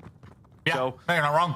Well, at least it's like hard to say not well because they're hitting the finals, but not winning. Right, not winning. Yeah. It's like a weird combo. But General, get it started off right with a clean headshot. Get OpTic Texas started. Now, can they do it? Can they get us to a map 5? I want it. I need it. Well, they might give it to you. We'll see. I mean, a very good start here off the break. Shotzzy trying to get aggressive. It's Cell very weak, but already 23 seconds earned. Atlanta FaZe is going to fight on back behind that nade. RC's getting aggressive with that MP40. See, that's the big change. Cell, he's going to be the main AR for this team. And RC's going to use this weapon when he has to. Yeah, I mean, we've seen it at times over the course of his career. I mean, obviously, you think of him more as a main AR, but there's been points where he's needed to flex. It's usually been brief periods, but we know he's capable of it. So Faze do fight back, so they're only down 5. And on the rotation of P2, it's Faze with control. And Simp, he's able to find a multi-kill as he takes down Scump and Dash. He allows his team some breathing room. Yeah, exactly. I mean, because now Shotzzy can't surge on forward like he wanted to, right? Like, simply gets one, you might have immediate pressure, but now you're just sitting and waiting for a moment, and now they start to go. It's the nade through the top from Scump that gets them out of the point. His face now looking for the opening. You get in quickly there if you're OpTic Texas, you get back in the lead. They just kind of stop, right? After their player gets taken down in the hill, they just kind of wait for him to come off a spawn. And then what? Some nades connect. It's kind of what you would like to see. You have the close spawn, but they don't allow them to lose it. Cell pulls out the pistol. Dashy is going to win it. A very tight game, and on rotation, it is all OpTic Texas. Yeah, I think you saw Faze then kind of sit back and wait for a second. It's almost like you want to wait for those lethals, then maybe make your approach. This is one that you can just nade so heavily. Yeah, they're pretty good. You always have 2 of them. Abizi's struggling right now with a 2-7, but his team has the lead. We'll see if he can turn it around. Shotzzy watching this push, and he's going to have 3 players to deal with. I think this is during the last grand final where you saw Abizi struggle us on this map. Just at times seemed a little bit lost, getting caught. Shotzzy is trying to bait people out. Yeah, I'm here. Well, he doesn't bait him out. He goes for the challenge. RC's is going to win it. But still, a very good hold the first 30 seconds over towards P3. Atlanta Faze now finally going to get that player in Dashy off of the hill. Shotzzy trying to bring in some reinforcements. But a good hold for OpTic Texas in the lead. And Scump just used this half wall to his advantage. Now trying to reposition, but Abizi already and looming. A little bit of a spree there before he drops, but they'll maintain this 20-point advantage. And now we'll get ready to head church side. Just take a look at the minimap. Working all the way around. You're not going to be watching Shotzzy. He's trying to get in behind, but the movement not going to be there. The shot in for our cities. And now you get to set up, and you're kind of spread all over the place. If you're Texas, you've got 1 mid, you've got 1 working the flank again in general. So many lanes of avenues to hit here. Well, with that first domino going down towards OpTic, that might be the break. They're going to get in the hill. Abizi, he jumps out the front, but Shotzzy and Scump are going to catch him. Cell now the last player here for right now. His teammates off a spawn, and he finds 2 with that pistol. But General finds 3 somehow, but there's 1 more in Abizi.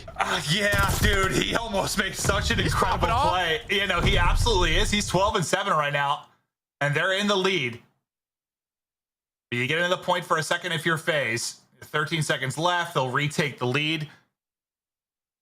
We'll start to focus on that bottom middle part. You see Abizi. We hopped to his POV. He's just lurking and waiting for the push to come in, and Shotzzy just evaporated as he's trying to hit it.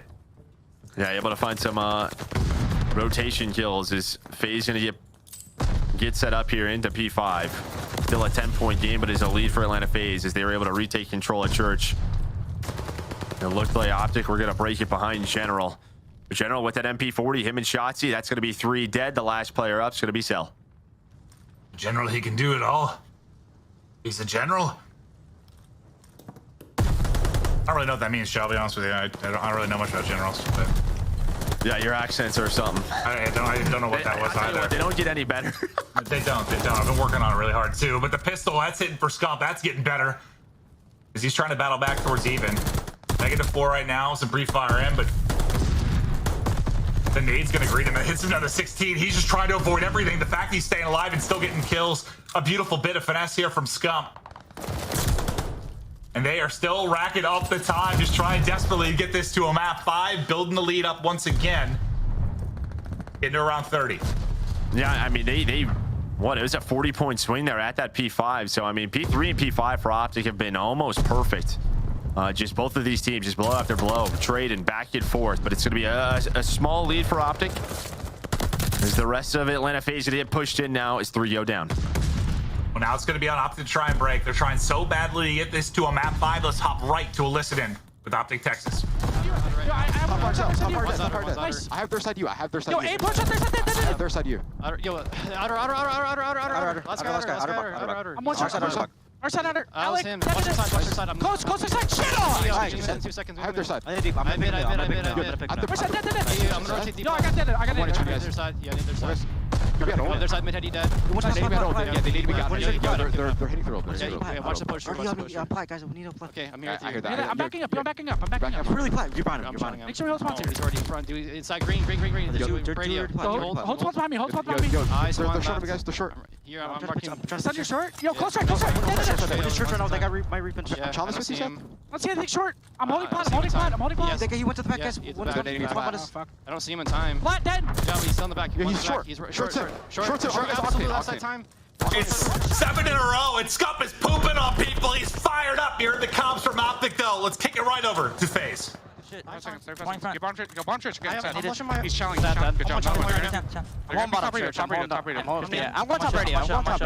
watching pot. I don't see him climbing. They keep killing sheep. I'm needing again. How many times, guys? Nothing top pot. They're hitting front. He killed me, Arch, bro. Arch, watch out. No, this guy top radio. Yeah. Help me. Yeah, he's just this is a good time. Yeah, nade this. One of you guys rotate. I will. Anytime. I'm going Arch. I'm trying to do. Yo, Jordan's mid. I got him. I'm trying to. Is he middle? I'm mid. I'm going top fire. We gonna riff for what? I'm gonna go left. I'm gonna go middle. I don't see middle. Yo, one's you. You. Watch out, Seth. I'm one shot. I'm Shot you. absolute. Top fire. I'm gonna go. Yo, one's you. He's still you. Chimney. Looks like coming. Heard. I'm climbing up. Anti Chimney, Chris. Close, he's close. I'm pretty sure. I'm trying. You, Seth. Then. I'm riff. I can hit this whenever, guys. Yep, you're best left. You're We're every side. I'm about to Field spawns. I got Hetty. On team time. It's about to be a tie game. It is an intense one. 162, 164 in its face with a push up the middle. You heard them setting it up. They're trying to get through. Just looking for any opening they can, but you still got Scump deep. Yeah, I mean, you had sort of two go down. They spun out towards well, and that kind of just allows those OpTic players to pinch the Atlanta Faze push. I mean, I like that, right? You get Simp up top broken. He peeks that player who's at Chimney, gives them the call. That starts everything off. But it is a little bit more chaotic because Atlanta Faze, I mean, the last time we were in this position, this is where OpTic got a big chunk of time. But with that break, they're going to hold on to this lead. It's not much of one, though. This one seeming to go down to the wire. Just take a look at the right side of the map. Is everyone now getting set up for church? It's Cell on the tank, trying to get to his nerd spot. Scump says, no, sir. Takes his face clean off. Chow's the next, but Simp ready and waiting. Now to Shotzi's POV we go. A hop, a slide, and 2 will drop.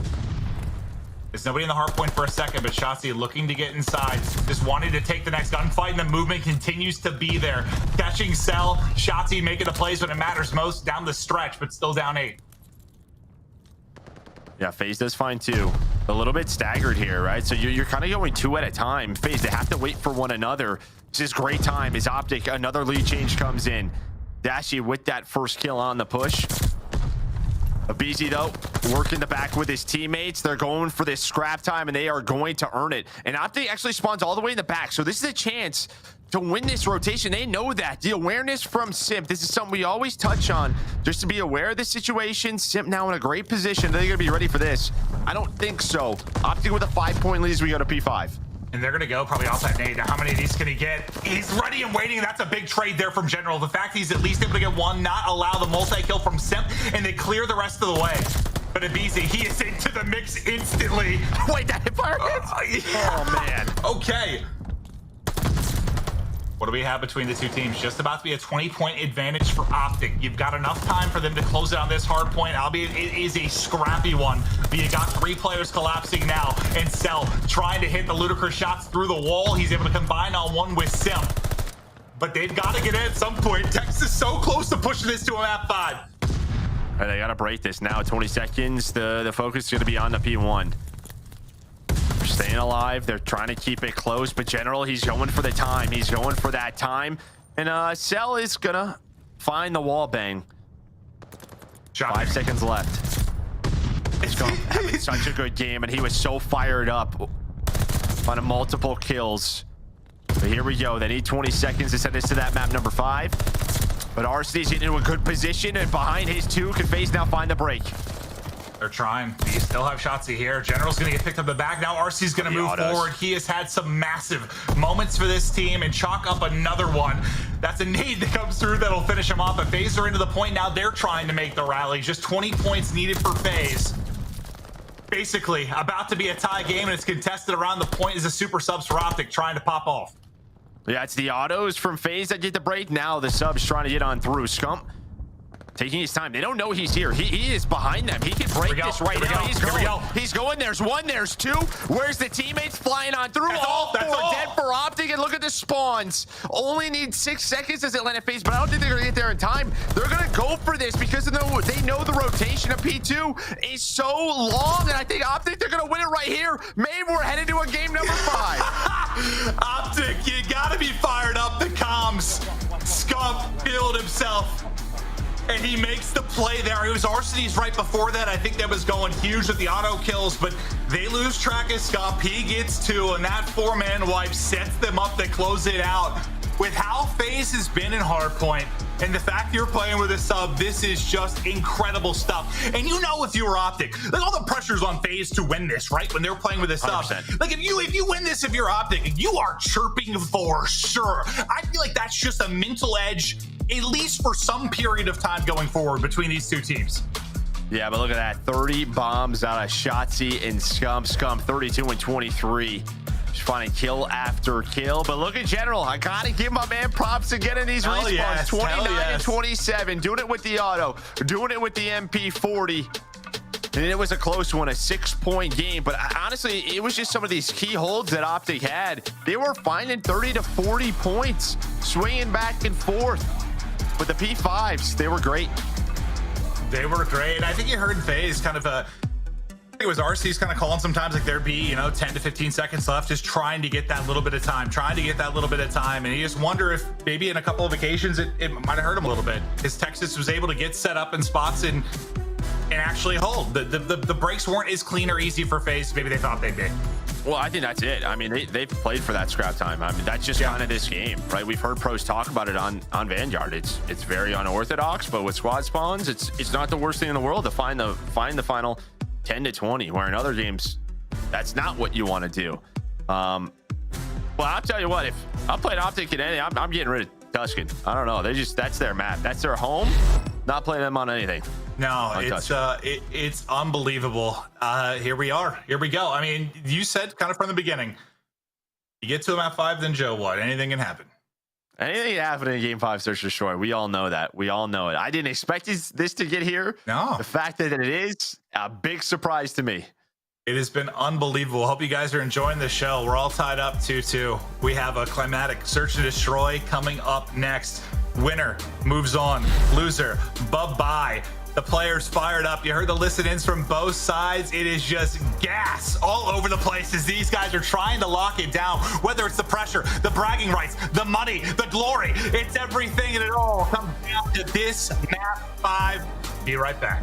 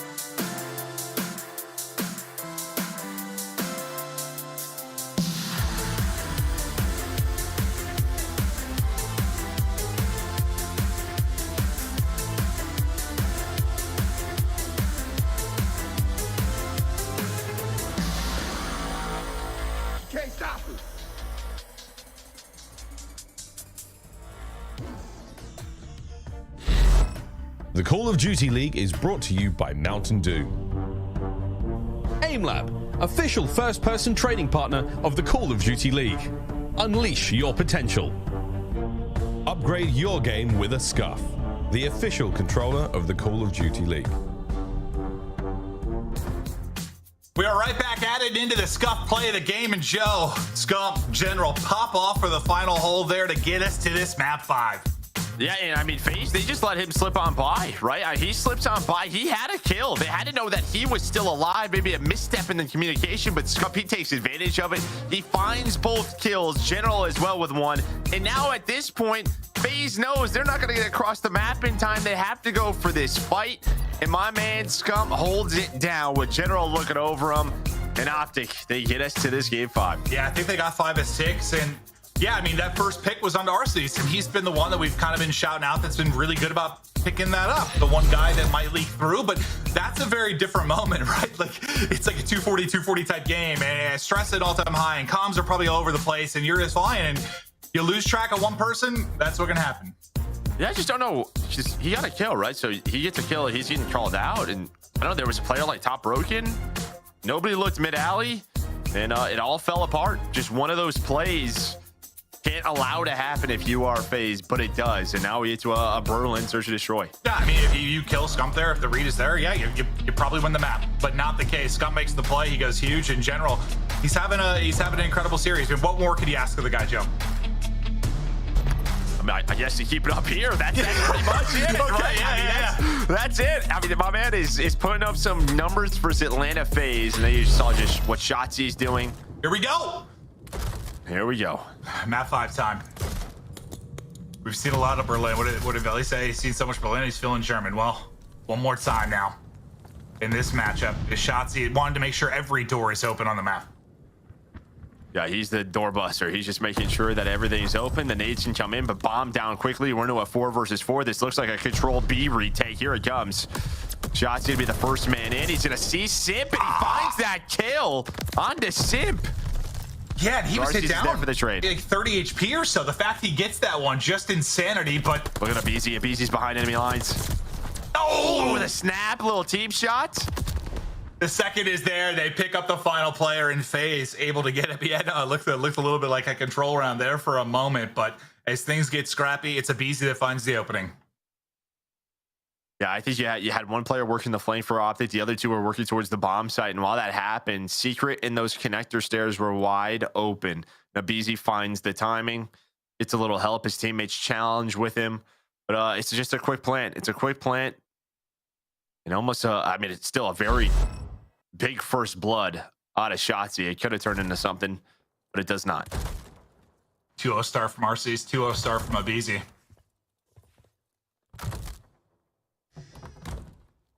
Open, close.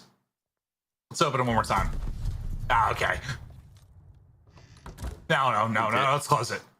Yeah, he's more of a closer, right? Shotzzy opens it. It's just what you prefer. We got 30. You're a pessimist or an optimist, you know, it's the same thing. You open your doors, you close your doors here in Vanguard. We got 30 seconds off the round.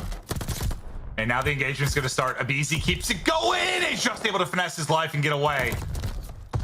That's the first pick, but Dashy brings it back through mid. Now Bomb's starting to move up. It's Selly and ready and waiting inside a fire. And now you've got Bomb down, only 40 seconds to work with, and you're in a good spot. You got numbers, you got Bomb down, you're feeling good if you're Faze.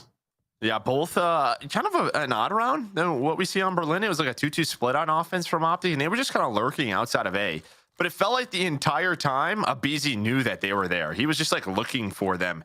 I think he saw the spot when he shouldered out, so he was just checking all of his positions. Ends up finding it, but looks like Scump's going to hit the bomb, and he's going to be able to at least get a plant in. So still a chance here for OpTic. It's like, can you get a clean pick and turn this into a 2 versus 2? And I don't know if they're going to expect. Look at Dashy's position. I mean, he is all the way the defensive spawn. That might be the freebie. It should be here. Yeah, there's the freebie. Now to a 2 versus 2, but they know he is deep. They try to chow it. Okay, well, I was wondering if they were just going to hit out the bomb and take the 2-on-1, but they both take their ones. They both win them. Yeah, it's just a little bit different when it's planted on this side of the bomb. You obviously don't have 6 buildings, 7 windows, and 8 other places you have to check as a defensive team to retake it. So, you know, as soon as they take care of Dashy, they have a good idea of where Scump is. They're able to find the pick. That's probably the most like frustrating or anxiety inducing like POV you'll watch when somebody has like 20 seconds to work with and they have to clear that the deep warehouses and so many spots to check. You're just like, good luck. And every now and then someone pulls off a crazy play. Roof, below the roof, mail. Yeah, sounds fun. Somebody is somewhere. Not gonna get lucky and sniff them out, but the 2-0 edge for Faze is they get rolling early. Now through secret we go. And Shotzzy hears something and he snaps back. He's able to take it, but there was 2 of them there and Semp able to get the trade. Yeah, BZ, I mean, he has an auto there. It's probably a kill. Just the range, just a little bit of an advantage over to the auto, but nice plays from Shotzzy. At least find that to turn this into a 3 versus 3. Chump just lurking now, hoping to find one. He's hearing all of this. They have a good idea. It's over towards A. But maybe a rotation in now. That's looking to be the call. We'll see. I'm not sure. They're still kind of lingering. It's simply trying to get information. The cross isn't. Don't think he's seen anything. And it's just sort of, do we execute? You only have 35 seconds to work with. And yeah, they're going to go ahead and execute here. Just maybe with that time, they're hoping they bait out some kind of rotation. But everyone's kind of stood still if you're OpTic Texas. And Scump has been here this entire time. And Scump is able to get the kill. It's a big one. General there on the cross as well. It might be a much needed round. They have the 2-on-1. They're able to hit the shots. And it's just patience there out of OpTic Texas. I mean, I guess you could say the same thing for Faze, is maybe trying to bait out some movement, but they stand tall. They hold. Yeah, and where they've struggled on offense, it's just after BZ's gone, it just kind of slows down. And maybe the thinking is like trying to just find someone on rotation. Maybe, you know, they kind of wait back. They think OpTic's going to maybe send a couple of players over to B, but they don't. Well, with Scump and A, you had the info. I think you're missing Shotzzy on one side and BZ on the other. So yeah, it's like the two players that probably would be roaming or trying to find that opening are gone. So yeah, everyone just sort of like holds tight, and Shotzzy is right back to it. It's another first blood. Scump, I thought, was maybe going to follow it up with another one, but can't connect to the doorway. The information is there, and Shotzzy keeps it rolling. Just a tear on the map. That'll be 2 in a row for him, and up to 4 and 3. My man's just going rogue, dude. I love it, dude. He's just like, whatever, I'm gonna just win this round for us. As he finds the first 2 kills, just kind of finding the openings, finding the holes in the defense, and now it is Simp in a 1 versus 4. Yeah, it's like the first one, you know, he's just finding his time, he's finding his openings, but then once the information is there, he's just like, some sort of tiger cat, dude. He's hunting. He's hunting. He's a tiger cat. A tiger cat. I'm pretty sure tiger is a cat. Yeah. Maybe more like a liger. Yes. Some mythical cat. I don't know where I was going, Joe. Just bear with me. I'm very hyped up right now. It's a game 5.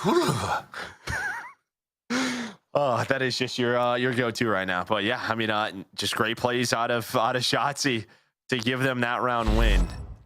And again, Faze back on offense. We'll see what they can do. It's where they've been struggling. Get back into that form. Well, Shotzzy just is not going to let that happen. It's just first blood after first blood. He is just finding so many now. 3 rounds in a row. He's been able to do it. And again, he gets another 4 in a row for Shotzzy, taking over in this map 5. Does he have all of them? Does he have all the first bloods in the game? I just can't. I'm trying to remember the first round. I think he did. He might have. He might have 4 or 5. Yeah, he's got 4 or 5. Either way, it's ridiculous what this man is doing right now on Berlin. He finds both of the picks.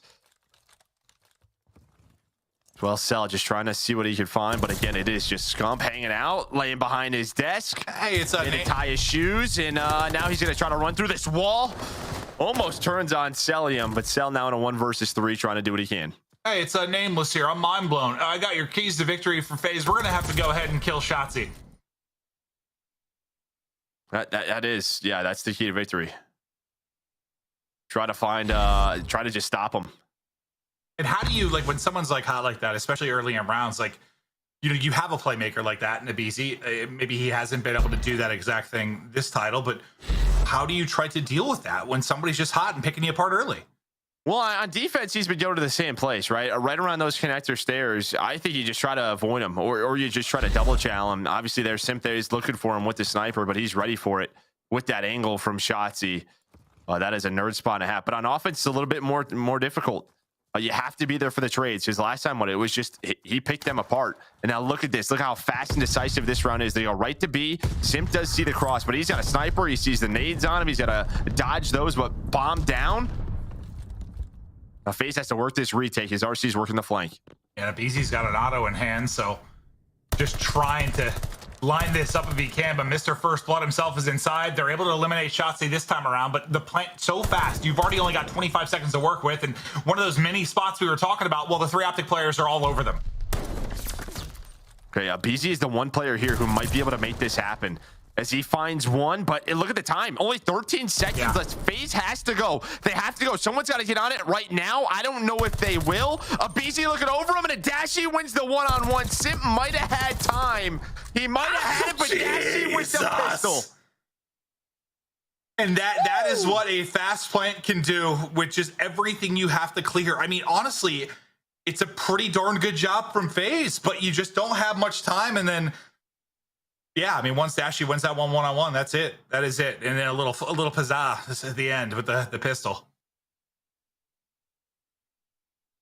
Their search, man, it's just been so good, and you can see why. Well, Shotzzy's one of the row? reasons, but just how decisive they are. 4 in a row. Not like a broken record, but yeah, now 4-2 in this game 5. If FaZe loses, they are out of the tournament. Losing to OpTic with a sub. We're going to hear about this one for a little bit, but you're not done yet. You just need a round so desperately here if you're FaZe. And man, a first blood would probably feel great. Just feels like they've been at a numbers disadvantage so often. Well, and here he is, Mr. First Blood, just trying to find something. Easy's on the other side. Are they gonna see each other? Maybe Maisie. There's another one for Shotzzy. It's like 5 or 6 of his 8 now. First Bloods. Just a dominant effort. This time, at least, you're able to get him off the map and not allow him to chain that into another. Dashy having a nice little sequence as well as he's at 5 and 2. Some information on the cross. Bomb will get a cross for FaZe. And Celium, he has stepped up big here. Celium now with 3. Celium working on the ace. After the Shotzzy first blood, it has been all Cell. And there's the information. Maybe you set it up for Cell, let him close this out with 4 in a row, and that's exactly what'll happen. It's an ace for Cell. And that's what you need. When you lost 4 rounds in a row, a superstar needs to step it up sometimes. And that's exactly what Cell does. Yeah, just picking them apart. Shotzzy finds the first blood, and then gets picked. That's the first domino, and it's just one after another. He knows exactly where OpTic's coming from as RC gets that bomb over to B. A much needed round for Atlanta FaZe. Yeah, maybe the key there, just literally as simple as it sounds, just the fact that Shotzzy is traded out this time. There's been so many where he has been able to get a second or keep rolling. That time, you deal with him. Semp nearly gets Shotzzy out of it here with a little flick of the snipe, but it does not hit. Into the one-on-one we go. It's Scumpin' to BZ. BZ takes it. The streak now for Cell continue. He's up to 5 in a row as they're trying to get this to 4-4. Well, BZ's like, finally, I could fight someone in a first engagement that isn't Shotzzy. Shotzzy plants the bomb. It's Simp with the movement. Usually it's the other way around.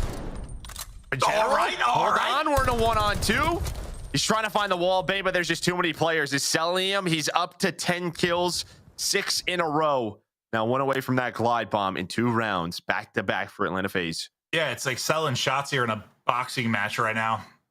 I don't know how that would go in real life, but it is just, I mean, there'd probably be some nerdy shit that he would know. I don't know what Cell would be capable of. Some sort of weird boxing It's just like watching, it's like two superstars, right? And yeah, it's incredible. Game. Just hitting shot after shot after shot, and that is exactly what we're seeing here. An elimination game here in map 5. So what? You get 2 in a row to FaZe, then 4 straight from OpTic. Now back to back again for FaZe. We'll see if Cell can get a streak. He is making a run now. And Shotzzy, well, he's going to spot. He's going to get some information. And boys, I am out. Back to opening doors. Wait, last time through, though, this retake did not work out. Are they going to catch them on the bomb plant? Is that going to go down? Nope, I don't. Nope. No, it did not. It did not. He was worried he was going to blow up. So now this actually helps OpTic, right? Yeah, okay. He said he's got some nerdy stuff, and he's bringing it all out right now. He is bringing it all out. Literally a battle of the nerds, and I'm absolutely loving it. All right, now they're going to get it planted. Can they do the retake better this time around? Well, Scump might have found good timing here. He might have. I think Cell was checking this. Oh, no. Okay, Okay, we're good. I think he lost aim assist just for a second there with like the light pull. I got nervous, but now it leads to 2. Scump going huge. Give him a 3rd as the king going huge. Late, the 4th is there, but Dashy's gonna nab it. But they get the retake done. 5th round on the board for OpTic Texas. And listen, I'm gonna get props to Scump there, right? To regain composure. But how is Faze not? How are you not watching that flank, right? Like, how is that so open where he's just able to turn that into a 4 versus 2? Yeah, it definitely loses some aim assist there. But look, right? I mean, Cell's all the way in spawn watching the full flame. Nobody has the middle push. And because of that, Scump finds the opening, and he's going to give them the round win. Well, it was all Cell and Shotzzy to that point, but Scump, what a moment. 1 round away from, I think, shocking Mini. And Cell's got a glide bomb. Oh, okay. He gets another one. I don't know what number it is, but it's all of them. His first blood numbers are just ludicrous at this point, but it's Abizi now trying to answer back. As there's just mayhem around this site.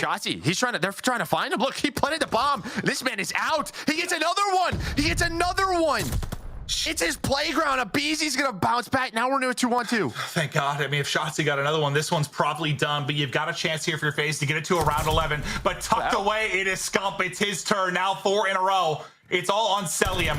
Can the man make the play? He can't quite finish the kill. 17 seconds to go. Scump is at the window. He's gonna get the spot. The pre-fire is there. He's worried about the flank. The pistol's gonna hit. It's damage to everybody, but there's 8.5 on the clock. There's not enough time to go, and OpTic get it done in shocking fashion. Unbelievable. The squad is vibing, and why not? I mean, this man Shotzzy's in first bloods. He's planting bombs. Yeah, I'm gonna need a total tally on how many first bloods it was, but it might have been like 7 to 10. It's somewhere in that realm. It was unbelievable. Unbelievable. And he's laughing again. All right, here we are. We're still rolling. Having some fun. We're in top 4 now. This is a $250,000 tournament. They've made it to Sunday. They have made it to Sunday. And right now, for Faze, you lose both of those S&Ds. I'm just gonna be honest. Their offense is just abysmal. If Abizi's not getting a first blood, it just feels like they don't really know what to do. Yeah, well, I mean, that's where we thought the opening might be in this series. I don't understand how a lineup with those 4 players can be struggling in so many moments in Search and Destroy. But the fact is they are. And Cell, I mean, he puts up a bomb. He drops 13. But it was Shotzzy. We can see 6 first bloods at least listed there. I mean, his impact was unbelievable. Well, that's at round 10, so he got 7. It was 7, yeah. So 7 first bloods. Not only was he doing that, like, he was also the one who gets the bomb down. That last round was just ridiculous. No, Wait, 6, right? Yeah, we didn't go to round 11. It was 10. I'm silly. But no, yeah. You're good. But 6 still, I mean, of his 10 kills and like 2 were follow-ups, so just insane. We're checking out some of the highlights here from a thrilling and entertaining Search and Destroy. Cell and Shotzzy traded blows. So that was Shotzi's POV. We saw from Simps when he was trying to hit the snipe.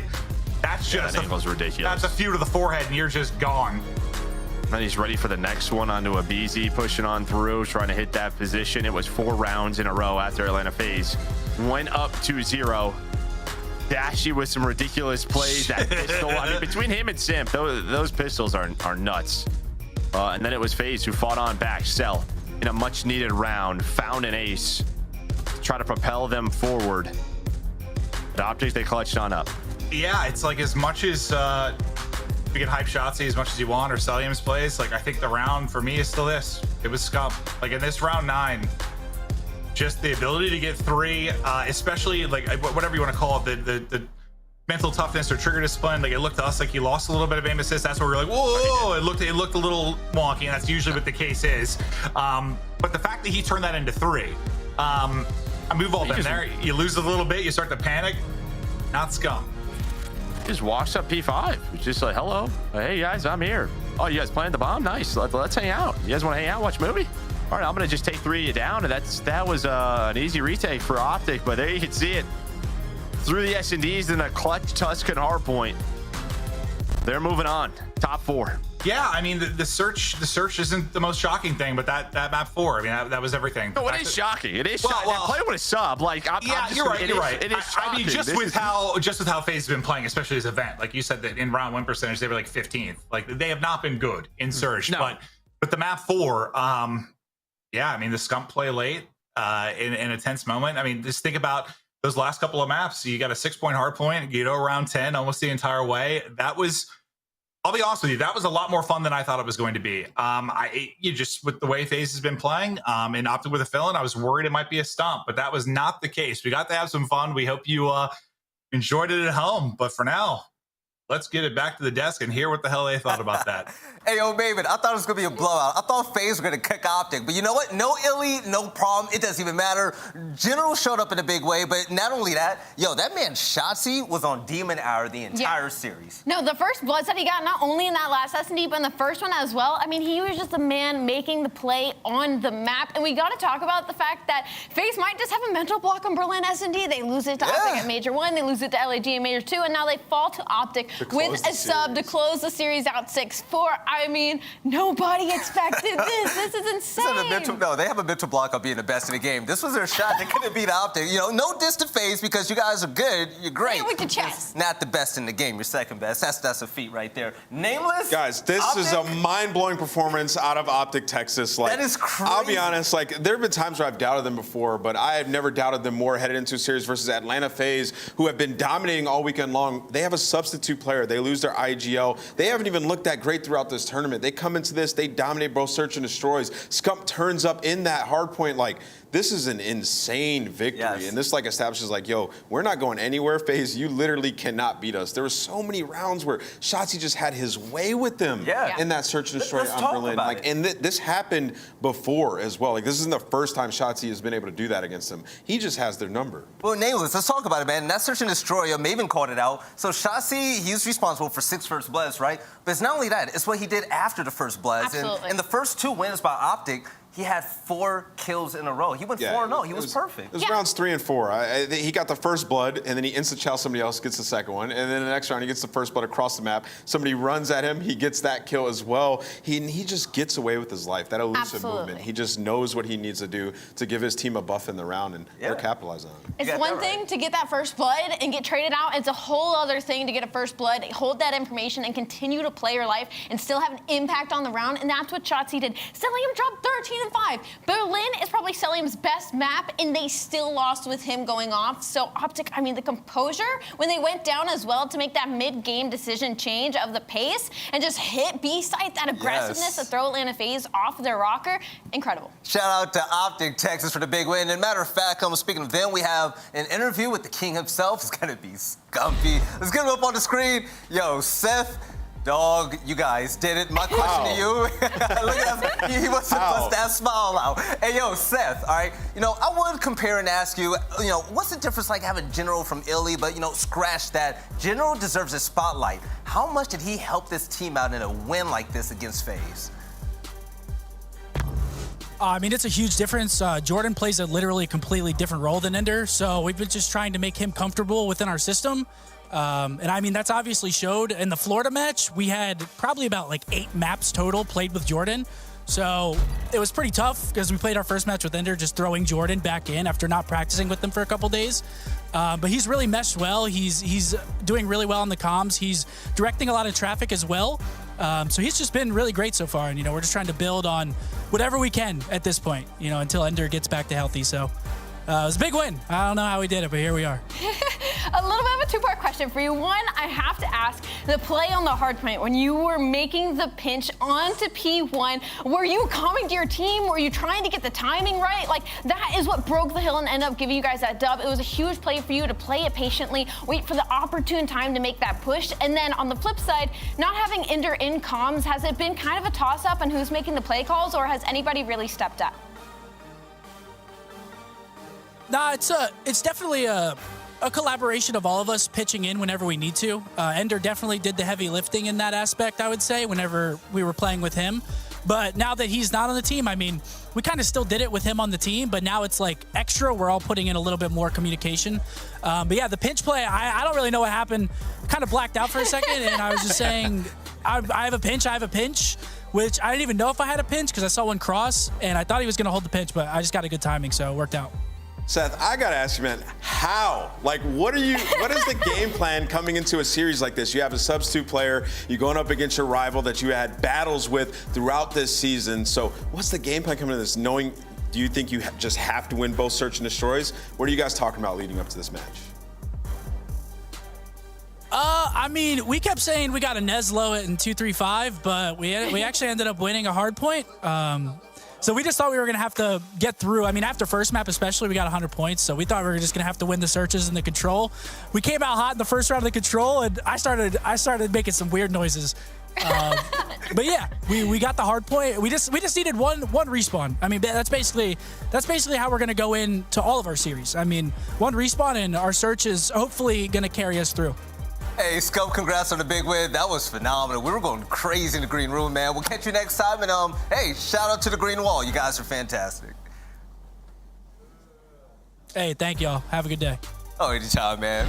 So, all right. I mean, what do we even make of this right now? Faze is out of the event. OpTic moves forward. General's looking comfortable. I mean, it's just very scary for the competition. Like when Illy comes back too. Like General's playing phenomenal. Yeah. He's playing absolutely phenomenal. But Illy is the final part of this team. If they're playing like that with a makeshift roster. Whew.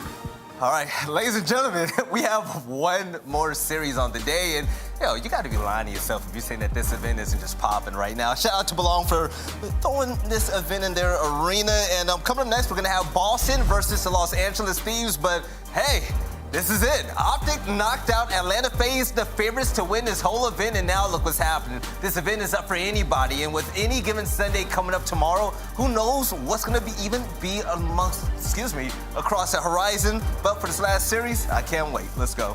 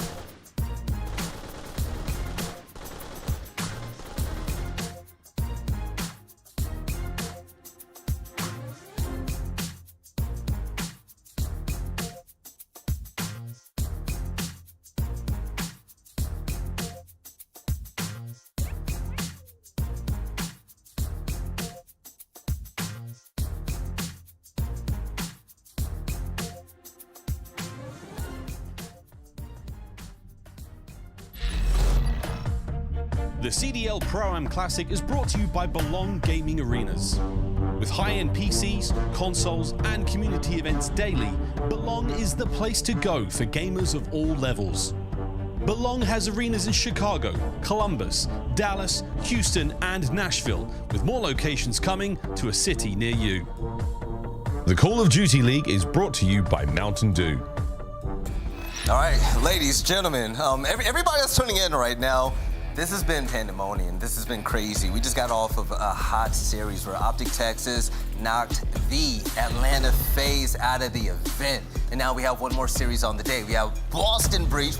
Boston Breach versus Los Angeles Thieves is going to be a good one. My name is Veli. You guys already know the deal. This is Ali. This is Nameless. And Nameless, man, it seems like event after event, play day after play day, we just continuously get mind blown after these events. We do, and I think we're about to have another mind-blowing one. I think Thieves are going to take this series. I feel like Kenny's going to have a bounce-back series in this one, and they just look so much better in their last one.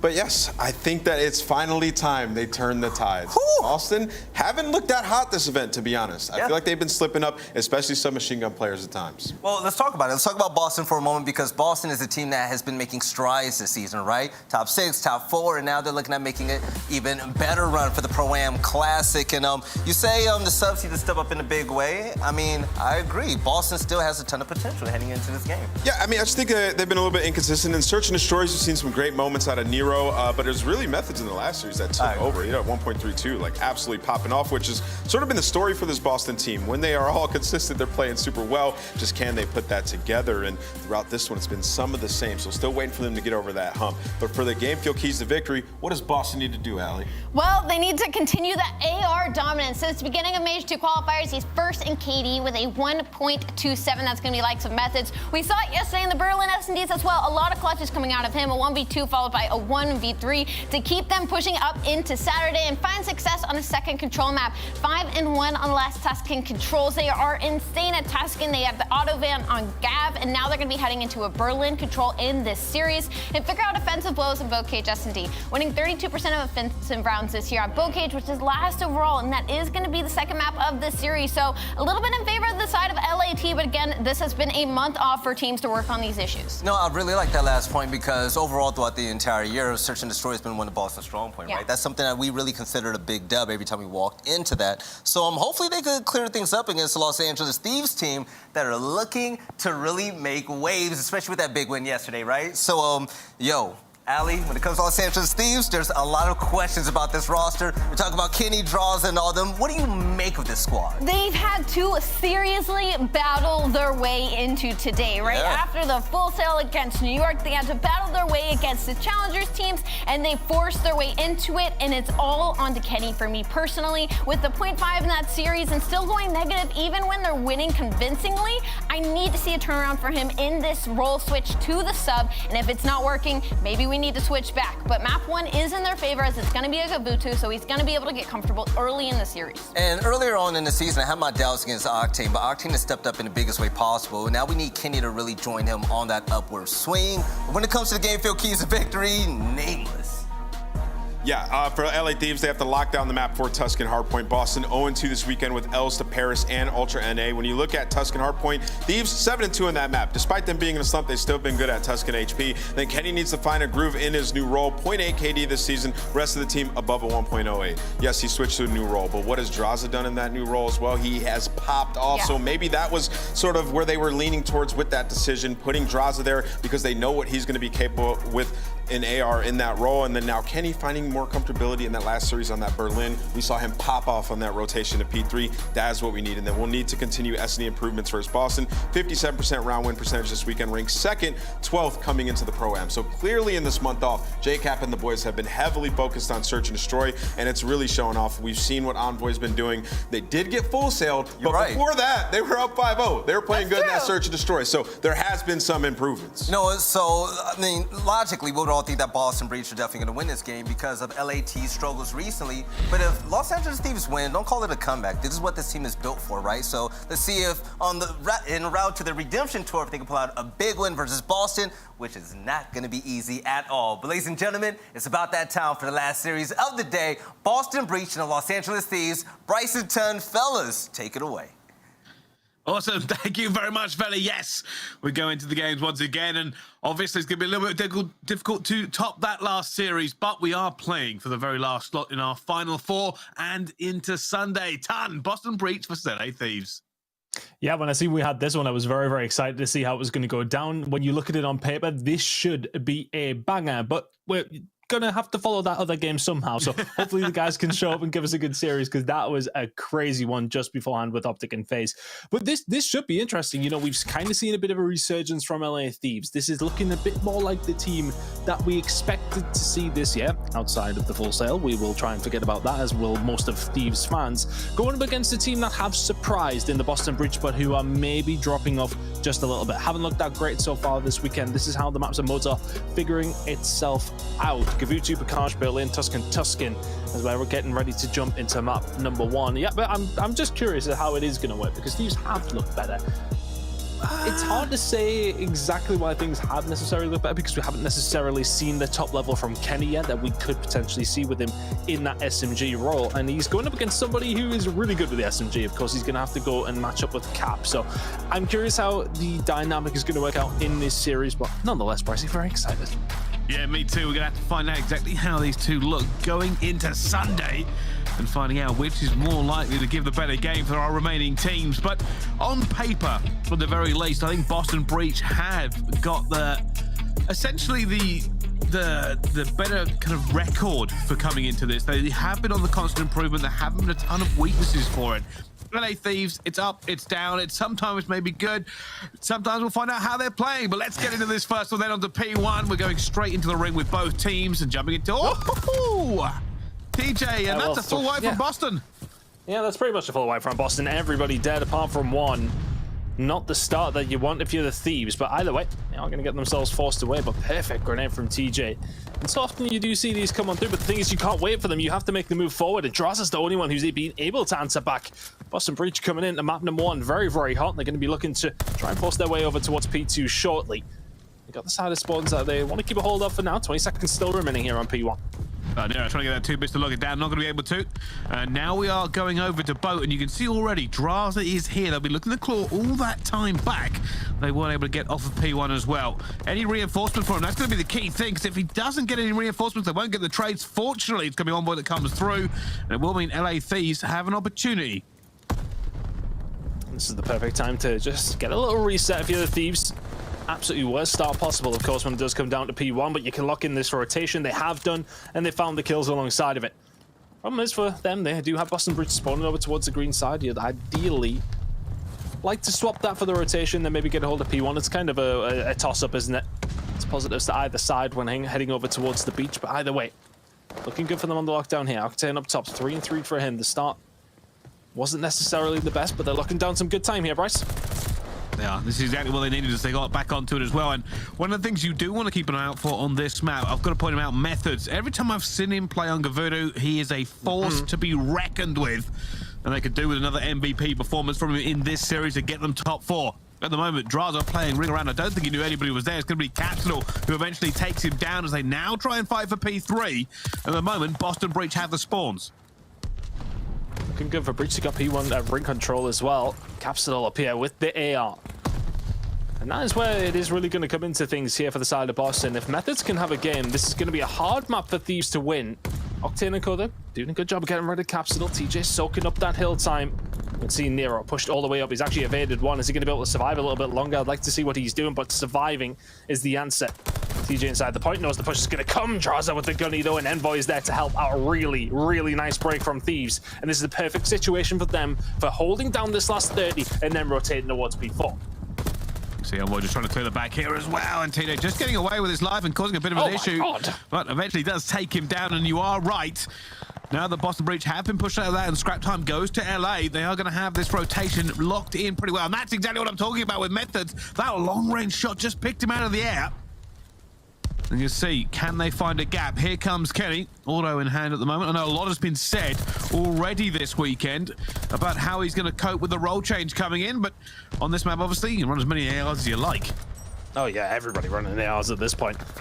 SMGs maybe just to get in there at the forefront, maybe when you're a little bit closer, but you've got to clear out everybody on your way there. if you are 100 Thieves, yeah, it's very, very difficult now. Method's trying to lock this down this right-hand side. Octane will get taken down. Still holding this rock, and there's a second for Methods. Should get traded this time around by Kenny, and does so. Envoy here now. A little bit of pressure here for Thieves, but they're not close enough, and this time is just ticking up. That's 30 seconds uncontested for the Boston Breach. See Octane trying to punch his way through. Not going to be quite able to. Kenny getting another one down, but it's Methods again. Another two. It's a three-piece from Methods. Just shuts everybody down and says, hey, I don't know if you've heard about me on Gavudu. Kind of my map. That is fourth as well. Locked in. 16 and 7 now. Boston Breach have heavily relied on his skills with an AR on this map time and time again. And it's looking like the same old story. Methods on a 5 streak. Probably will be playing for those streaks now. But already Nero heading all the way around the back for this next spawn. Yeah, Chef Zinni is cooking right now. That is a ridiculous stat line coming out from Zinni. Look at the score line as well. It's not necessarily the worst here for Thieves, though. Very much in touch and distance, but Methods really has led the charge for his team. And they need to start soaking up a little bit more time to benefit from that. I would like to say with Methods putting in these numbers, he would maybe like to see a bit of a better hold so far. But still, 40-point lead, solid enough. They've got control of green here as well. The assault from Thieves is in. Octane, Kenny combining well. Kenny can't finish his dinner, and Nero will just about survive. Octane in the point, though. Yeah, he's going to be a little bit worried here. Fortunately, reinforcements are coming thick and fast all the way through boat. Octane desperate to hold this one down. You can see they aren't really going to give him any more pressure. They are heading over for this reset here, going back into P1. Caps was already here first, but I'll tell you something. As we head into our second set of rotations, this is very, very close. Neither team really able to get a significant amount of distance between them. Yeah, Bridge for all, though, they're winning most of the rotations. I think it was maybe 3 out of the 5 there at least. Haven't really got a lot to write home about, considering how well Zinni is playing right now. He isn't missing, which is fantastic news, but you need to make sure things are happening with it. That's 4 dead. You should now be able to push through, find the spawns that you want to get a hold of, and then make your move over towards P2 in around 40 seconds or so. Zinni at this moment in time, though, 22 and 10. Record stat line on this one, I'll have to get reminded of it, but he's on course, sir. My goodness, 5 in a row. I wouldn't have maybe put it against him to find Octane as well. It's a 40-point lead for Boston Breach off the back of a 24-11 stat line from Methods. That is an outrageous stat line for them as well. Eventually, LA Thieves will end up breaking in, and it has been just a ridiculous time for them. You can see at the moment. We are going to go and find out how these players are feeling, though. Let's jump onto a Boston Breach listening. We flip. Watch that cliff. Your life. Above you. And then Kenny's like above you. I'm trying to go top boat. Kenny, watch out, new. Kenny, watch out, new. Watch out, I'm gonna take guys. I didn't even hit him, fuck. He's watching out. There's that hole, yep, there's that hole. He could be first cut. Nice, one time. Nice. Bring steps down, boy. Bring steps down, boy. Jaws is here. Jaws is the first guy. We can't. Top boat. Right side. Fight him. Give me cliff. Nice. I got cliff. I stunned him. Top cliff going low cliff. I'm watching. I have your hole only. Okay.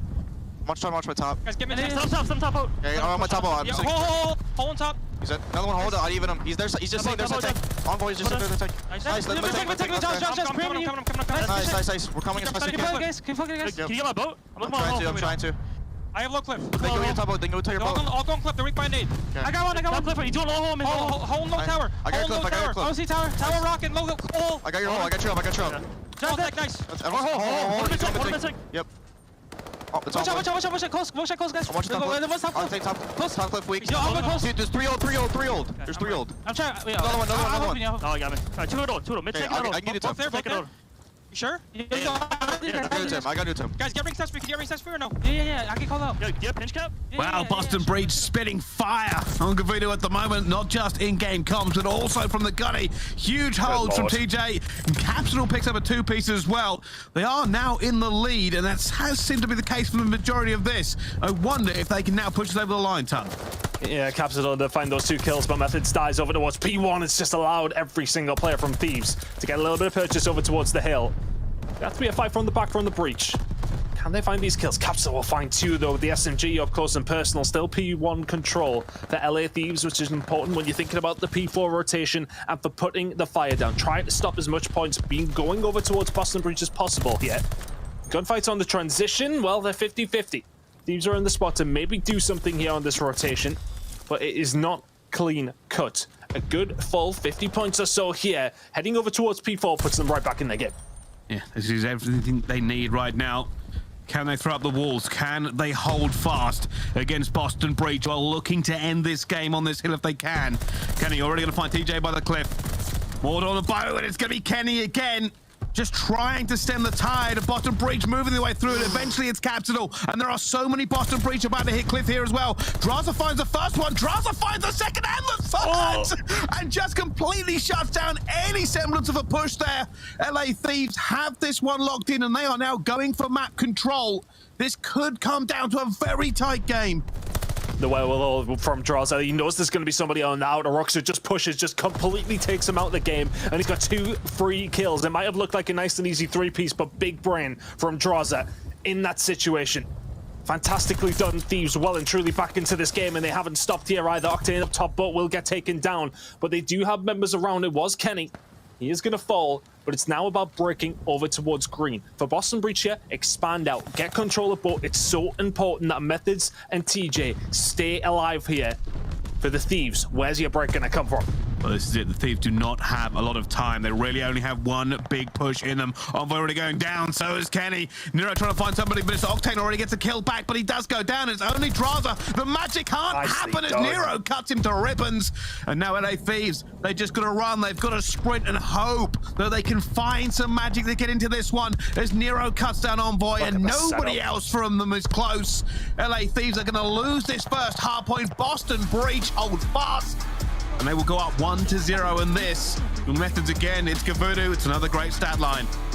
Yeah, and honestly, just the AR is doing a great job. Just a perfect example towards the end of that game there of the ARs locking down the cuts. They've got the sight lines, they've got the kills. You can't get anywhere near it if you're Thieves. A really good hold from Thieves over towards P4, but Boston Breach just say, right, okay, let's just count our blessings here. Let them have it. Let's set up over towards green, and they do not even get a sniff. Boston Breach, a fantastic map number 1, 250 to 209, but for the most part in control, thanks to a 32 and 17 stat line out of Methods. 23 untraded kills. You'll have to see it from him. Fantastic map out of the Boston Breach. Yeah, it certainly is. I do have one question, though. Considering how dominant Methods was, especially in the first half of that game, the game was still very, very close. Like, he's running a lot of kills, obviously, away from these points and kind of cutting them down. Very difficult to deal with. And I'll tell you something, if they can kind of convert that kind of more meaningful into time on hills, it'd be ridiculous. By the way, that 3-piece is outrageous. Yeah, we didn't get to see it in real time, but that is phenomenal from Methods. Picks up another there on the Draza. But yeah, it's a query, isn't it? When it does come down to this map specifically, it's very rotational heavy in comparison to some of the other hardpoint maps, I would say. I know obviously rotations are obviously always important, but I feel like it's super important when it does come down to at least 3 or 4 of the hills here on Gavutu.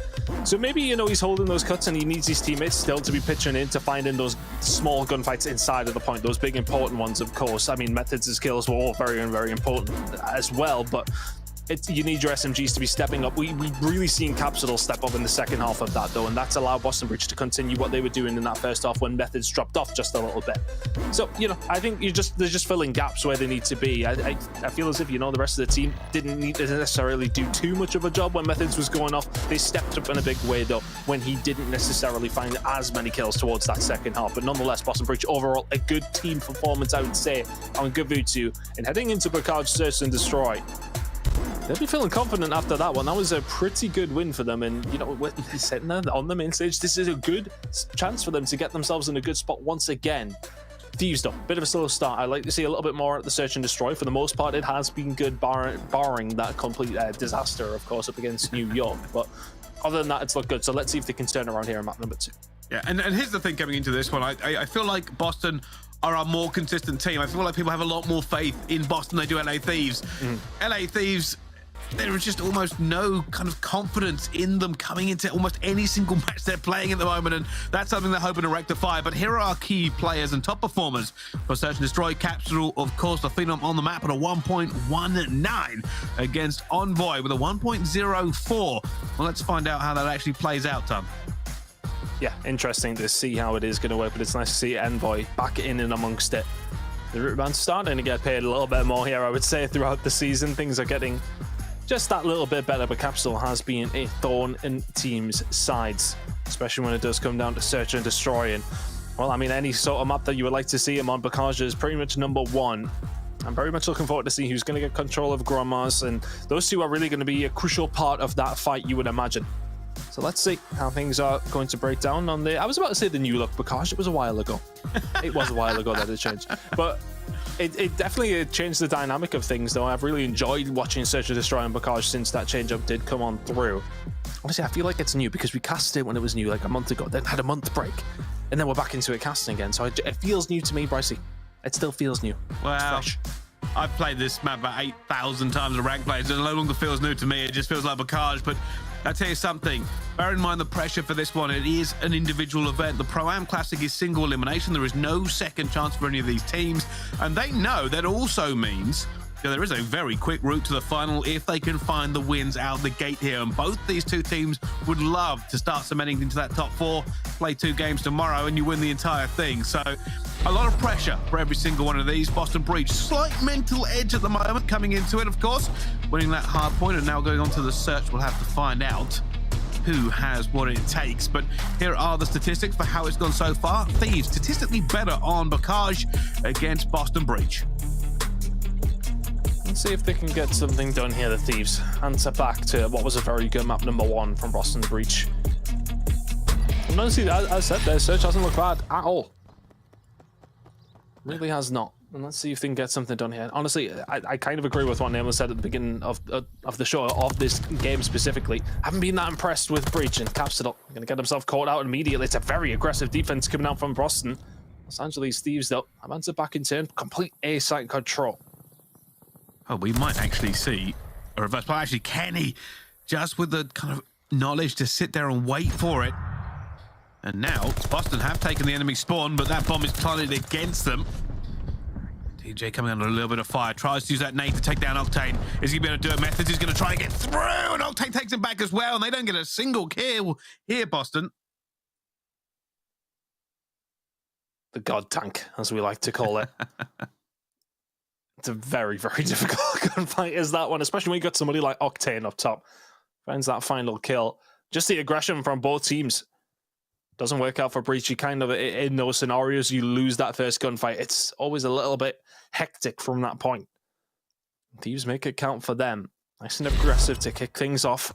Kind of round that you like, a quick one, a nice and easy one to start the comeback after, what was it, probably a disappointing map number 1 for them. Seems a little, I was about to say, it seems a little bit more passive. TJ wipes out Kenny immediately, 3v4. Octane now looking for these players. You can see him through the bush as well, and that is a great spot for anybody. Rank players, Octane takes down 2, refuses to let anything go as well. Now Boston, they had the first blood and nothing else. They do not have bomb and rarely have map position. What they will be looking for, though, is a kill. Can they find some way of bringing this back to a 2 versus 2? And Draza's thrown his shoulder, and all that knowledge is now there.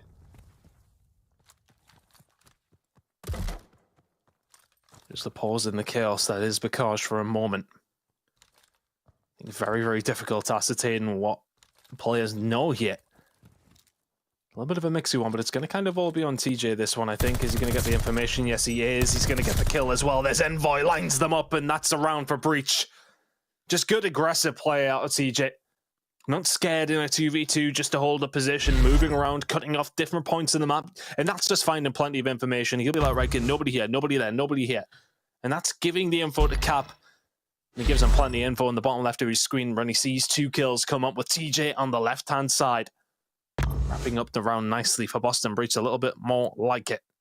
Moving into round number 3, tied up here. Yeah, that is exactly what they wanted to bring this back to a 1-1. However, we will now have Thieves on the attack. A bit of wall banging coming in. Drazo trying to just check every single corner, going straight into Granite as well. Very aggressive play. His teammates are not with him. If he gets caught, it can't be traded. However, now a little bit of reinforcements. It looks like they might take mid-map control. Nero might be one of the first players under the gun here. There are players all underneath him. Capsule looking for these players coming through as well. TJ trying to get out as well. He's been caught and somehow stays alive and runs away. And Nero capitalizes on it. TJ's a slippery little sucker. Gets himself out of there very, very quickly. The rest of the team then sweep on through. There's 2 kills going to go there. Well, then 2 kills go Thieves' way, so 2 versus 2. This is chaotic. It is chaotic. I mean, it's Bocage, mate. What do you expect?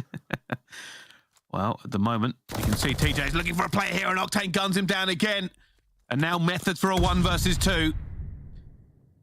trying to hold this angle all the way at the back. He doesn't see anybody so far. I don't think he saw anybody on his screen either. So he has no information that these players were here a few seconds ago. And now with bomb down, Method still in a 1 versus 2. He has to find these 2 players. And he has to do it in 40 seconds. It's so tough.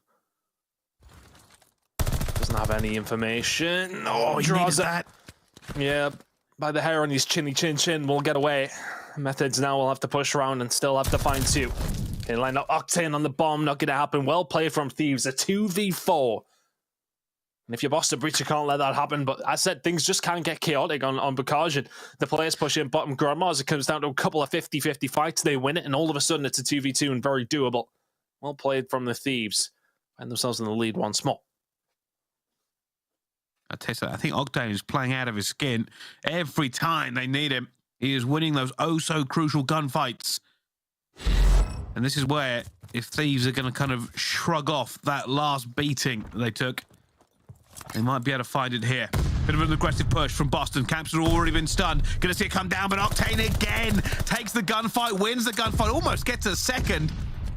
But no trade coming in for Boston, and now they're a man down. Yeah, beams only from Octane at the moment. Finding everything he possibly can do to help his team out at 8-1. And now they've got a lot of map control here. Don't really have anybody watching the site specifically, but they got Grandma's control. They can transfer there very, very fast. Boston Breach, what's the play? You can see already Methods is making a move round over towards Riverside. If they can find a pick over towards B, that could be the play, but not much to go with here for Boston Breach. They're looking for something, anything here, just to find some information in a kill. It's going to be TJ, and he gets taken down. And now Nero has to make some sort of godlike play. He wants to get a trade himself. The time is ticking away. Methods finds one into River. Could be a potential rotation here. Try and play the odds for them. They are. Nero's going for it at the same time. Needs Methods on Overwatch as he goes for this plant. But they have so few time here. Surely Thieves are going to chow, and they do. Methods isn't overlooking. And now he might just hide. Yeah, not much you can do there. Methods looking to maybe not feed into Octane's potential streaks. There's another one for Sam LaRue. My goodness. Absolute takeover on Bukaj right now. Somewhere Lando's just saying human tyrant to himself. I can see him. He's in the green room. Him and Chance are laughing. Right now, I promise. But Octane has stepped it up on this S&D and stepped it up to a whole new level. Boston just cannot find a way to deal with him. And this is what we talk about with LA Thieves. We don't know what Thieves we're getting whenever we go into any game mode at all. Envoy doesn't have a kill so far in 4 rounds, but Octane has 10.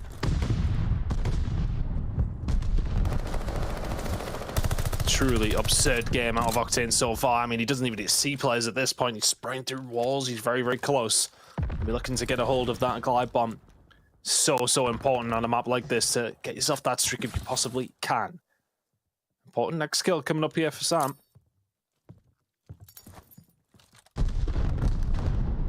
No information. That's the key thing there. No hit markers from him. They're looking for it. And he's pre-aiming everything here. It looks like he might try to go into that godlike tank. He sees Nero, and Nero gets away with his life. TJ is going to be close as well. LA Thieves slowly but surely getting onto A, looking for it as well. Octane just guns Capital, but eventually gets taken down after that 7th kill. TJ close though. Envoy gets one. TJ gonna be up top. He's gonna see his head as well, and TJ just jumps in the open. Kenny takes him down, and now Methods left into a 1 versus 3. Does find Kenny. Time ticking away from him here. Can he find a way through? I think he's been seen. Surely they're gonna look and wait for him here. Almost wins the gunfight versus Draza, and does get taken down. The Thieves keep on going. This man just opening everything up here for the side of the LA Thieves. Time and time again, he finds that opening break, and the rest of the team can then just move on through. He's got the angles, and he's saying to himself, right, okay, yeah, your main AR had a good map number 1. Yeah, hold my beer. At the moment, Boston really struggling. Let's see, though. They have the attack. They have the opportunity to choose the tempo and pace of this one. They're going straight in for it, but standing in their way.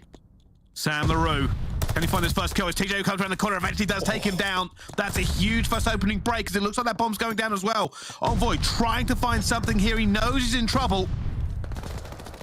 He is outnumbered by Boston Breach, and that bomb going down is a difficult break. Next kill's crucial. Could be down to Kenny to maybe find the kill over onto Capsidel. He's going to get caught himself though, isn't it? Capsidel will give him the info here. Draza will find one at Nero. Envoy finds one at the method. So 2v2. Good shots. Finishes it off. Boston Breach switch it up with a push over towards B very, very fast. Catches LA Thieves unawares. Octane's streak had already ended, but another round where a kill doesn't go his way and isn't able to use the streaks. I think, you know, if he's in a better spot and they know that they're planting over towards speed, that first kill doesn't go through onto Octane. He may well call in that glide bomb to stop that plant going down. Doesn't get the opportunities. He's back in the respawn queue. Boston Breach able to answer back. 4-2 now, Bryce. Can Boston Breach make this comeback? That is a big question mark so far in this game. Octane gonna get taken down first blood again. And somehow they found a way to take Sam LaRue out of this game. All Boston have to do now is convert this first blood. LA Thieves kind of looking a little bit lost. They're not entirely sure they want to push. Checking all of these corners. Slowly but surely committing to an A. Nobody really in control of Grandma's right now. A couple of lingering thoughts of a push through a door. There's some COD timing going on, by the way. Nero twice, shoulder check there, then ran across and nobody saw him. TJ going for a nade. Is it going to be good, though? Whoa, also takes one to the chest. Gets out of it, and it's now bombed down, and Nero gets two. And TJ gets the last, and Boston convert flawlessly on that round. They played patient. They played to stay alive. And as soon as LA Thieves make a play at all, complete and total annihilation. Huge 2 kills from Nero. Can't underestimate any of that moment. Flies on through. The first kill was great, but not to get that traded if you're a member of the Thieves. That's a tough one to take. That's a couple of rounds now for Boston. The only thing is for Thieves here, they still do have a hold of that glide bomb, and that could be super influential when it does come down to it here. On Bakaj. But look at these streaks starting going from the Boston Breach. Can they formulate that into anything? Or can Thieves bounce back? Well, Boston Breach, current plan, kill Octane. Every time you've managed to do that off the rip, you've won the round. Yeah, it's working. It's working. Right now, playing it very, very patient. They haven't really taken control of everything. At some point, they may start checking towards A, but that bomb carrier doesn't really seem to know where they want to go. There's an awful lot of map left for them to check if they do start to make this push. Okay, is Kenny seeing Nero just like the shadow of ever? No, Nero sees Kenny. Kenny gets out of dodge. But Boston Breach have still not committed to anything. They have Method sitting river. And slowly, this is now you can see on the mini-map. Boston are starting to check the corners for A. They are trying to figure out if they can make a play towards it. They're taking Granny's control. They may even start rotating towards river. Look at that. Methods has got in a position where he knows they can plant. But he's just trying to make the flank, and there comes the streak coming in. You can hear it. You've got to get inside Grandma's. Plenty of information, but threads the needle. Capsidel will fall. Kenny takes a couple to the head, and Nero will find one of the Draza as well, but the challenge comes in from Envoy. Big ball plays out, and Fabi's going to have to get away. 2v2. There's no time. There's just no time. They're going to have to go for this plant right now, and Octane is going up to the window. He wants this. Octane might be able to find it as well, and he does. Octane shuts it down. And they just burnt so much time, Boston. They played it, and he rechows Octane. I don't know if that was a good idea, son, but you got burnt for it. The streak comes in. And the job gets done. If Capsidel can get inside of Grandma's, it may well be a different story, but the streak forces their hand. Boston Breach then have to start moving. I think that's why Octane probably called it in. There isn't a lot of time for Boston Breach to get anything done, and all of a sudden they have to stop panicking. They have to start moving because that streak is coming in. 5-3 Thieves, 14-4 out of Octane. One more round to tie the series up. Oh, look at this. Seen both of them as well. So you tell Madraza's there to back him up, and that has completely shut down Boston as TJ tries to get away and runs into Envoy. And this could be all over now. Boston Breach have very little left in the tank as they go down, and it's on board with Methods one more time. He tries to get the trade, a 1 versus 3 to stay in this S&D. But for every bit as Methods was good in the hard point, Octane has been superb in the S&D, and the LA Thieves take it. It goes to 1-1. That's a big game out of Octane. Very, very big game.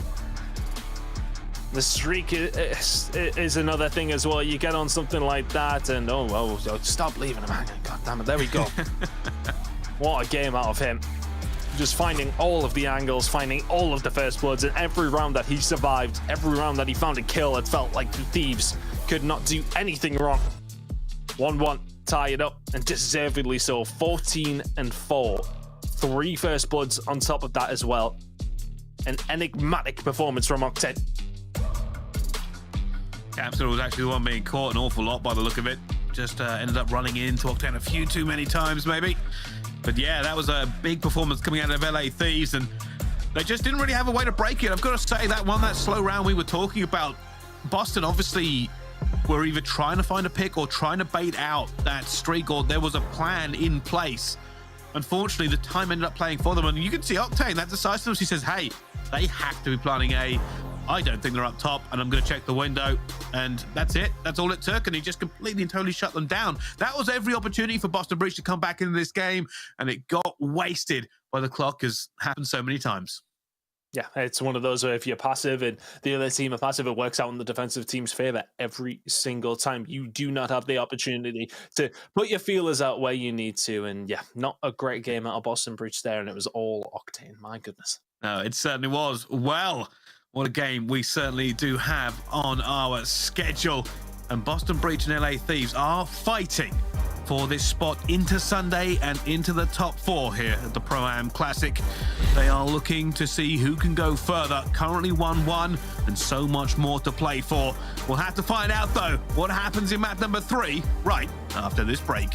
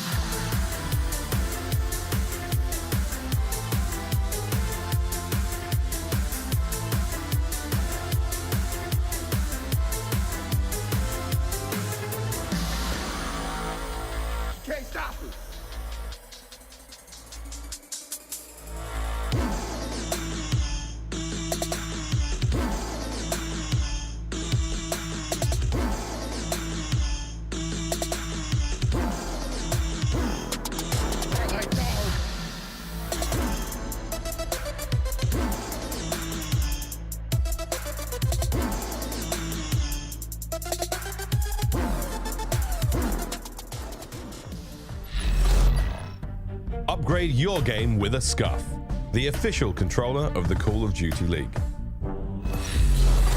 Ladies and gentlemen, hello and welcome back to the Call of Duty League. This is the Pro-Am kick-off the Classic, the Pro-Am Classic. And joining us here, Boston Breach and LA Thieves, and about 3,000 COD fans in the arena. And currently it's 1-1 between these two teams, and we're going to find out who can go the distance. What is on offer is a spot into Sunday, Championship Sunday, of course, and a place in our top 4. But being single elimination, there is no chance for mistakes. This match will decide it. Ton, been a good game so far. It has been a good game, and I've been enjoying single elimination, to be honest with you. There's none. You've already been cancelled on Reddit. They are screaming for you to get rid of Reddit. it.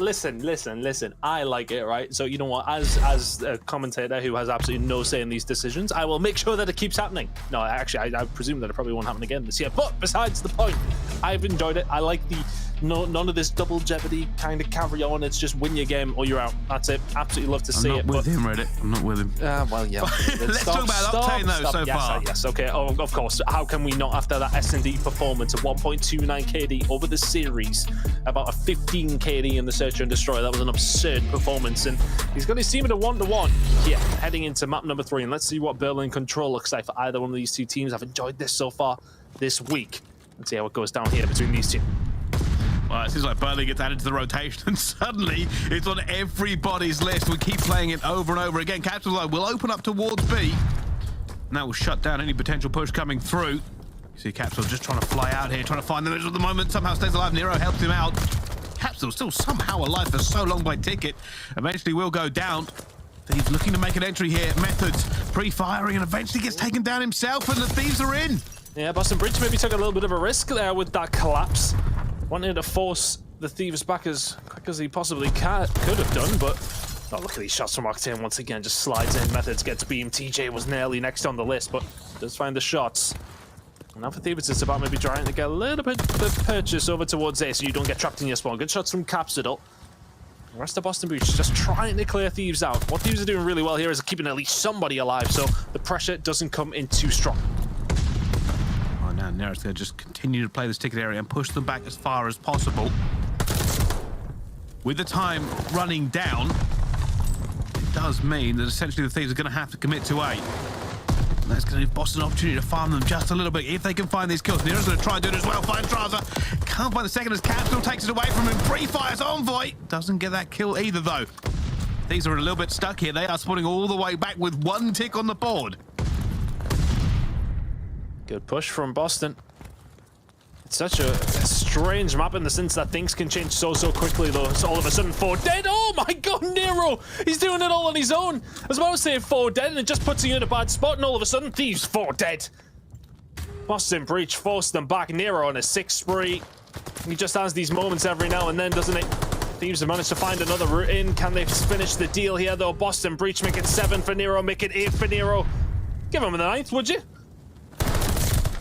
Bloody hell, that is so simple. Disgraceful. It's so easy. What a ridiculous run of fortune there as well. LA Thieves. After that play first the crowd punch. noise. Play the crowd noise. That was good. What crowd noise? They're actually all there, dude. Like, come on. Anyway, moving on swiftly before I get into trouble and get fined. Let's talk a little bit about the Boston Breach. Nero on a 9 streak now in this control. But here is the real proof in the pudding. Can they make a push towards B and be every bit as devastating as we've seen some teams be? Nero now on a 10, continuing this reign of terror as he heads through fire. He's looking to cut off these reinforcements. Octane's going to be in here. Did he hear those doors go? I think he did. Nero still staying alive on this flank. Still hasn't really found anyone, though. He's running circles right now. Hasn't found anything, but there you go. Octane will fall. I mean, honestly, you would have expected Kenny just to fall again there with the way that Nero has been beaming so far. But what that has done with that push out, it means that LA Thieves have been pushed back just a little bit. It's allowed Boston Bridge a little bit of purchase over towards A here. Let's get a hold of this, and then they can make their assault over towards B. And Void needs some help here, though, to maybe just try and slow this down. Looking for it, he's going to bust. Oh, he's not going to bust through the window. Just gives it a little love tap. Void just to go around the back in the end, and that 8-point has been secured. What he wants here now is kills. Finds one, and he's trying to be as annoying as possible. You see Nero at long range. MP40 doesn't quite get the kill, but that will be called out to his teammates. Nero all the way through. Eventually will go down. Kenny finds him. Now LA Thieves will be looking to throw these walls up. You see again, Draza, familiar spot. I don't think TJ is going to go for that chow here. It's very, very difficult.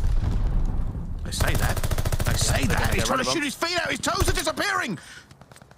He's managed to get away here. Draza's done so well. And now this is the problem here for Boston Bridge, is you have somebody out there. Capsule maybe he's the one who can just ease this pressure as Draza will find another. If Cap could find that kill inside the point, now they're all momentarily dead, but thankfully for them, Thieves have pushed up the right-hand side. They don't have full mid-map control, so Boston Bridge can push out. They can go through fire if they wish. Great shots from TJ, but still, it's such an awkward spot because Thieves can just flank them every single time. Oh, there's Envoy. That's another big kill coming in from the same time, and you are right. The problem with this at the moment is that B can look really, really easy to take, but you have to break it first with numbers to get that team funneling through that choke point. They're going to be trying to look for it as well. Finds Kenny. And Boston Breach, they want to find out if they can get more down. He sees Draza, tries to get it at the same time and can't. Envoy and Draza, though, do combine. That means Nero's now outnumbered, but not quite outgunned. Eventually the trade comes through. Kenny takes down Capsule. And Boston may just have to settle for this. It's a long way to be. Honestly, I thought Thieves were in a really, really bad spot there. They were all kind of turtled up inside the point, and there was actually a pinch being set up, but huge kills off the respawn. I think it was actually from Envoy. Put themselves in a good spot to then go on to find this defensive win. Methods get in. Can he do anything about it? 4 seconds to go. TJ, gotta get your skates on. Not gonna happen. Kenny shuts them all down. And that's a big hold out of Thieves. They really needed that after a very, very lackluster round number 1. They hold the defense, though. And themselves will get themselves another opportunity, I should say, at this attack now after, as I said, a really poor one in the first one. But I think, honestly, they did well there. I really thought they could have been in a bad spot with that turtle up inside of B. Boston Breach, though, did get those ticks over towards A. So technically, yes, the tick advantage will be with Boston Breach. Well, here they go. This is, again, a very normal strat. Hit B, hit it fast. You win this engagement. You could take this entire round straight away, but no. Getting shut down already. Boston Breach throwing on the walls. It comes down to a 2 versus 2. Envoy trying to stay alive, but taken down by Nero, who finds a couple more kills. And LA Thieves will have to rethink. They do not have the numbers to make a very fast push here. So it'll probably be a split and pick across the map.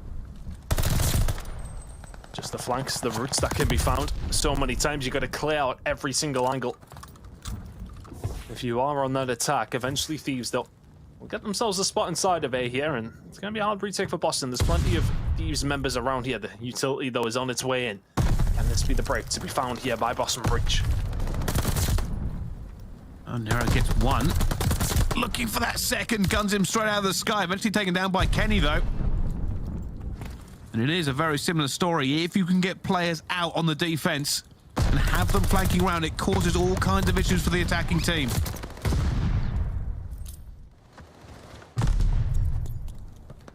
And they can find a breakthrough here. Thieves managing to keep a hold of that kill lead as well, and maybe Boston Breach have lingered too long. They find a couple of more. Makes it easier for Thieves on this retake, but Boston Breach is not one to give any mid-map control up here whatsoever. Even if A does get taken, which it may not with the way that Nero is shooting, then maybe Boston Breach can then force Thieves back. That's exactly what they've done. Because of Kenny being pushed up against Capsule, they've forced them to spawn back docks. Now can Thieves find these gunfights and get a hold of it? Well, this is crazy. LA Thieves really want this, at least for the ticks, depending on who gets defense.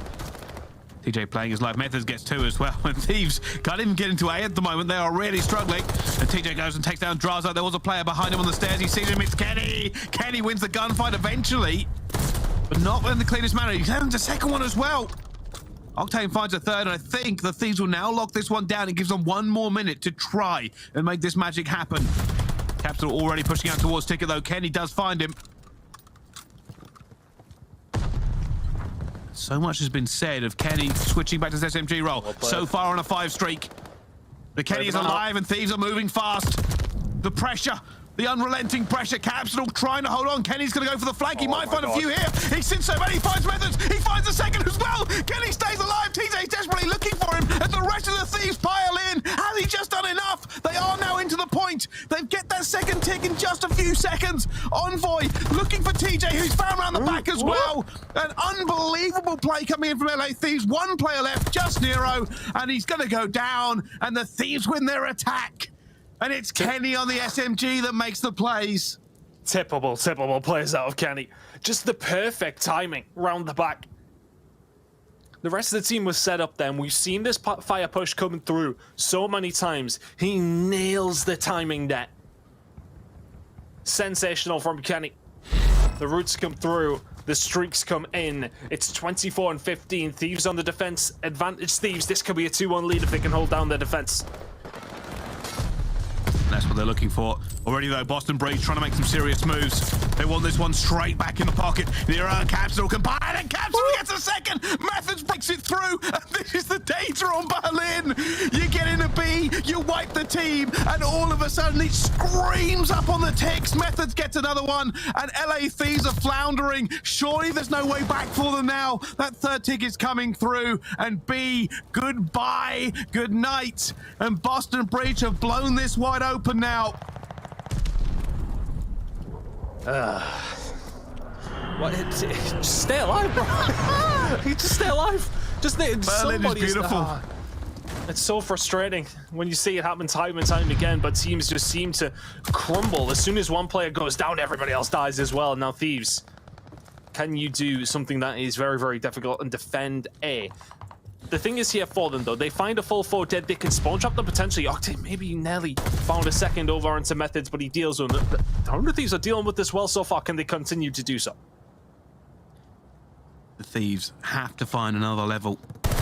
They have to find the Cinderella story, the magical slip up, and keep a lid on the Boston Breach.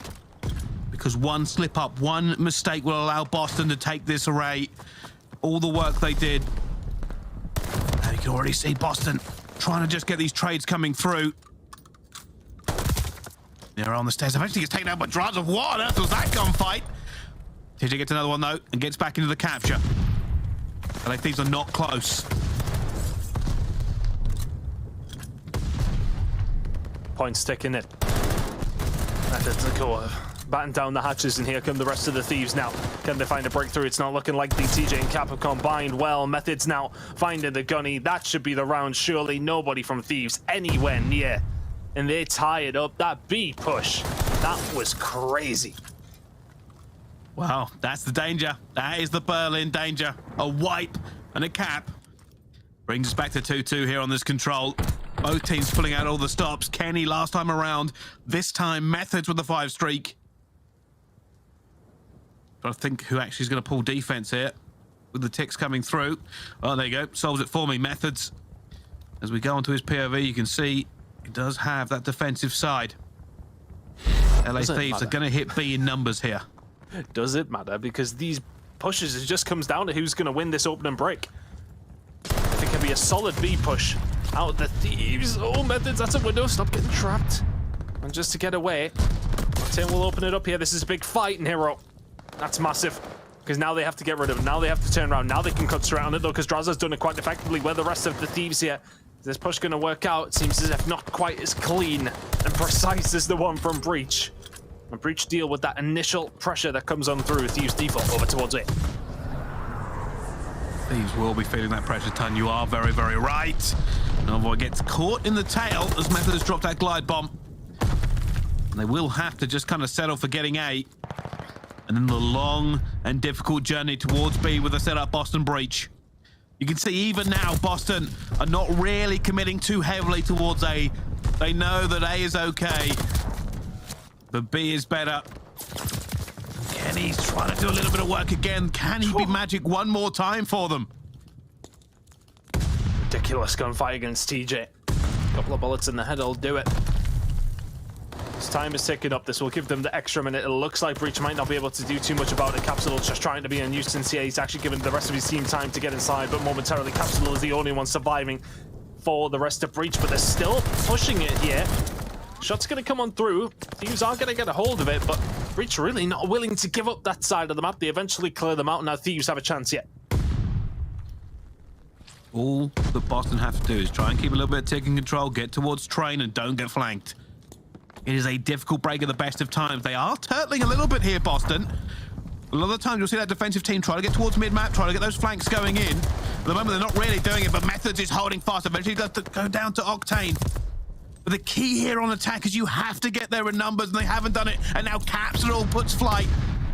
He's flying out. He's trying to push them as far away from B as possible, causing them so much time and so many issues to get back up on this map.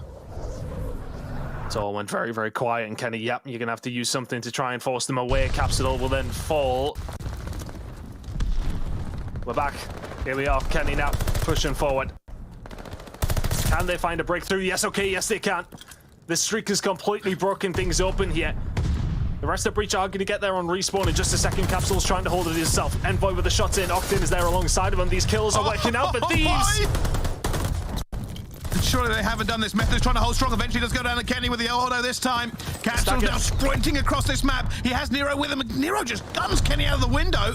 They're trying to get through, and TJ just drops one on his head. Octane holding fast against them, against Capsule. It's a big fight to win, and he can't do it. Boston Breach do not have the lives, but they do have the position ton. Thieves have time. That's going to be another kill for Envoy as well, but Nero is just skating around the other side of the map, just trying to be a nuisance. He's going to fall as well. No respawns remaining. The 3 versus 9. Boston Breach backed against the wall. Already Capsule gets one, but he goes down as now a 2 versus 8. Kenny's flying around. Boston Breach get another kill. Capsule and TJ, the only players left. Kenny gets him. It's now a 1 versus 6. It's just TJ with 14 seconds on the clock. He finds Kenny. Can he find any more? They're so far away. He's trying to play his life desperately, and they are going to hunt him down with 5 seconds left to go. The big chow. It's Envoy through the door. It's the second one, and it's too many bodies. LA Thieves win the control as they try desperately, Boston Breach, to hold on, but they cannot do it. They break it and smiles out of Octane, because that was a stressful map, and that's the beauty of Berlin. Oh, it is stressful, isn't it? It's a little bit much for 1:45 a.m. over here in the UK. My heart can't take it. It just, like, even when the deal was so much sealed for LA Thieves to win that one, it still wasn't certain. Fantastic plays out of TJ to nearly do that. Imagine, mate. Imagine. My goodness, what a game. Number 3. What a series this has been so far. 3-2 to the Thieves. And honestly, Kenny going on that spree to win them the round in, I believe round number 3, probably ends up winning them the game because they get that streak. That's what breaks them out of their spawn trap, and then they find the kills from that phenomenal players out of Thieves to coordinate themselves so well to manage to do that at the right time. That gives them that foothold, that gives them that chance to get some purchase into B. They then find the kills and they find the round. What a great game this has been. It's been so back and forth, and it's not really been clear who's going to win either one of the maps until the very last moments. 2-1 to the Thieves, and what a performance that is in that final round specifically. I mean, that was disgusting from Nero, by the way. It really was, and just the stories coming into this one, and we spoke about it before, right? Like LA Thieves, huge amounts of criticism, huge amounts of memes. I know I'm guilty of it, all right, I get it, but so nobody really has that much faith in them. But every time we feel like it could be the end of the roster, or something has to change, they find some magic. Things start to look a little bit better. Boston Breach on the other side, obviously the new boys in the franchise this season. People are wondering how high can they go, and Nameless did say it, not a lot of confidence in them so far. They haven't shown the magic they might have done at Major 2, and right now they find themselves down ton. It's difficult. They really haven't been at the races this week. It hasn't felt that way. Those big performances that we have been getting just haven't been there so far. They lost out to Toronto Academy NA, who somehow didn't manage to make it through themselves. And now they have made it through, and LA Thieves are potentially sending them home at the earliest point when it does come down to the knockouts. Tuscan Hardpoint, then Tuscan Search and Destroy coming up as well. I don't know, but the way that Thieves have been playing, I think this is going to be really, really difficult for Breach here. just Octane every single map has been so enigmatic, and if Kenny can continue to heat up like he did do in that third map, it's going to be a really difficult series here for the rest of it, if there is much rest of it here for the Boston Bridge, to be honest with you, because the way that Thieves played there, I don't know, maybe this lane's going to be too much here. Well, if these last few maps have taught me anything, is never to count my chickens before they're hatched. I genuinely believe at this point either team could walk away the win. I did think Boston Breach were the favourites coming into this game, and they find themselves down. LA Thieves, you never know what you're going to get on the day, and that's the truth be told. If you remember going all the way back to Major 2-Ton, we thought they were down, we thought they were out against New York, and we saw a reverse sweep then. It is like opening Pandora's box. You have no idea what's in there. You have no idea what performance you're going to get. Any one of those players could go off. Like we spoke about Octane, just think about it. You know, back at Major 2, his S&D performances weren't amazing. And then he comes into this S&D with an incredible performance. I don't know how to explain it. Inconsistency at the best of times. I mean, look at some of these teams that have maybe had their biggest issues. Talk about the teams specifically that you would expect to be doing a little bit better. The teams that have been underperforming. First two teams that spring to mind is LA Thieves and Toronto Ultra. That month break seems to have done a fantastic job for these guys, and maybe is it not worked out the best for the other squads. Boston Breach at this moment in time looking to not necessarily be a beneficiary of that as they find themselves down here. But when it comes down to hardpoint, Methods a 1.16 overall, and that's excluding map number 1. I'd imagine that probably got bumped up a little bit after that. Phenomenal performance on Gavutsu. Can he find that here to keep his team in it in map number 4? Well, let's find out. Let's find out what is left for us to unwrap in this incredible package of a game that we've seen so far. Both these teams, just to keep you abreast of the situation, are fighting for survival. Single elimination means you lose this, you are out. If you win this, you go through in the Championship Sunday and top 4. Both these teams want it so much. LA Thieves to shut up the haters. Boston Breach to try and cement themselves as one of the best teams in the CDL. Well, here we go then, Thieves. Can you lock yourselves a spot in to Sunday with a hardpoint Tuscan win? It's a very, very good map for them as well. Boston Breach very much a well-versed Gavutsu team. But you're going to need to see a big game from Kenny. A 1.07 already for him in his new role, although it's kind of his old role, but now it's his new role, and I honestly, who knows what role he does now fill. But it's SMG, mostly, at this point. Let's see if we can get it done here on Tuscan as we head into map number 4. Well, that's not a great way to start. Draz is starting himself up top, Church. Nero's going to be looking for him as well, and Nero somehow just guns him completely down. Nobody really getting an awful lot of time here. Boston looking to move up at the same time. LA Thieves stacking all the way back, Church. Octane will find the kill on the TJ. And for Thieves, it's about keeping a hold of that Church control for the rotation over towards P2, but also about trying to find some points here over towards P1. And that's to be said, I mean, if you want to recall back over towards map number 1, they just had a terrible start. And that was pretty much the deficit that continued throughout the rest of the game, and that was the deficit they ended up losing by. But this time around, a much better start from the Thieves. They lock in a decent amount of time, 10 seconds to play with here, which they may well give over to Boston, but they've got Church control, they've got P2 control, and that's what you want to play with. See, at the moment, they do have it locked in, and can Boston find their way through this? And I'm trying to not use the word breach in this sentence anytime soon, but Methods going through Church slowly but surely. Just tightening the conditions in which LA Thieves have to play in. Looking for it. Cap's going to be up top. Finds Octane long, but doesn't end up dropping him. Now they get onto the point with 44 seconds left to go. LA Thieves have just been pushed back over and over again, and somehow Draza finds 2. Really good setup there by Breach, but Draza doing his best as he can, and Envoy will find that final trick. Can he find another capsule with the snap? But Draza is there. The pistol is out. And control is being gained by the LA Thieves once more. 25 seconds to play with here. Boston going to have another look. May think about rotating after a couple of kills, may not go their way though. And that's going to be a retreat all the way back up, and Draza's already there, and Draza's already running forward. Force spree for him, and keeping the pressure on. He's already here and waiting as well. Good lord. Wow. Draza against Methods. This is a big rotation kill, and he's going to get taken down. Look at the sponsor. They wanted this one. Spawn spawns weren't necessarily there. Breach spawned out. And now Thieves have spawned over towards Tiles.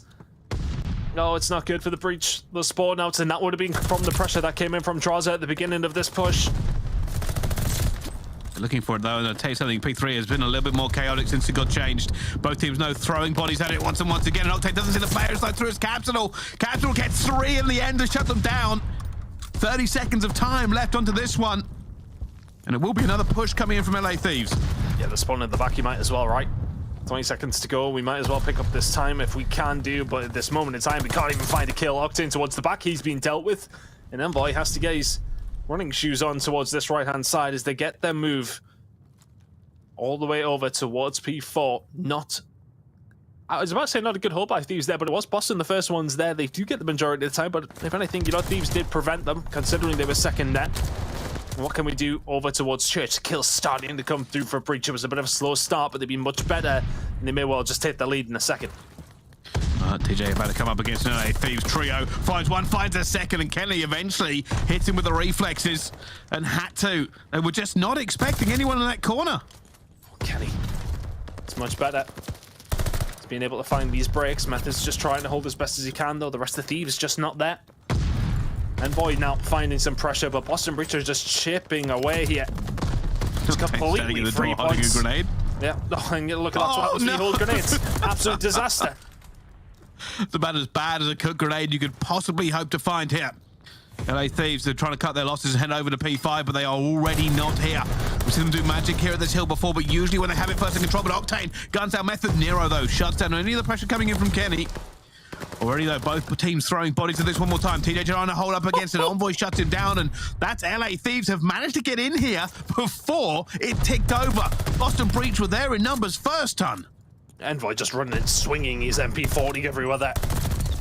Shots flying all over the shop, and just Boston Breach getting dealt with at the moment, but Nero just seems to be the shining light over and over again. He's broken on his own.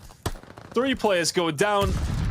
What is it with Nero and just streaky little moments? I never see him just getting 1 or 2 kills. It's like 6 or 7 in a row, and then he doesn't get one for another 4 or 5 lives, but he breaks open that hill all on his own. Boston Breach in the ascendancy here. Have managed to stay alive and get some kills going down as well, and one last push coming in from the Thieves. Okay, just going to go for the contest here as well as Capsule stays alive and continues this 3 streak he's currently on.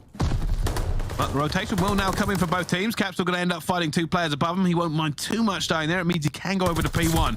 TJ, though, pushing this one out at the same time. At the moment, Boston Breach in control.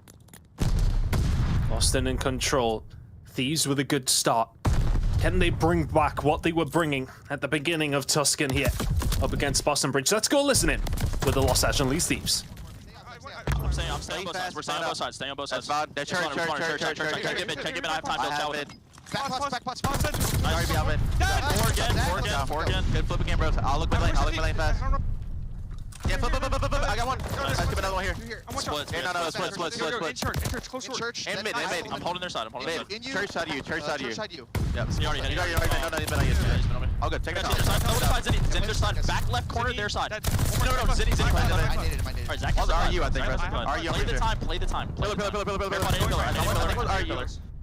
Are you dead? Nice. Good job. Alright, Zach. I'm looking at recon. I don't see anything. I'm top of top maps, right? I'm in bottom church. Okay, I'm top maps. I'm gonna come maps together in a second. He's in You go back? I wanna go around the back. Yeah, we can go around. Okay, I'm sitting maps. I'm back church. I'm back church.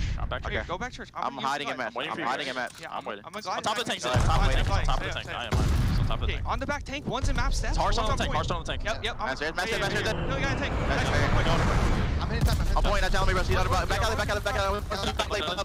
I'll see alley. Back alley. I'm letting. Push this guy, bro. Wow, you can hear the fast comms coming in from the LA Thieves, and they have managed to bring this one all the way back as Draza opens up 2 with a pistol, 1 with the auto. And you can see they are now swarming onto this one, looking for the next player of points. That rotation will eventually come in, but at the moment they are just fighting for their life against Boston. Gee, this man's pistol. My goodness, Draza has been flying around the map. He just can't be stopped at the moment. That's 6 in a row. Does it all on his own, and that's 10 seconds of scrap. Yes, okay. And Boston Breach will be actually all right with that. That's a good rotation from them. Thieves very, very far away. Bait for Draza. Bait for Draza here. Envoy's going to try and look for it as well. Draza's going to try and get the trade as well. He has. Now they're going to do the same thing again. Octane will be looking to bait for Draza. They know a glide bomb will open this up. They may well be able to do it without the glide bomb at this rate. Tiles control is there. Methods is ready and waiting though. Nobody to bait in front, but here come the rest of Thieves. Now they start moving. Kenny finds a breakthrough, broken, and all of a sudden, the hill is broken.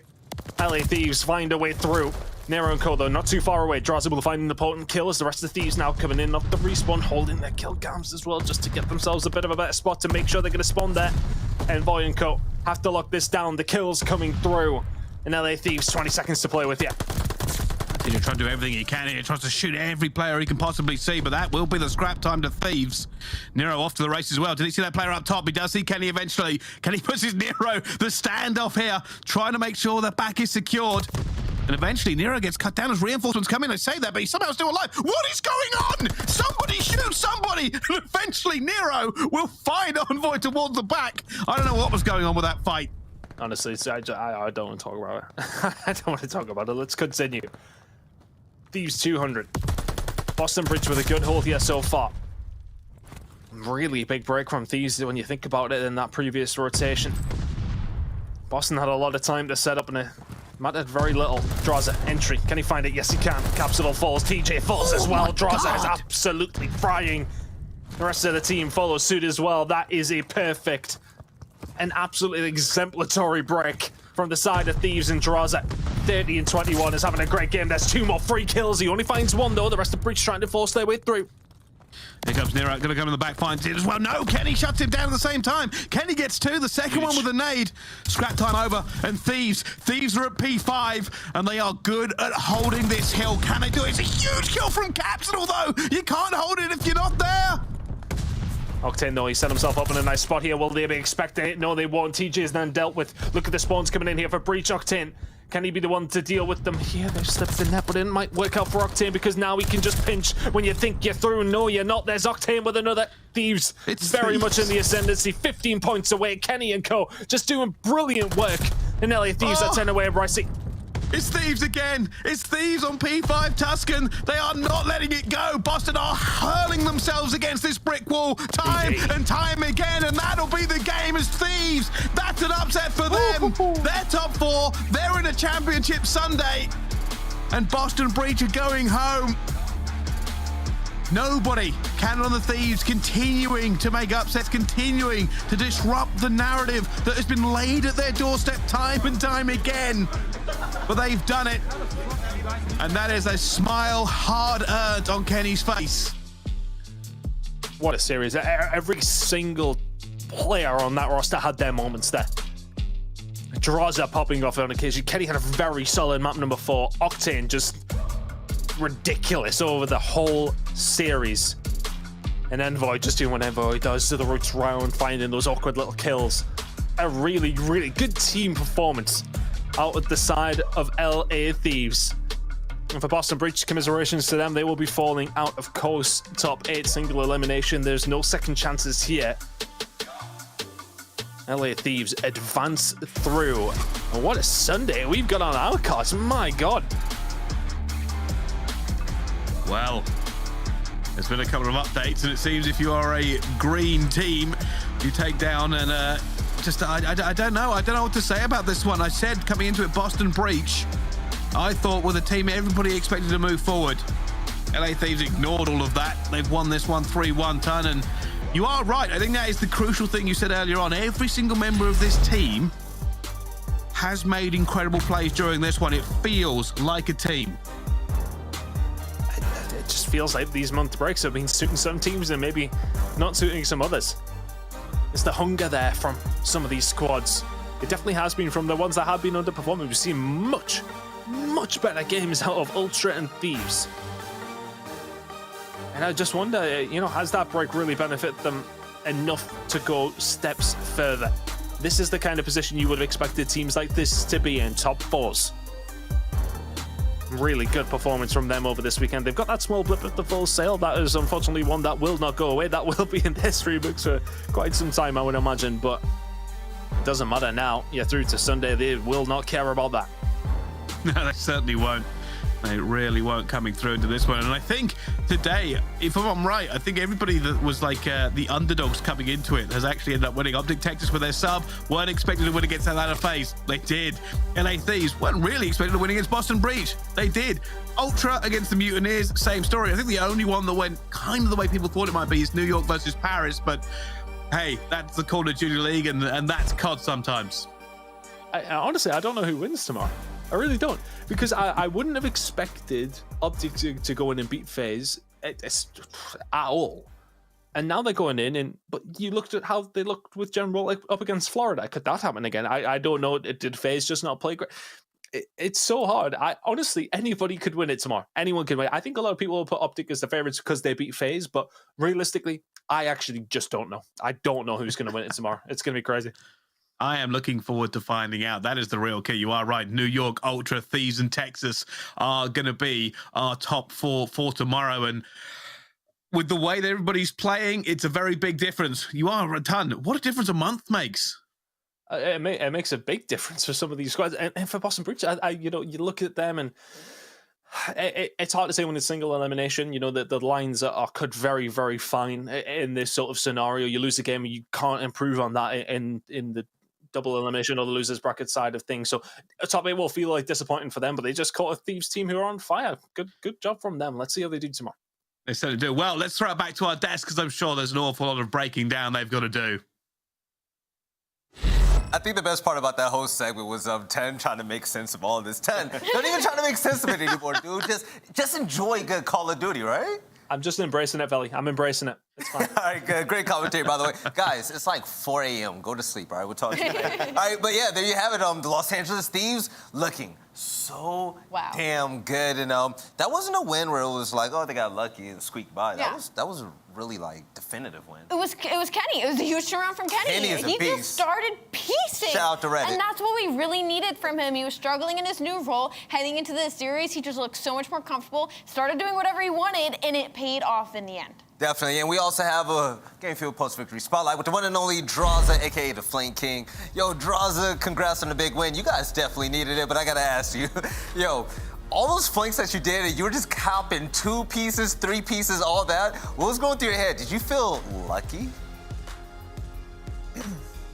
No, I wouldn't say I was lucky. I mean, in this game, you get, a little lucky with like how, people see, but they kind of forgot about me in their church, and I was pretty positive that we didn't flip, and like our rule is like to make sure that you play aggressive to find out if we flip or not. And they kind of just started throwing nades at Hill, and so they kind of just gave me up. And if you can't give it the person that's the closest to you. So it was just a whole bunch of free kills. Can't sleep on. Absolutely, and they did definitely forget about you for a second. In that bow cage S&D, Sam was absolutely popping off. Clearly, you guys are comfortable on that map. I have to ask, have you made any changes on who's making the play calls so far in Search and Destroy? Because that's where you guys have kind of been struggling, or is bow cage just kind of y'all's map?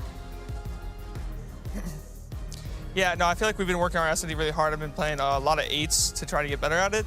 But I feel like, that map right there, Sam was just doing everything. He got a glide bomb, he was getting first bloods, he was, making play calls. So I think a big thing for us is just talking in clutches. And I feel like we've been doing a really good at VOD review and knowing their tendencies and taking advantage of what they're showing in other matches. Jaza, congrats on the win. Moving forward in this tournament, you guys look fantastic, and you look amazing with that auto in your hand. So talk to me about the decision to make that role swap, and if you feel more comfortable. Yeah, no, I would say I definitely feel like it gave a new look and a new life to our team. We had a pretty bad stage 2, so it kind of just brought confidence back. Like, it's almost like a roster change, but like you're just changing everything up. Getting the vibes back. Obviously, it wasn't working for Major 2, but I feel confident, and I feel like our whole team is very confident, and that's when we play our best. Awesome. Draza, you guys are disgusting. Great win today, and we'll catch you guys tomorrow. Good luck, all right? Thank you.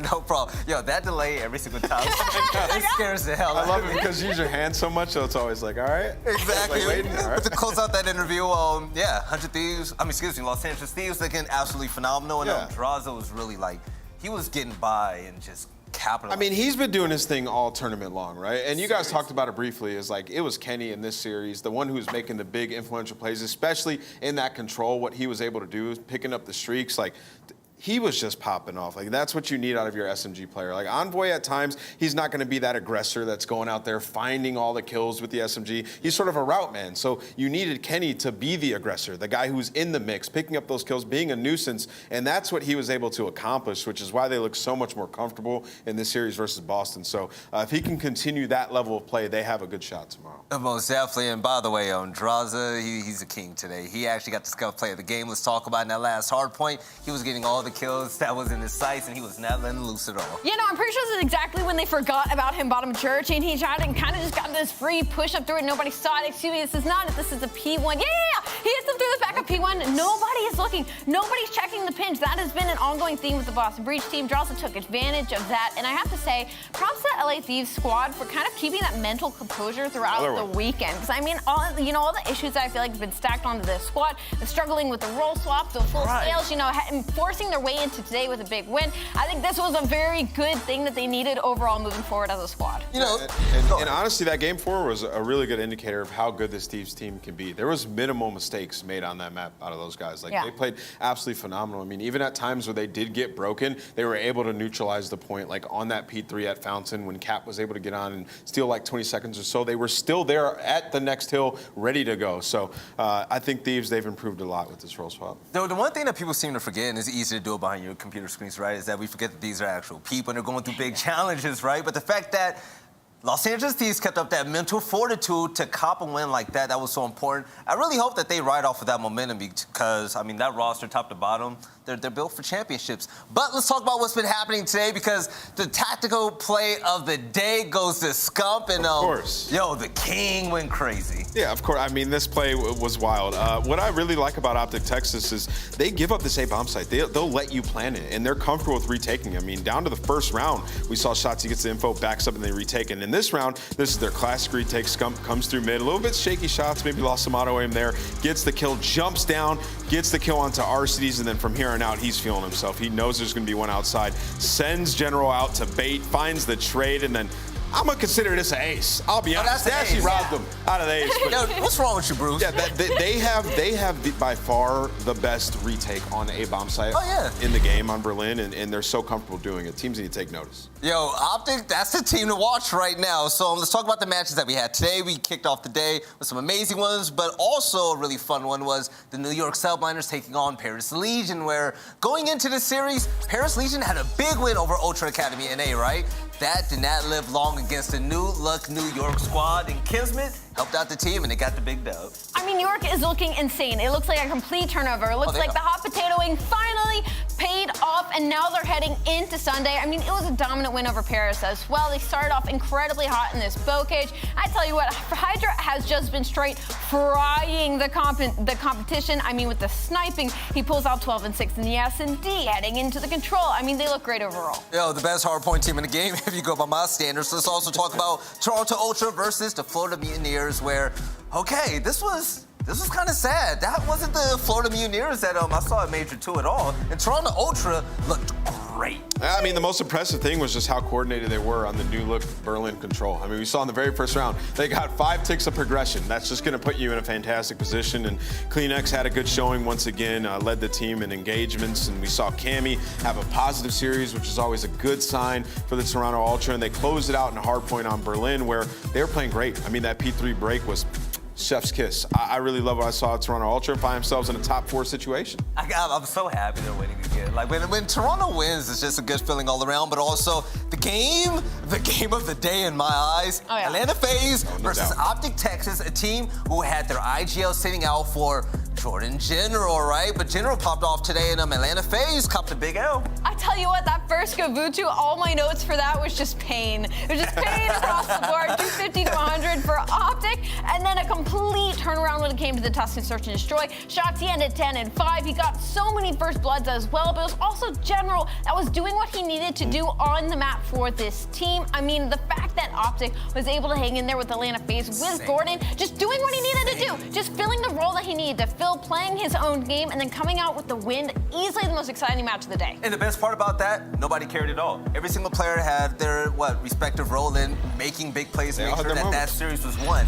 That was beautiful. The core of OpTic Texas is something serious, But let's take a look at the bracket because things have unfolded in such a crazy, weird way. That's the theme of the CDL this year, right? Tomorrow, we're going to see the likes of tomorrow we're going to see the likes of OpTic Texas taking on the Los Angeles Thieves, and that team looks so rejuvenated right now. Then we're going to see the New York Subliners face off against Toronto Ultra. That's going to be a very hard game to predict. Nameless. Yes, it is. Out of those two games, man, which one are you most excited to see? I think Subliners and Ultra. I just want to see how good the Subliners truly are. Yeah. I mean, I feel like they've showed me enough now to know that they're the real deal, and they look good across all the game modes. But man, like Toronto Ultra, it's going to be a grueler of a series. You play Toronto Ultra on a Sunday, they're going to bring it to you. It's not going to be an easy series, regardless of what you think about this team when it comes to hardpoint. They've been playing better in that game mode, so that's the one I'm looking out for. All right, Allie, anything you want to say to close out the day on your end? Tomorrow's going to be chaotic. There's so many teams with so much to prove. OpTic with their sub are still looking to Neslo it out throughout the rest of the day. We got New York and Toronto. They're going to have a lot to prove because New York has been fighting to put their way into a top team conversation. Toronto Ultra is on the bounce back from falling short of all of their hard points. So it's a big day tomorrow, Val. Big emphasis on the bounce back. But ladies and gentlemen, we would like to see you all bounce back here tomorrow. You guys already know the time and the place for Championship Sunday. This is what it all comes down to, okay? The AMs are out the way. We got all the other teams out the way. Now we're talking about the top 4. You heard that right. We got Toronto Ultra, the New York Subliners, OpTic Texas, and even Los Angeles Thieves. Sorry, I slipped up on that one. But like, it's been a long day. It's been a long day. But like Tun was saying during that closing segment of his, he doesn't even know who's going to win. But this is a good time for Call of Duty fans worldwide. You root for your favorite teams and your favorite players because at the end of the day, no one knows. That's why predictions are for fun, right? So I can't wait to see what's going to happen tomorrow. And most importantly, which 2 teams will wind up in the finals. That's going to be amazing. And for all of you at home, we love you. Spread love. Take care of yourself. We'll catch you tomorrow for some more hot Call of Duty Pro-Am Classic action. Take it easy.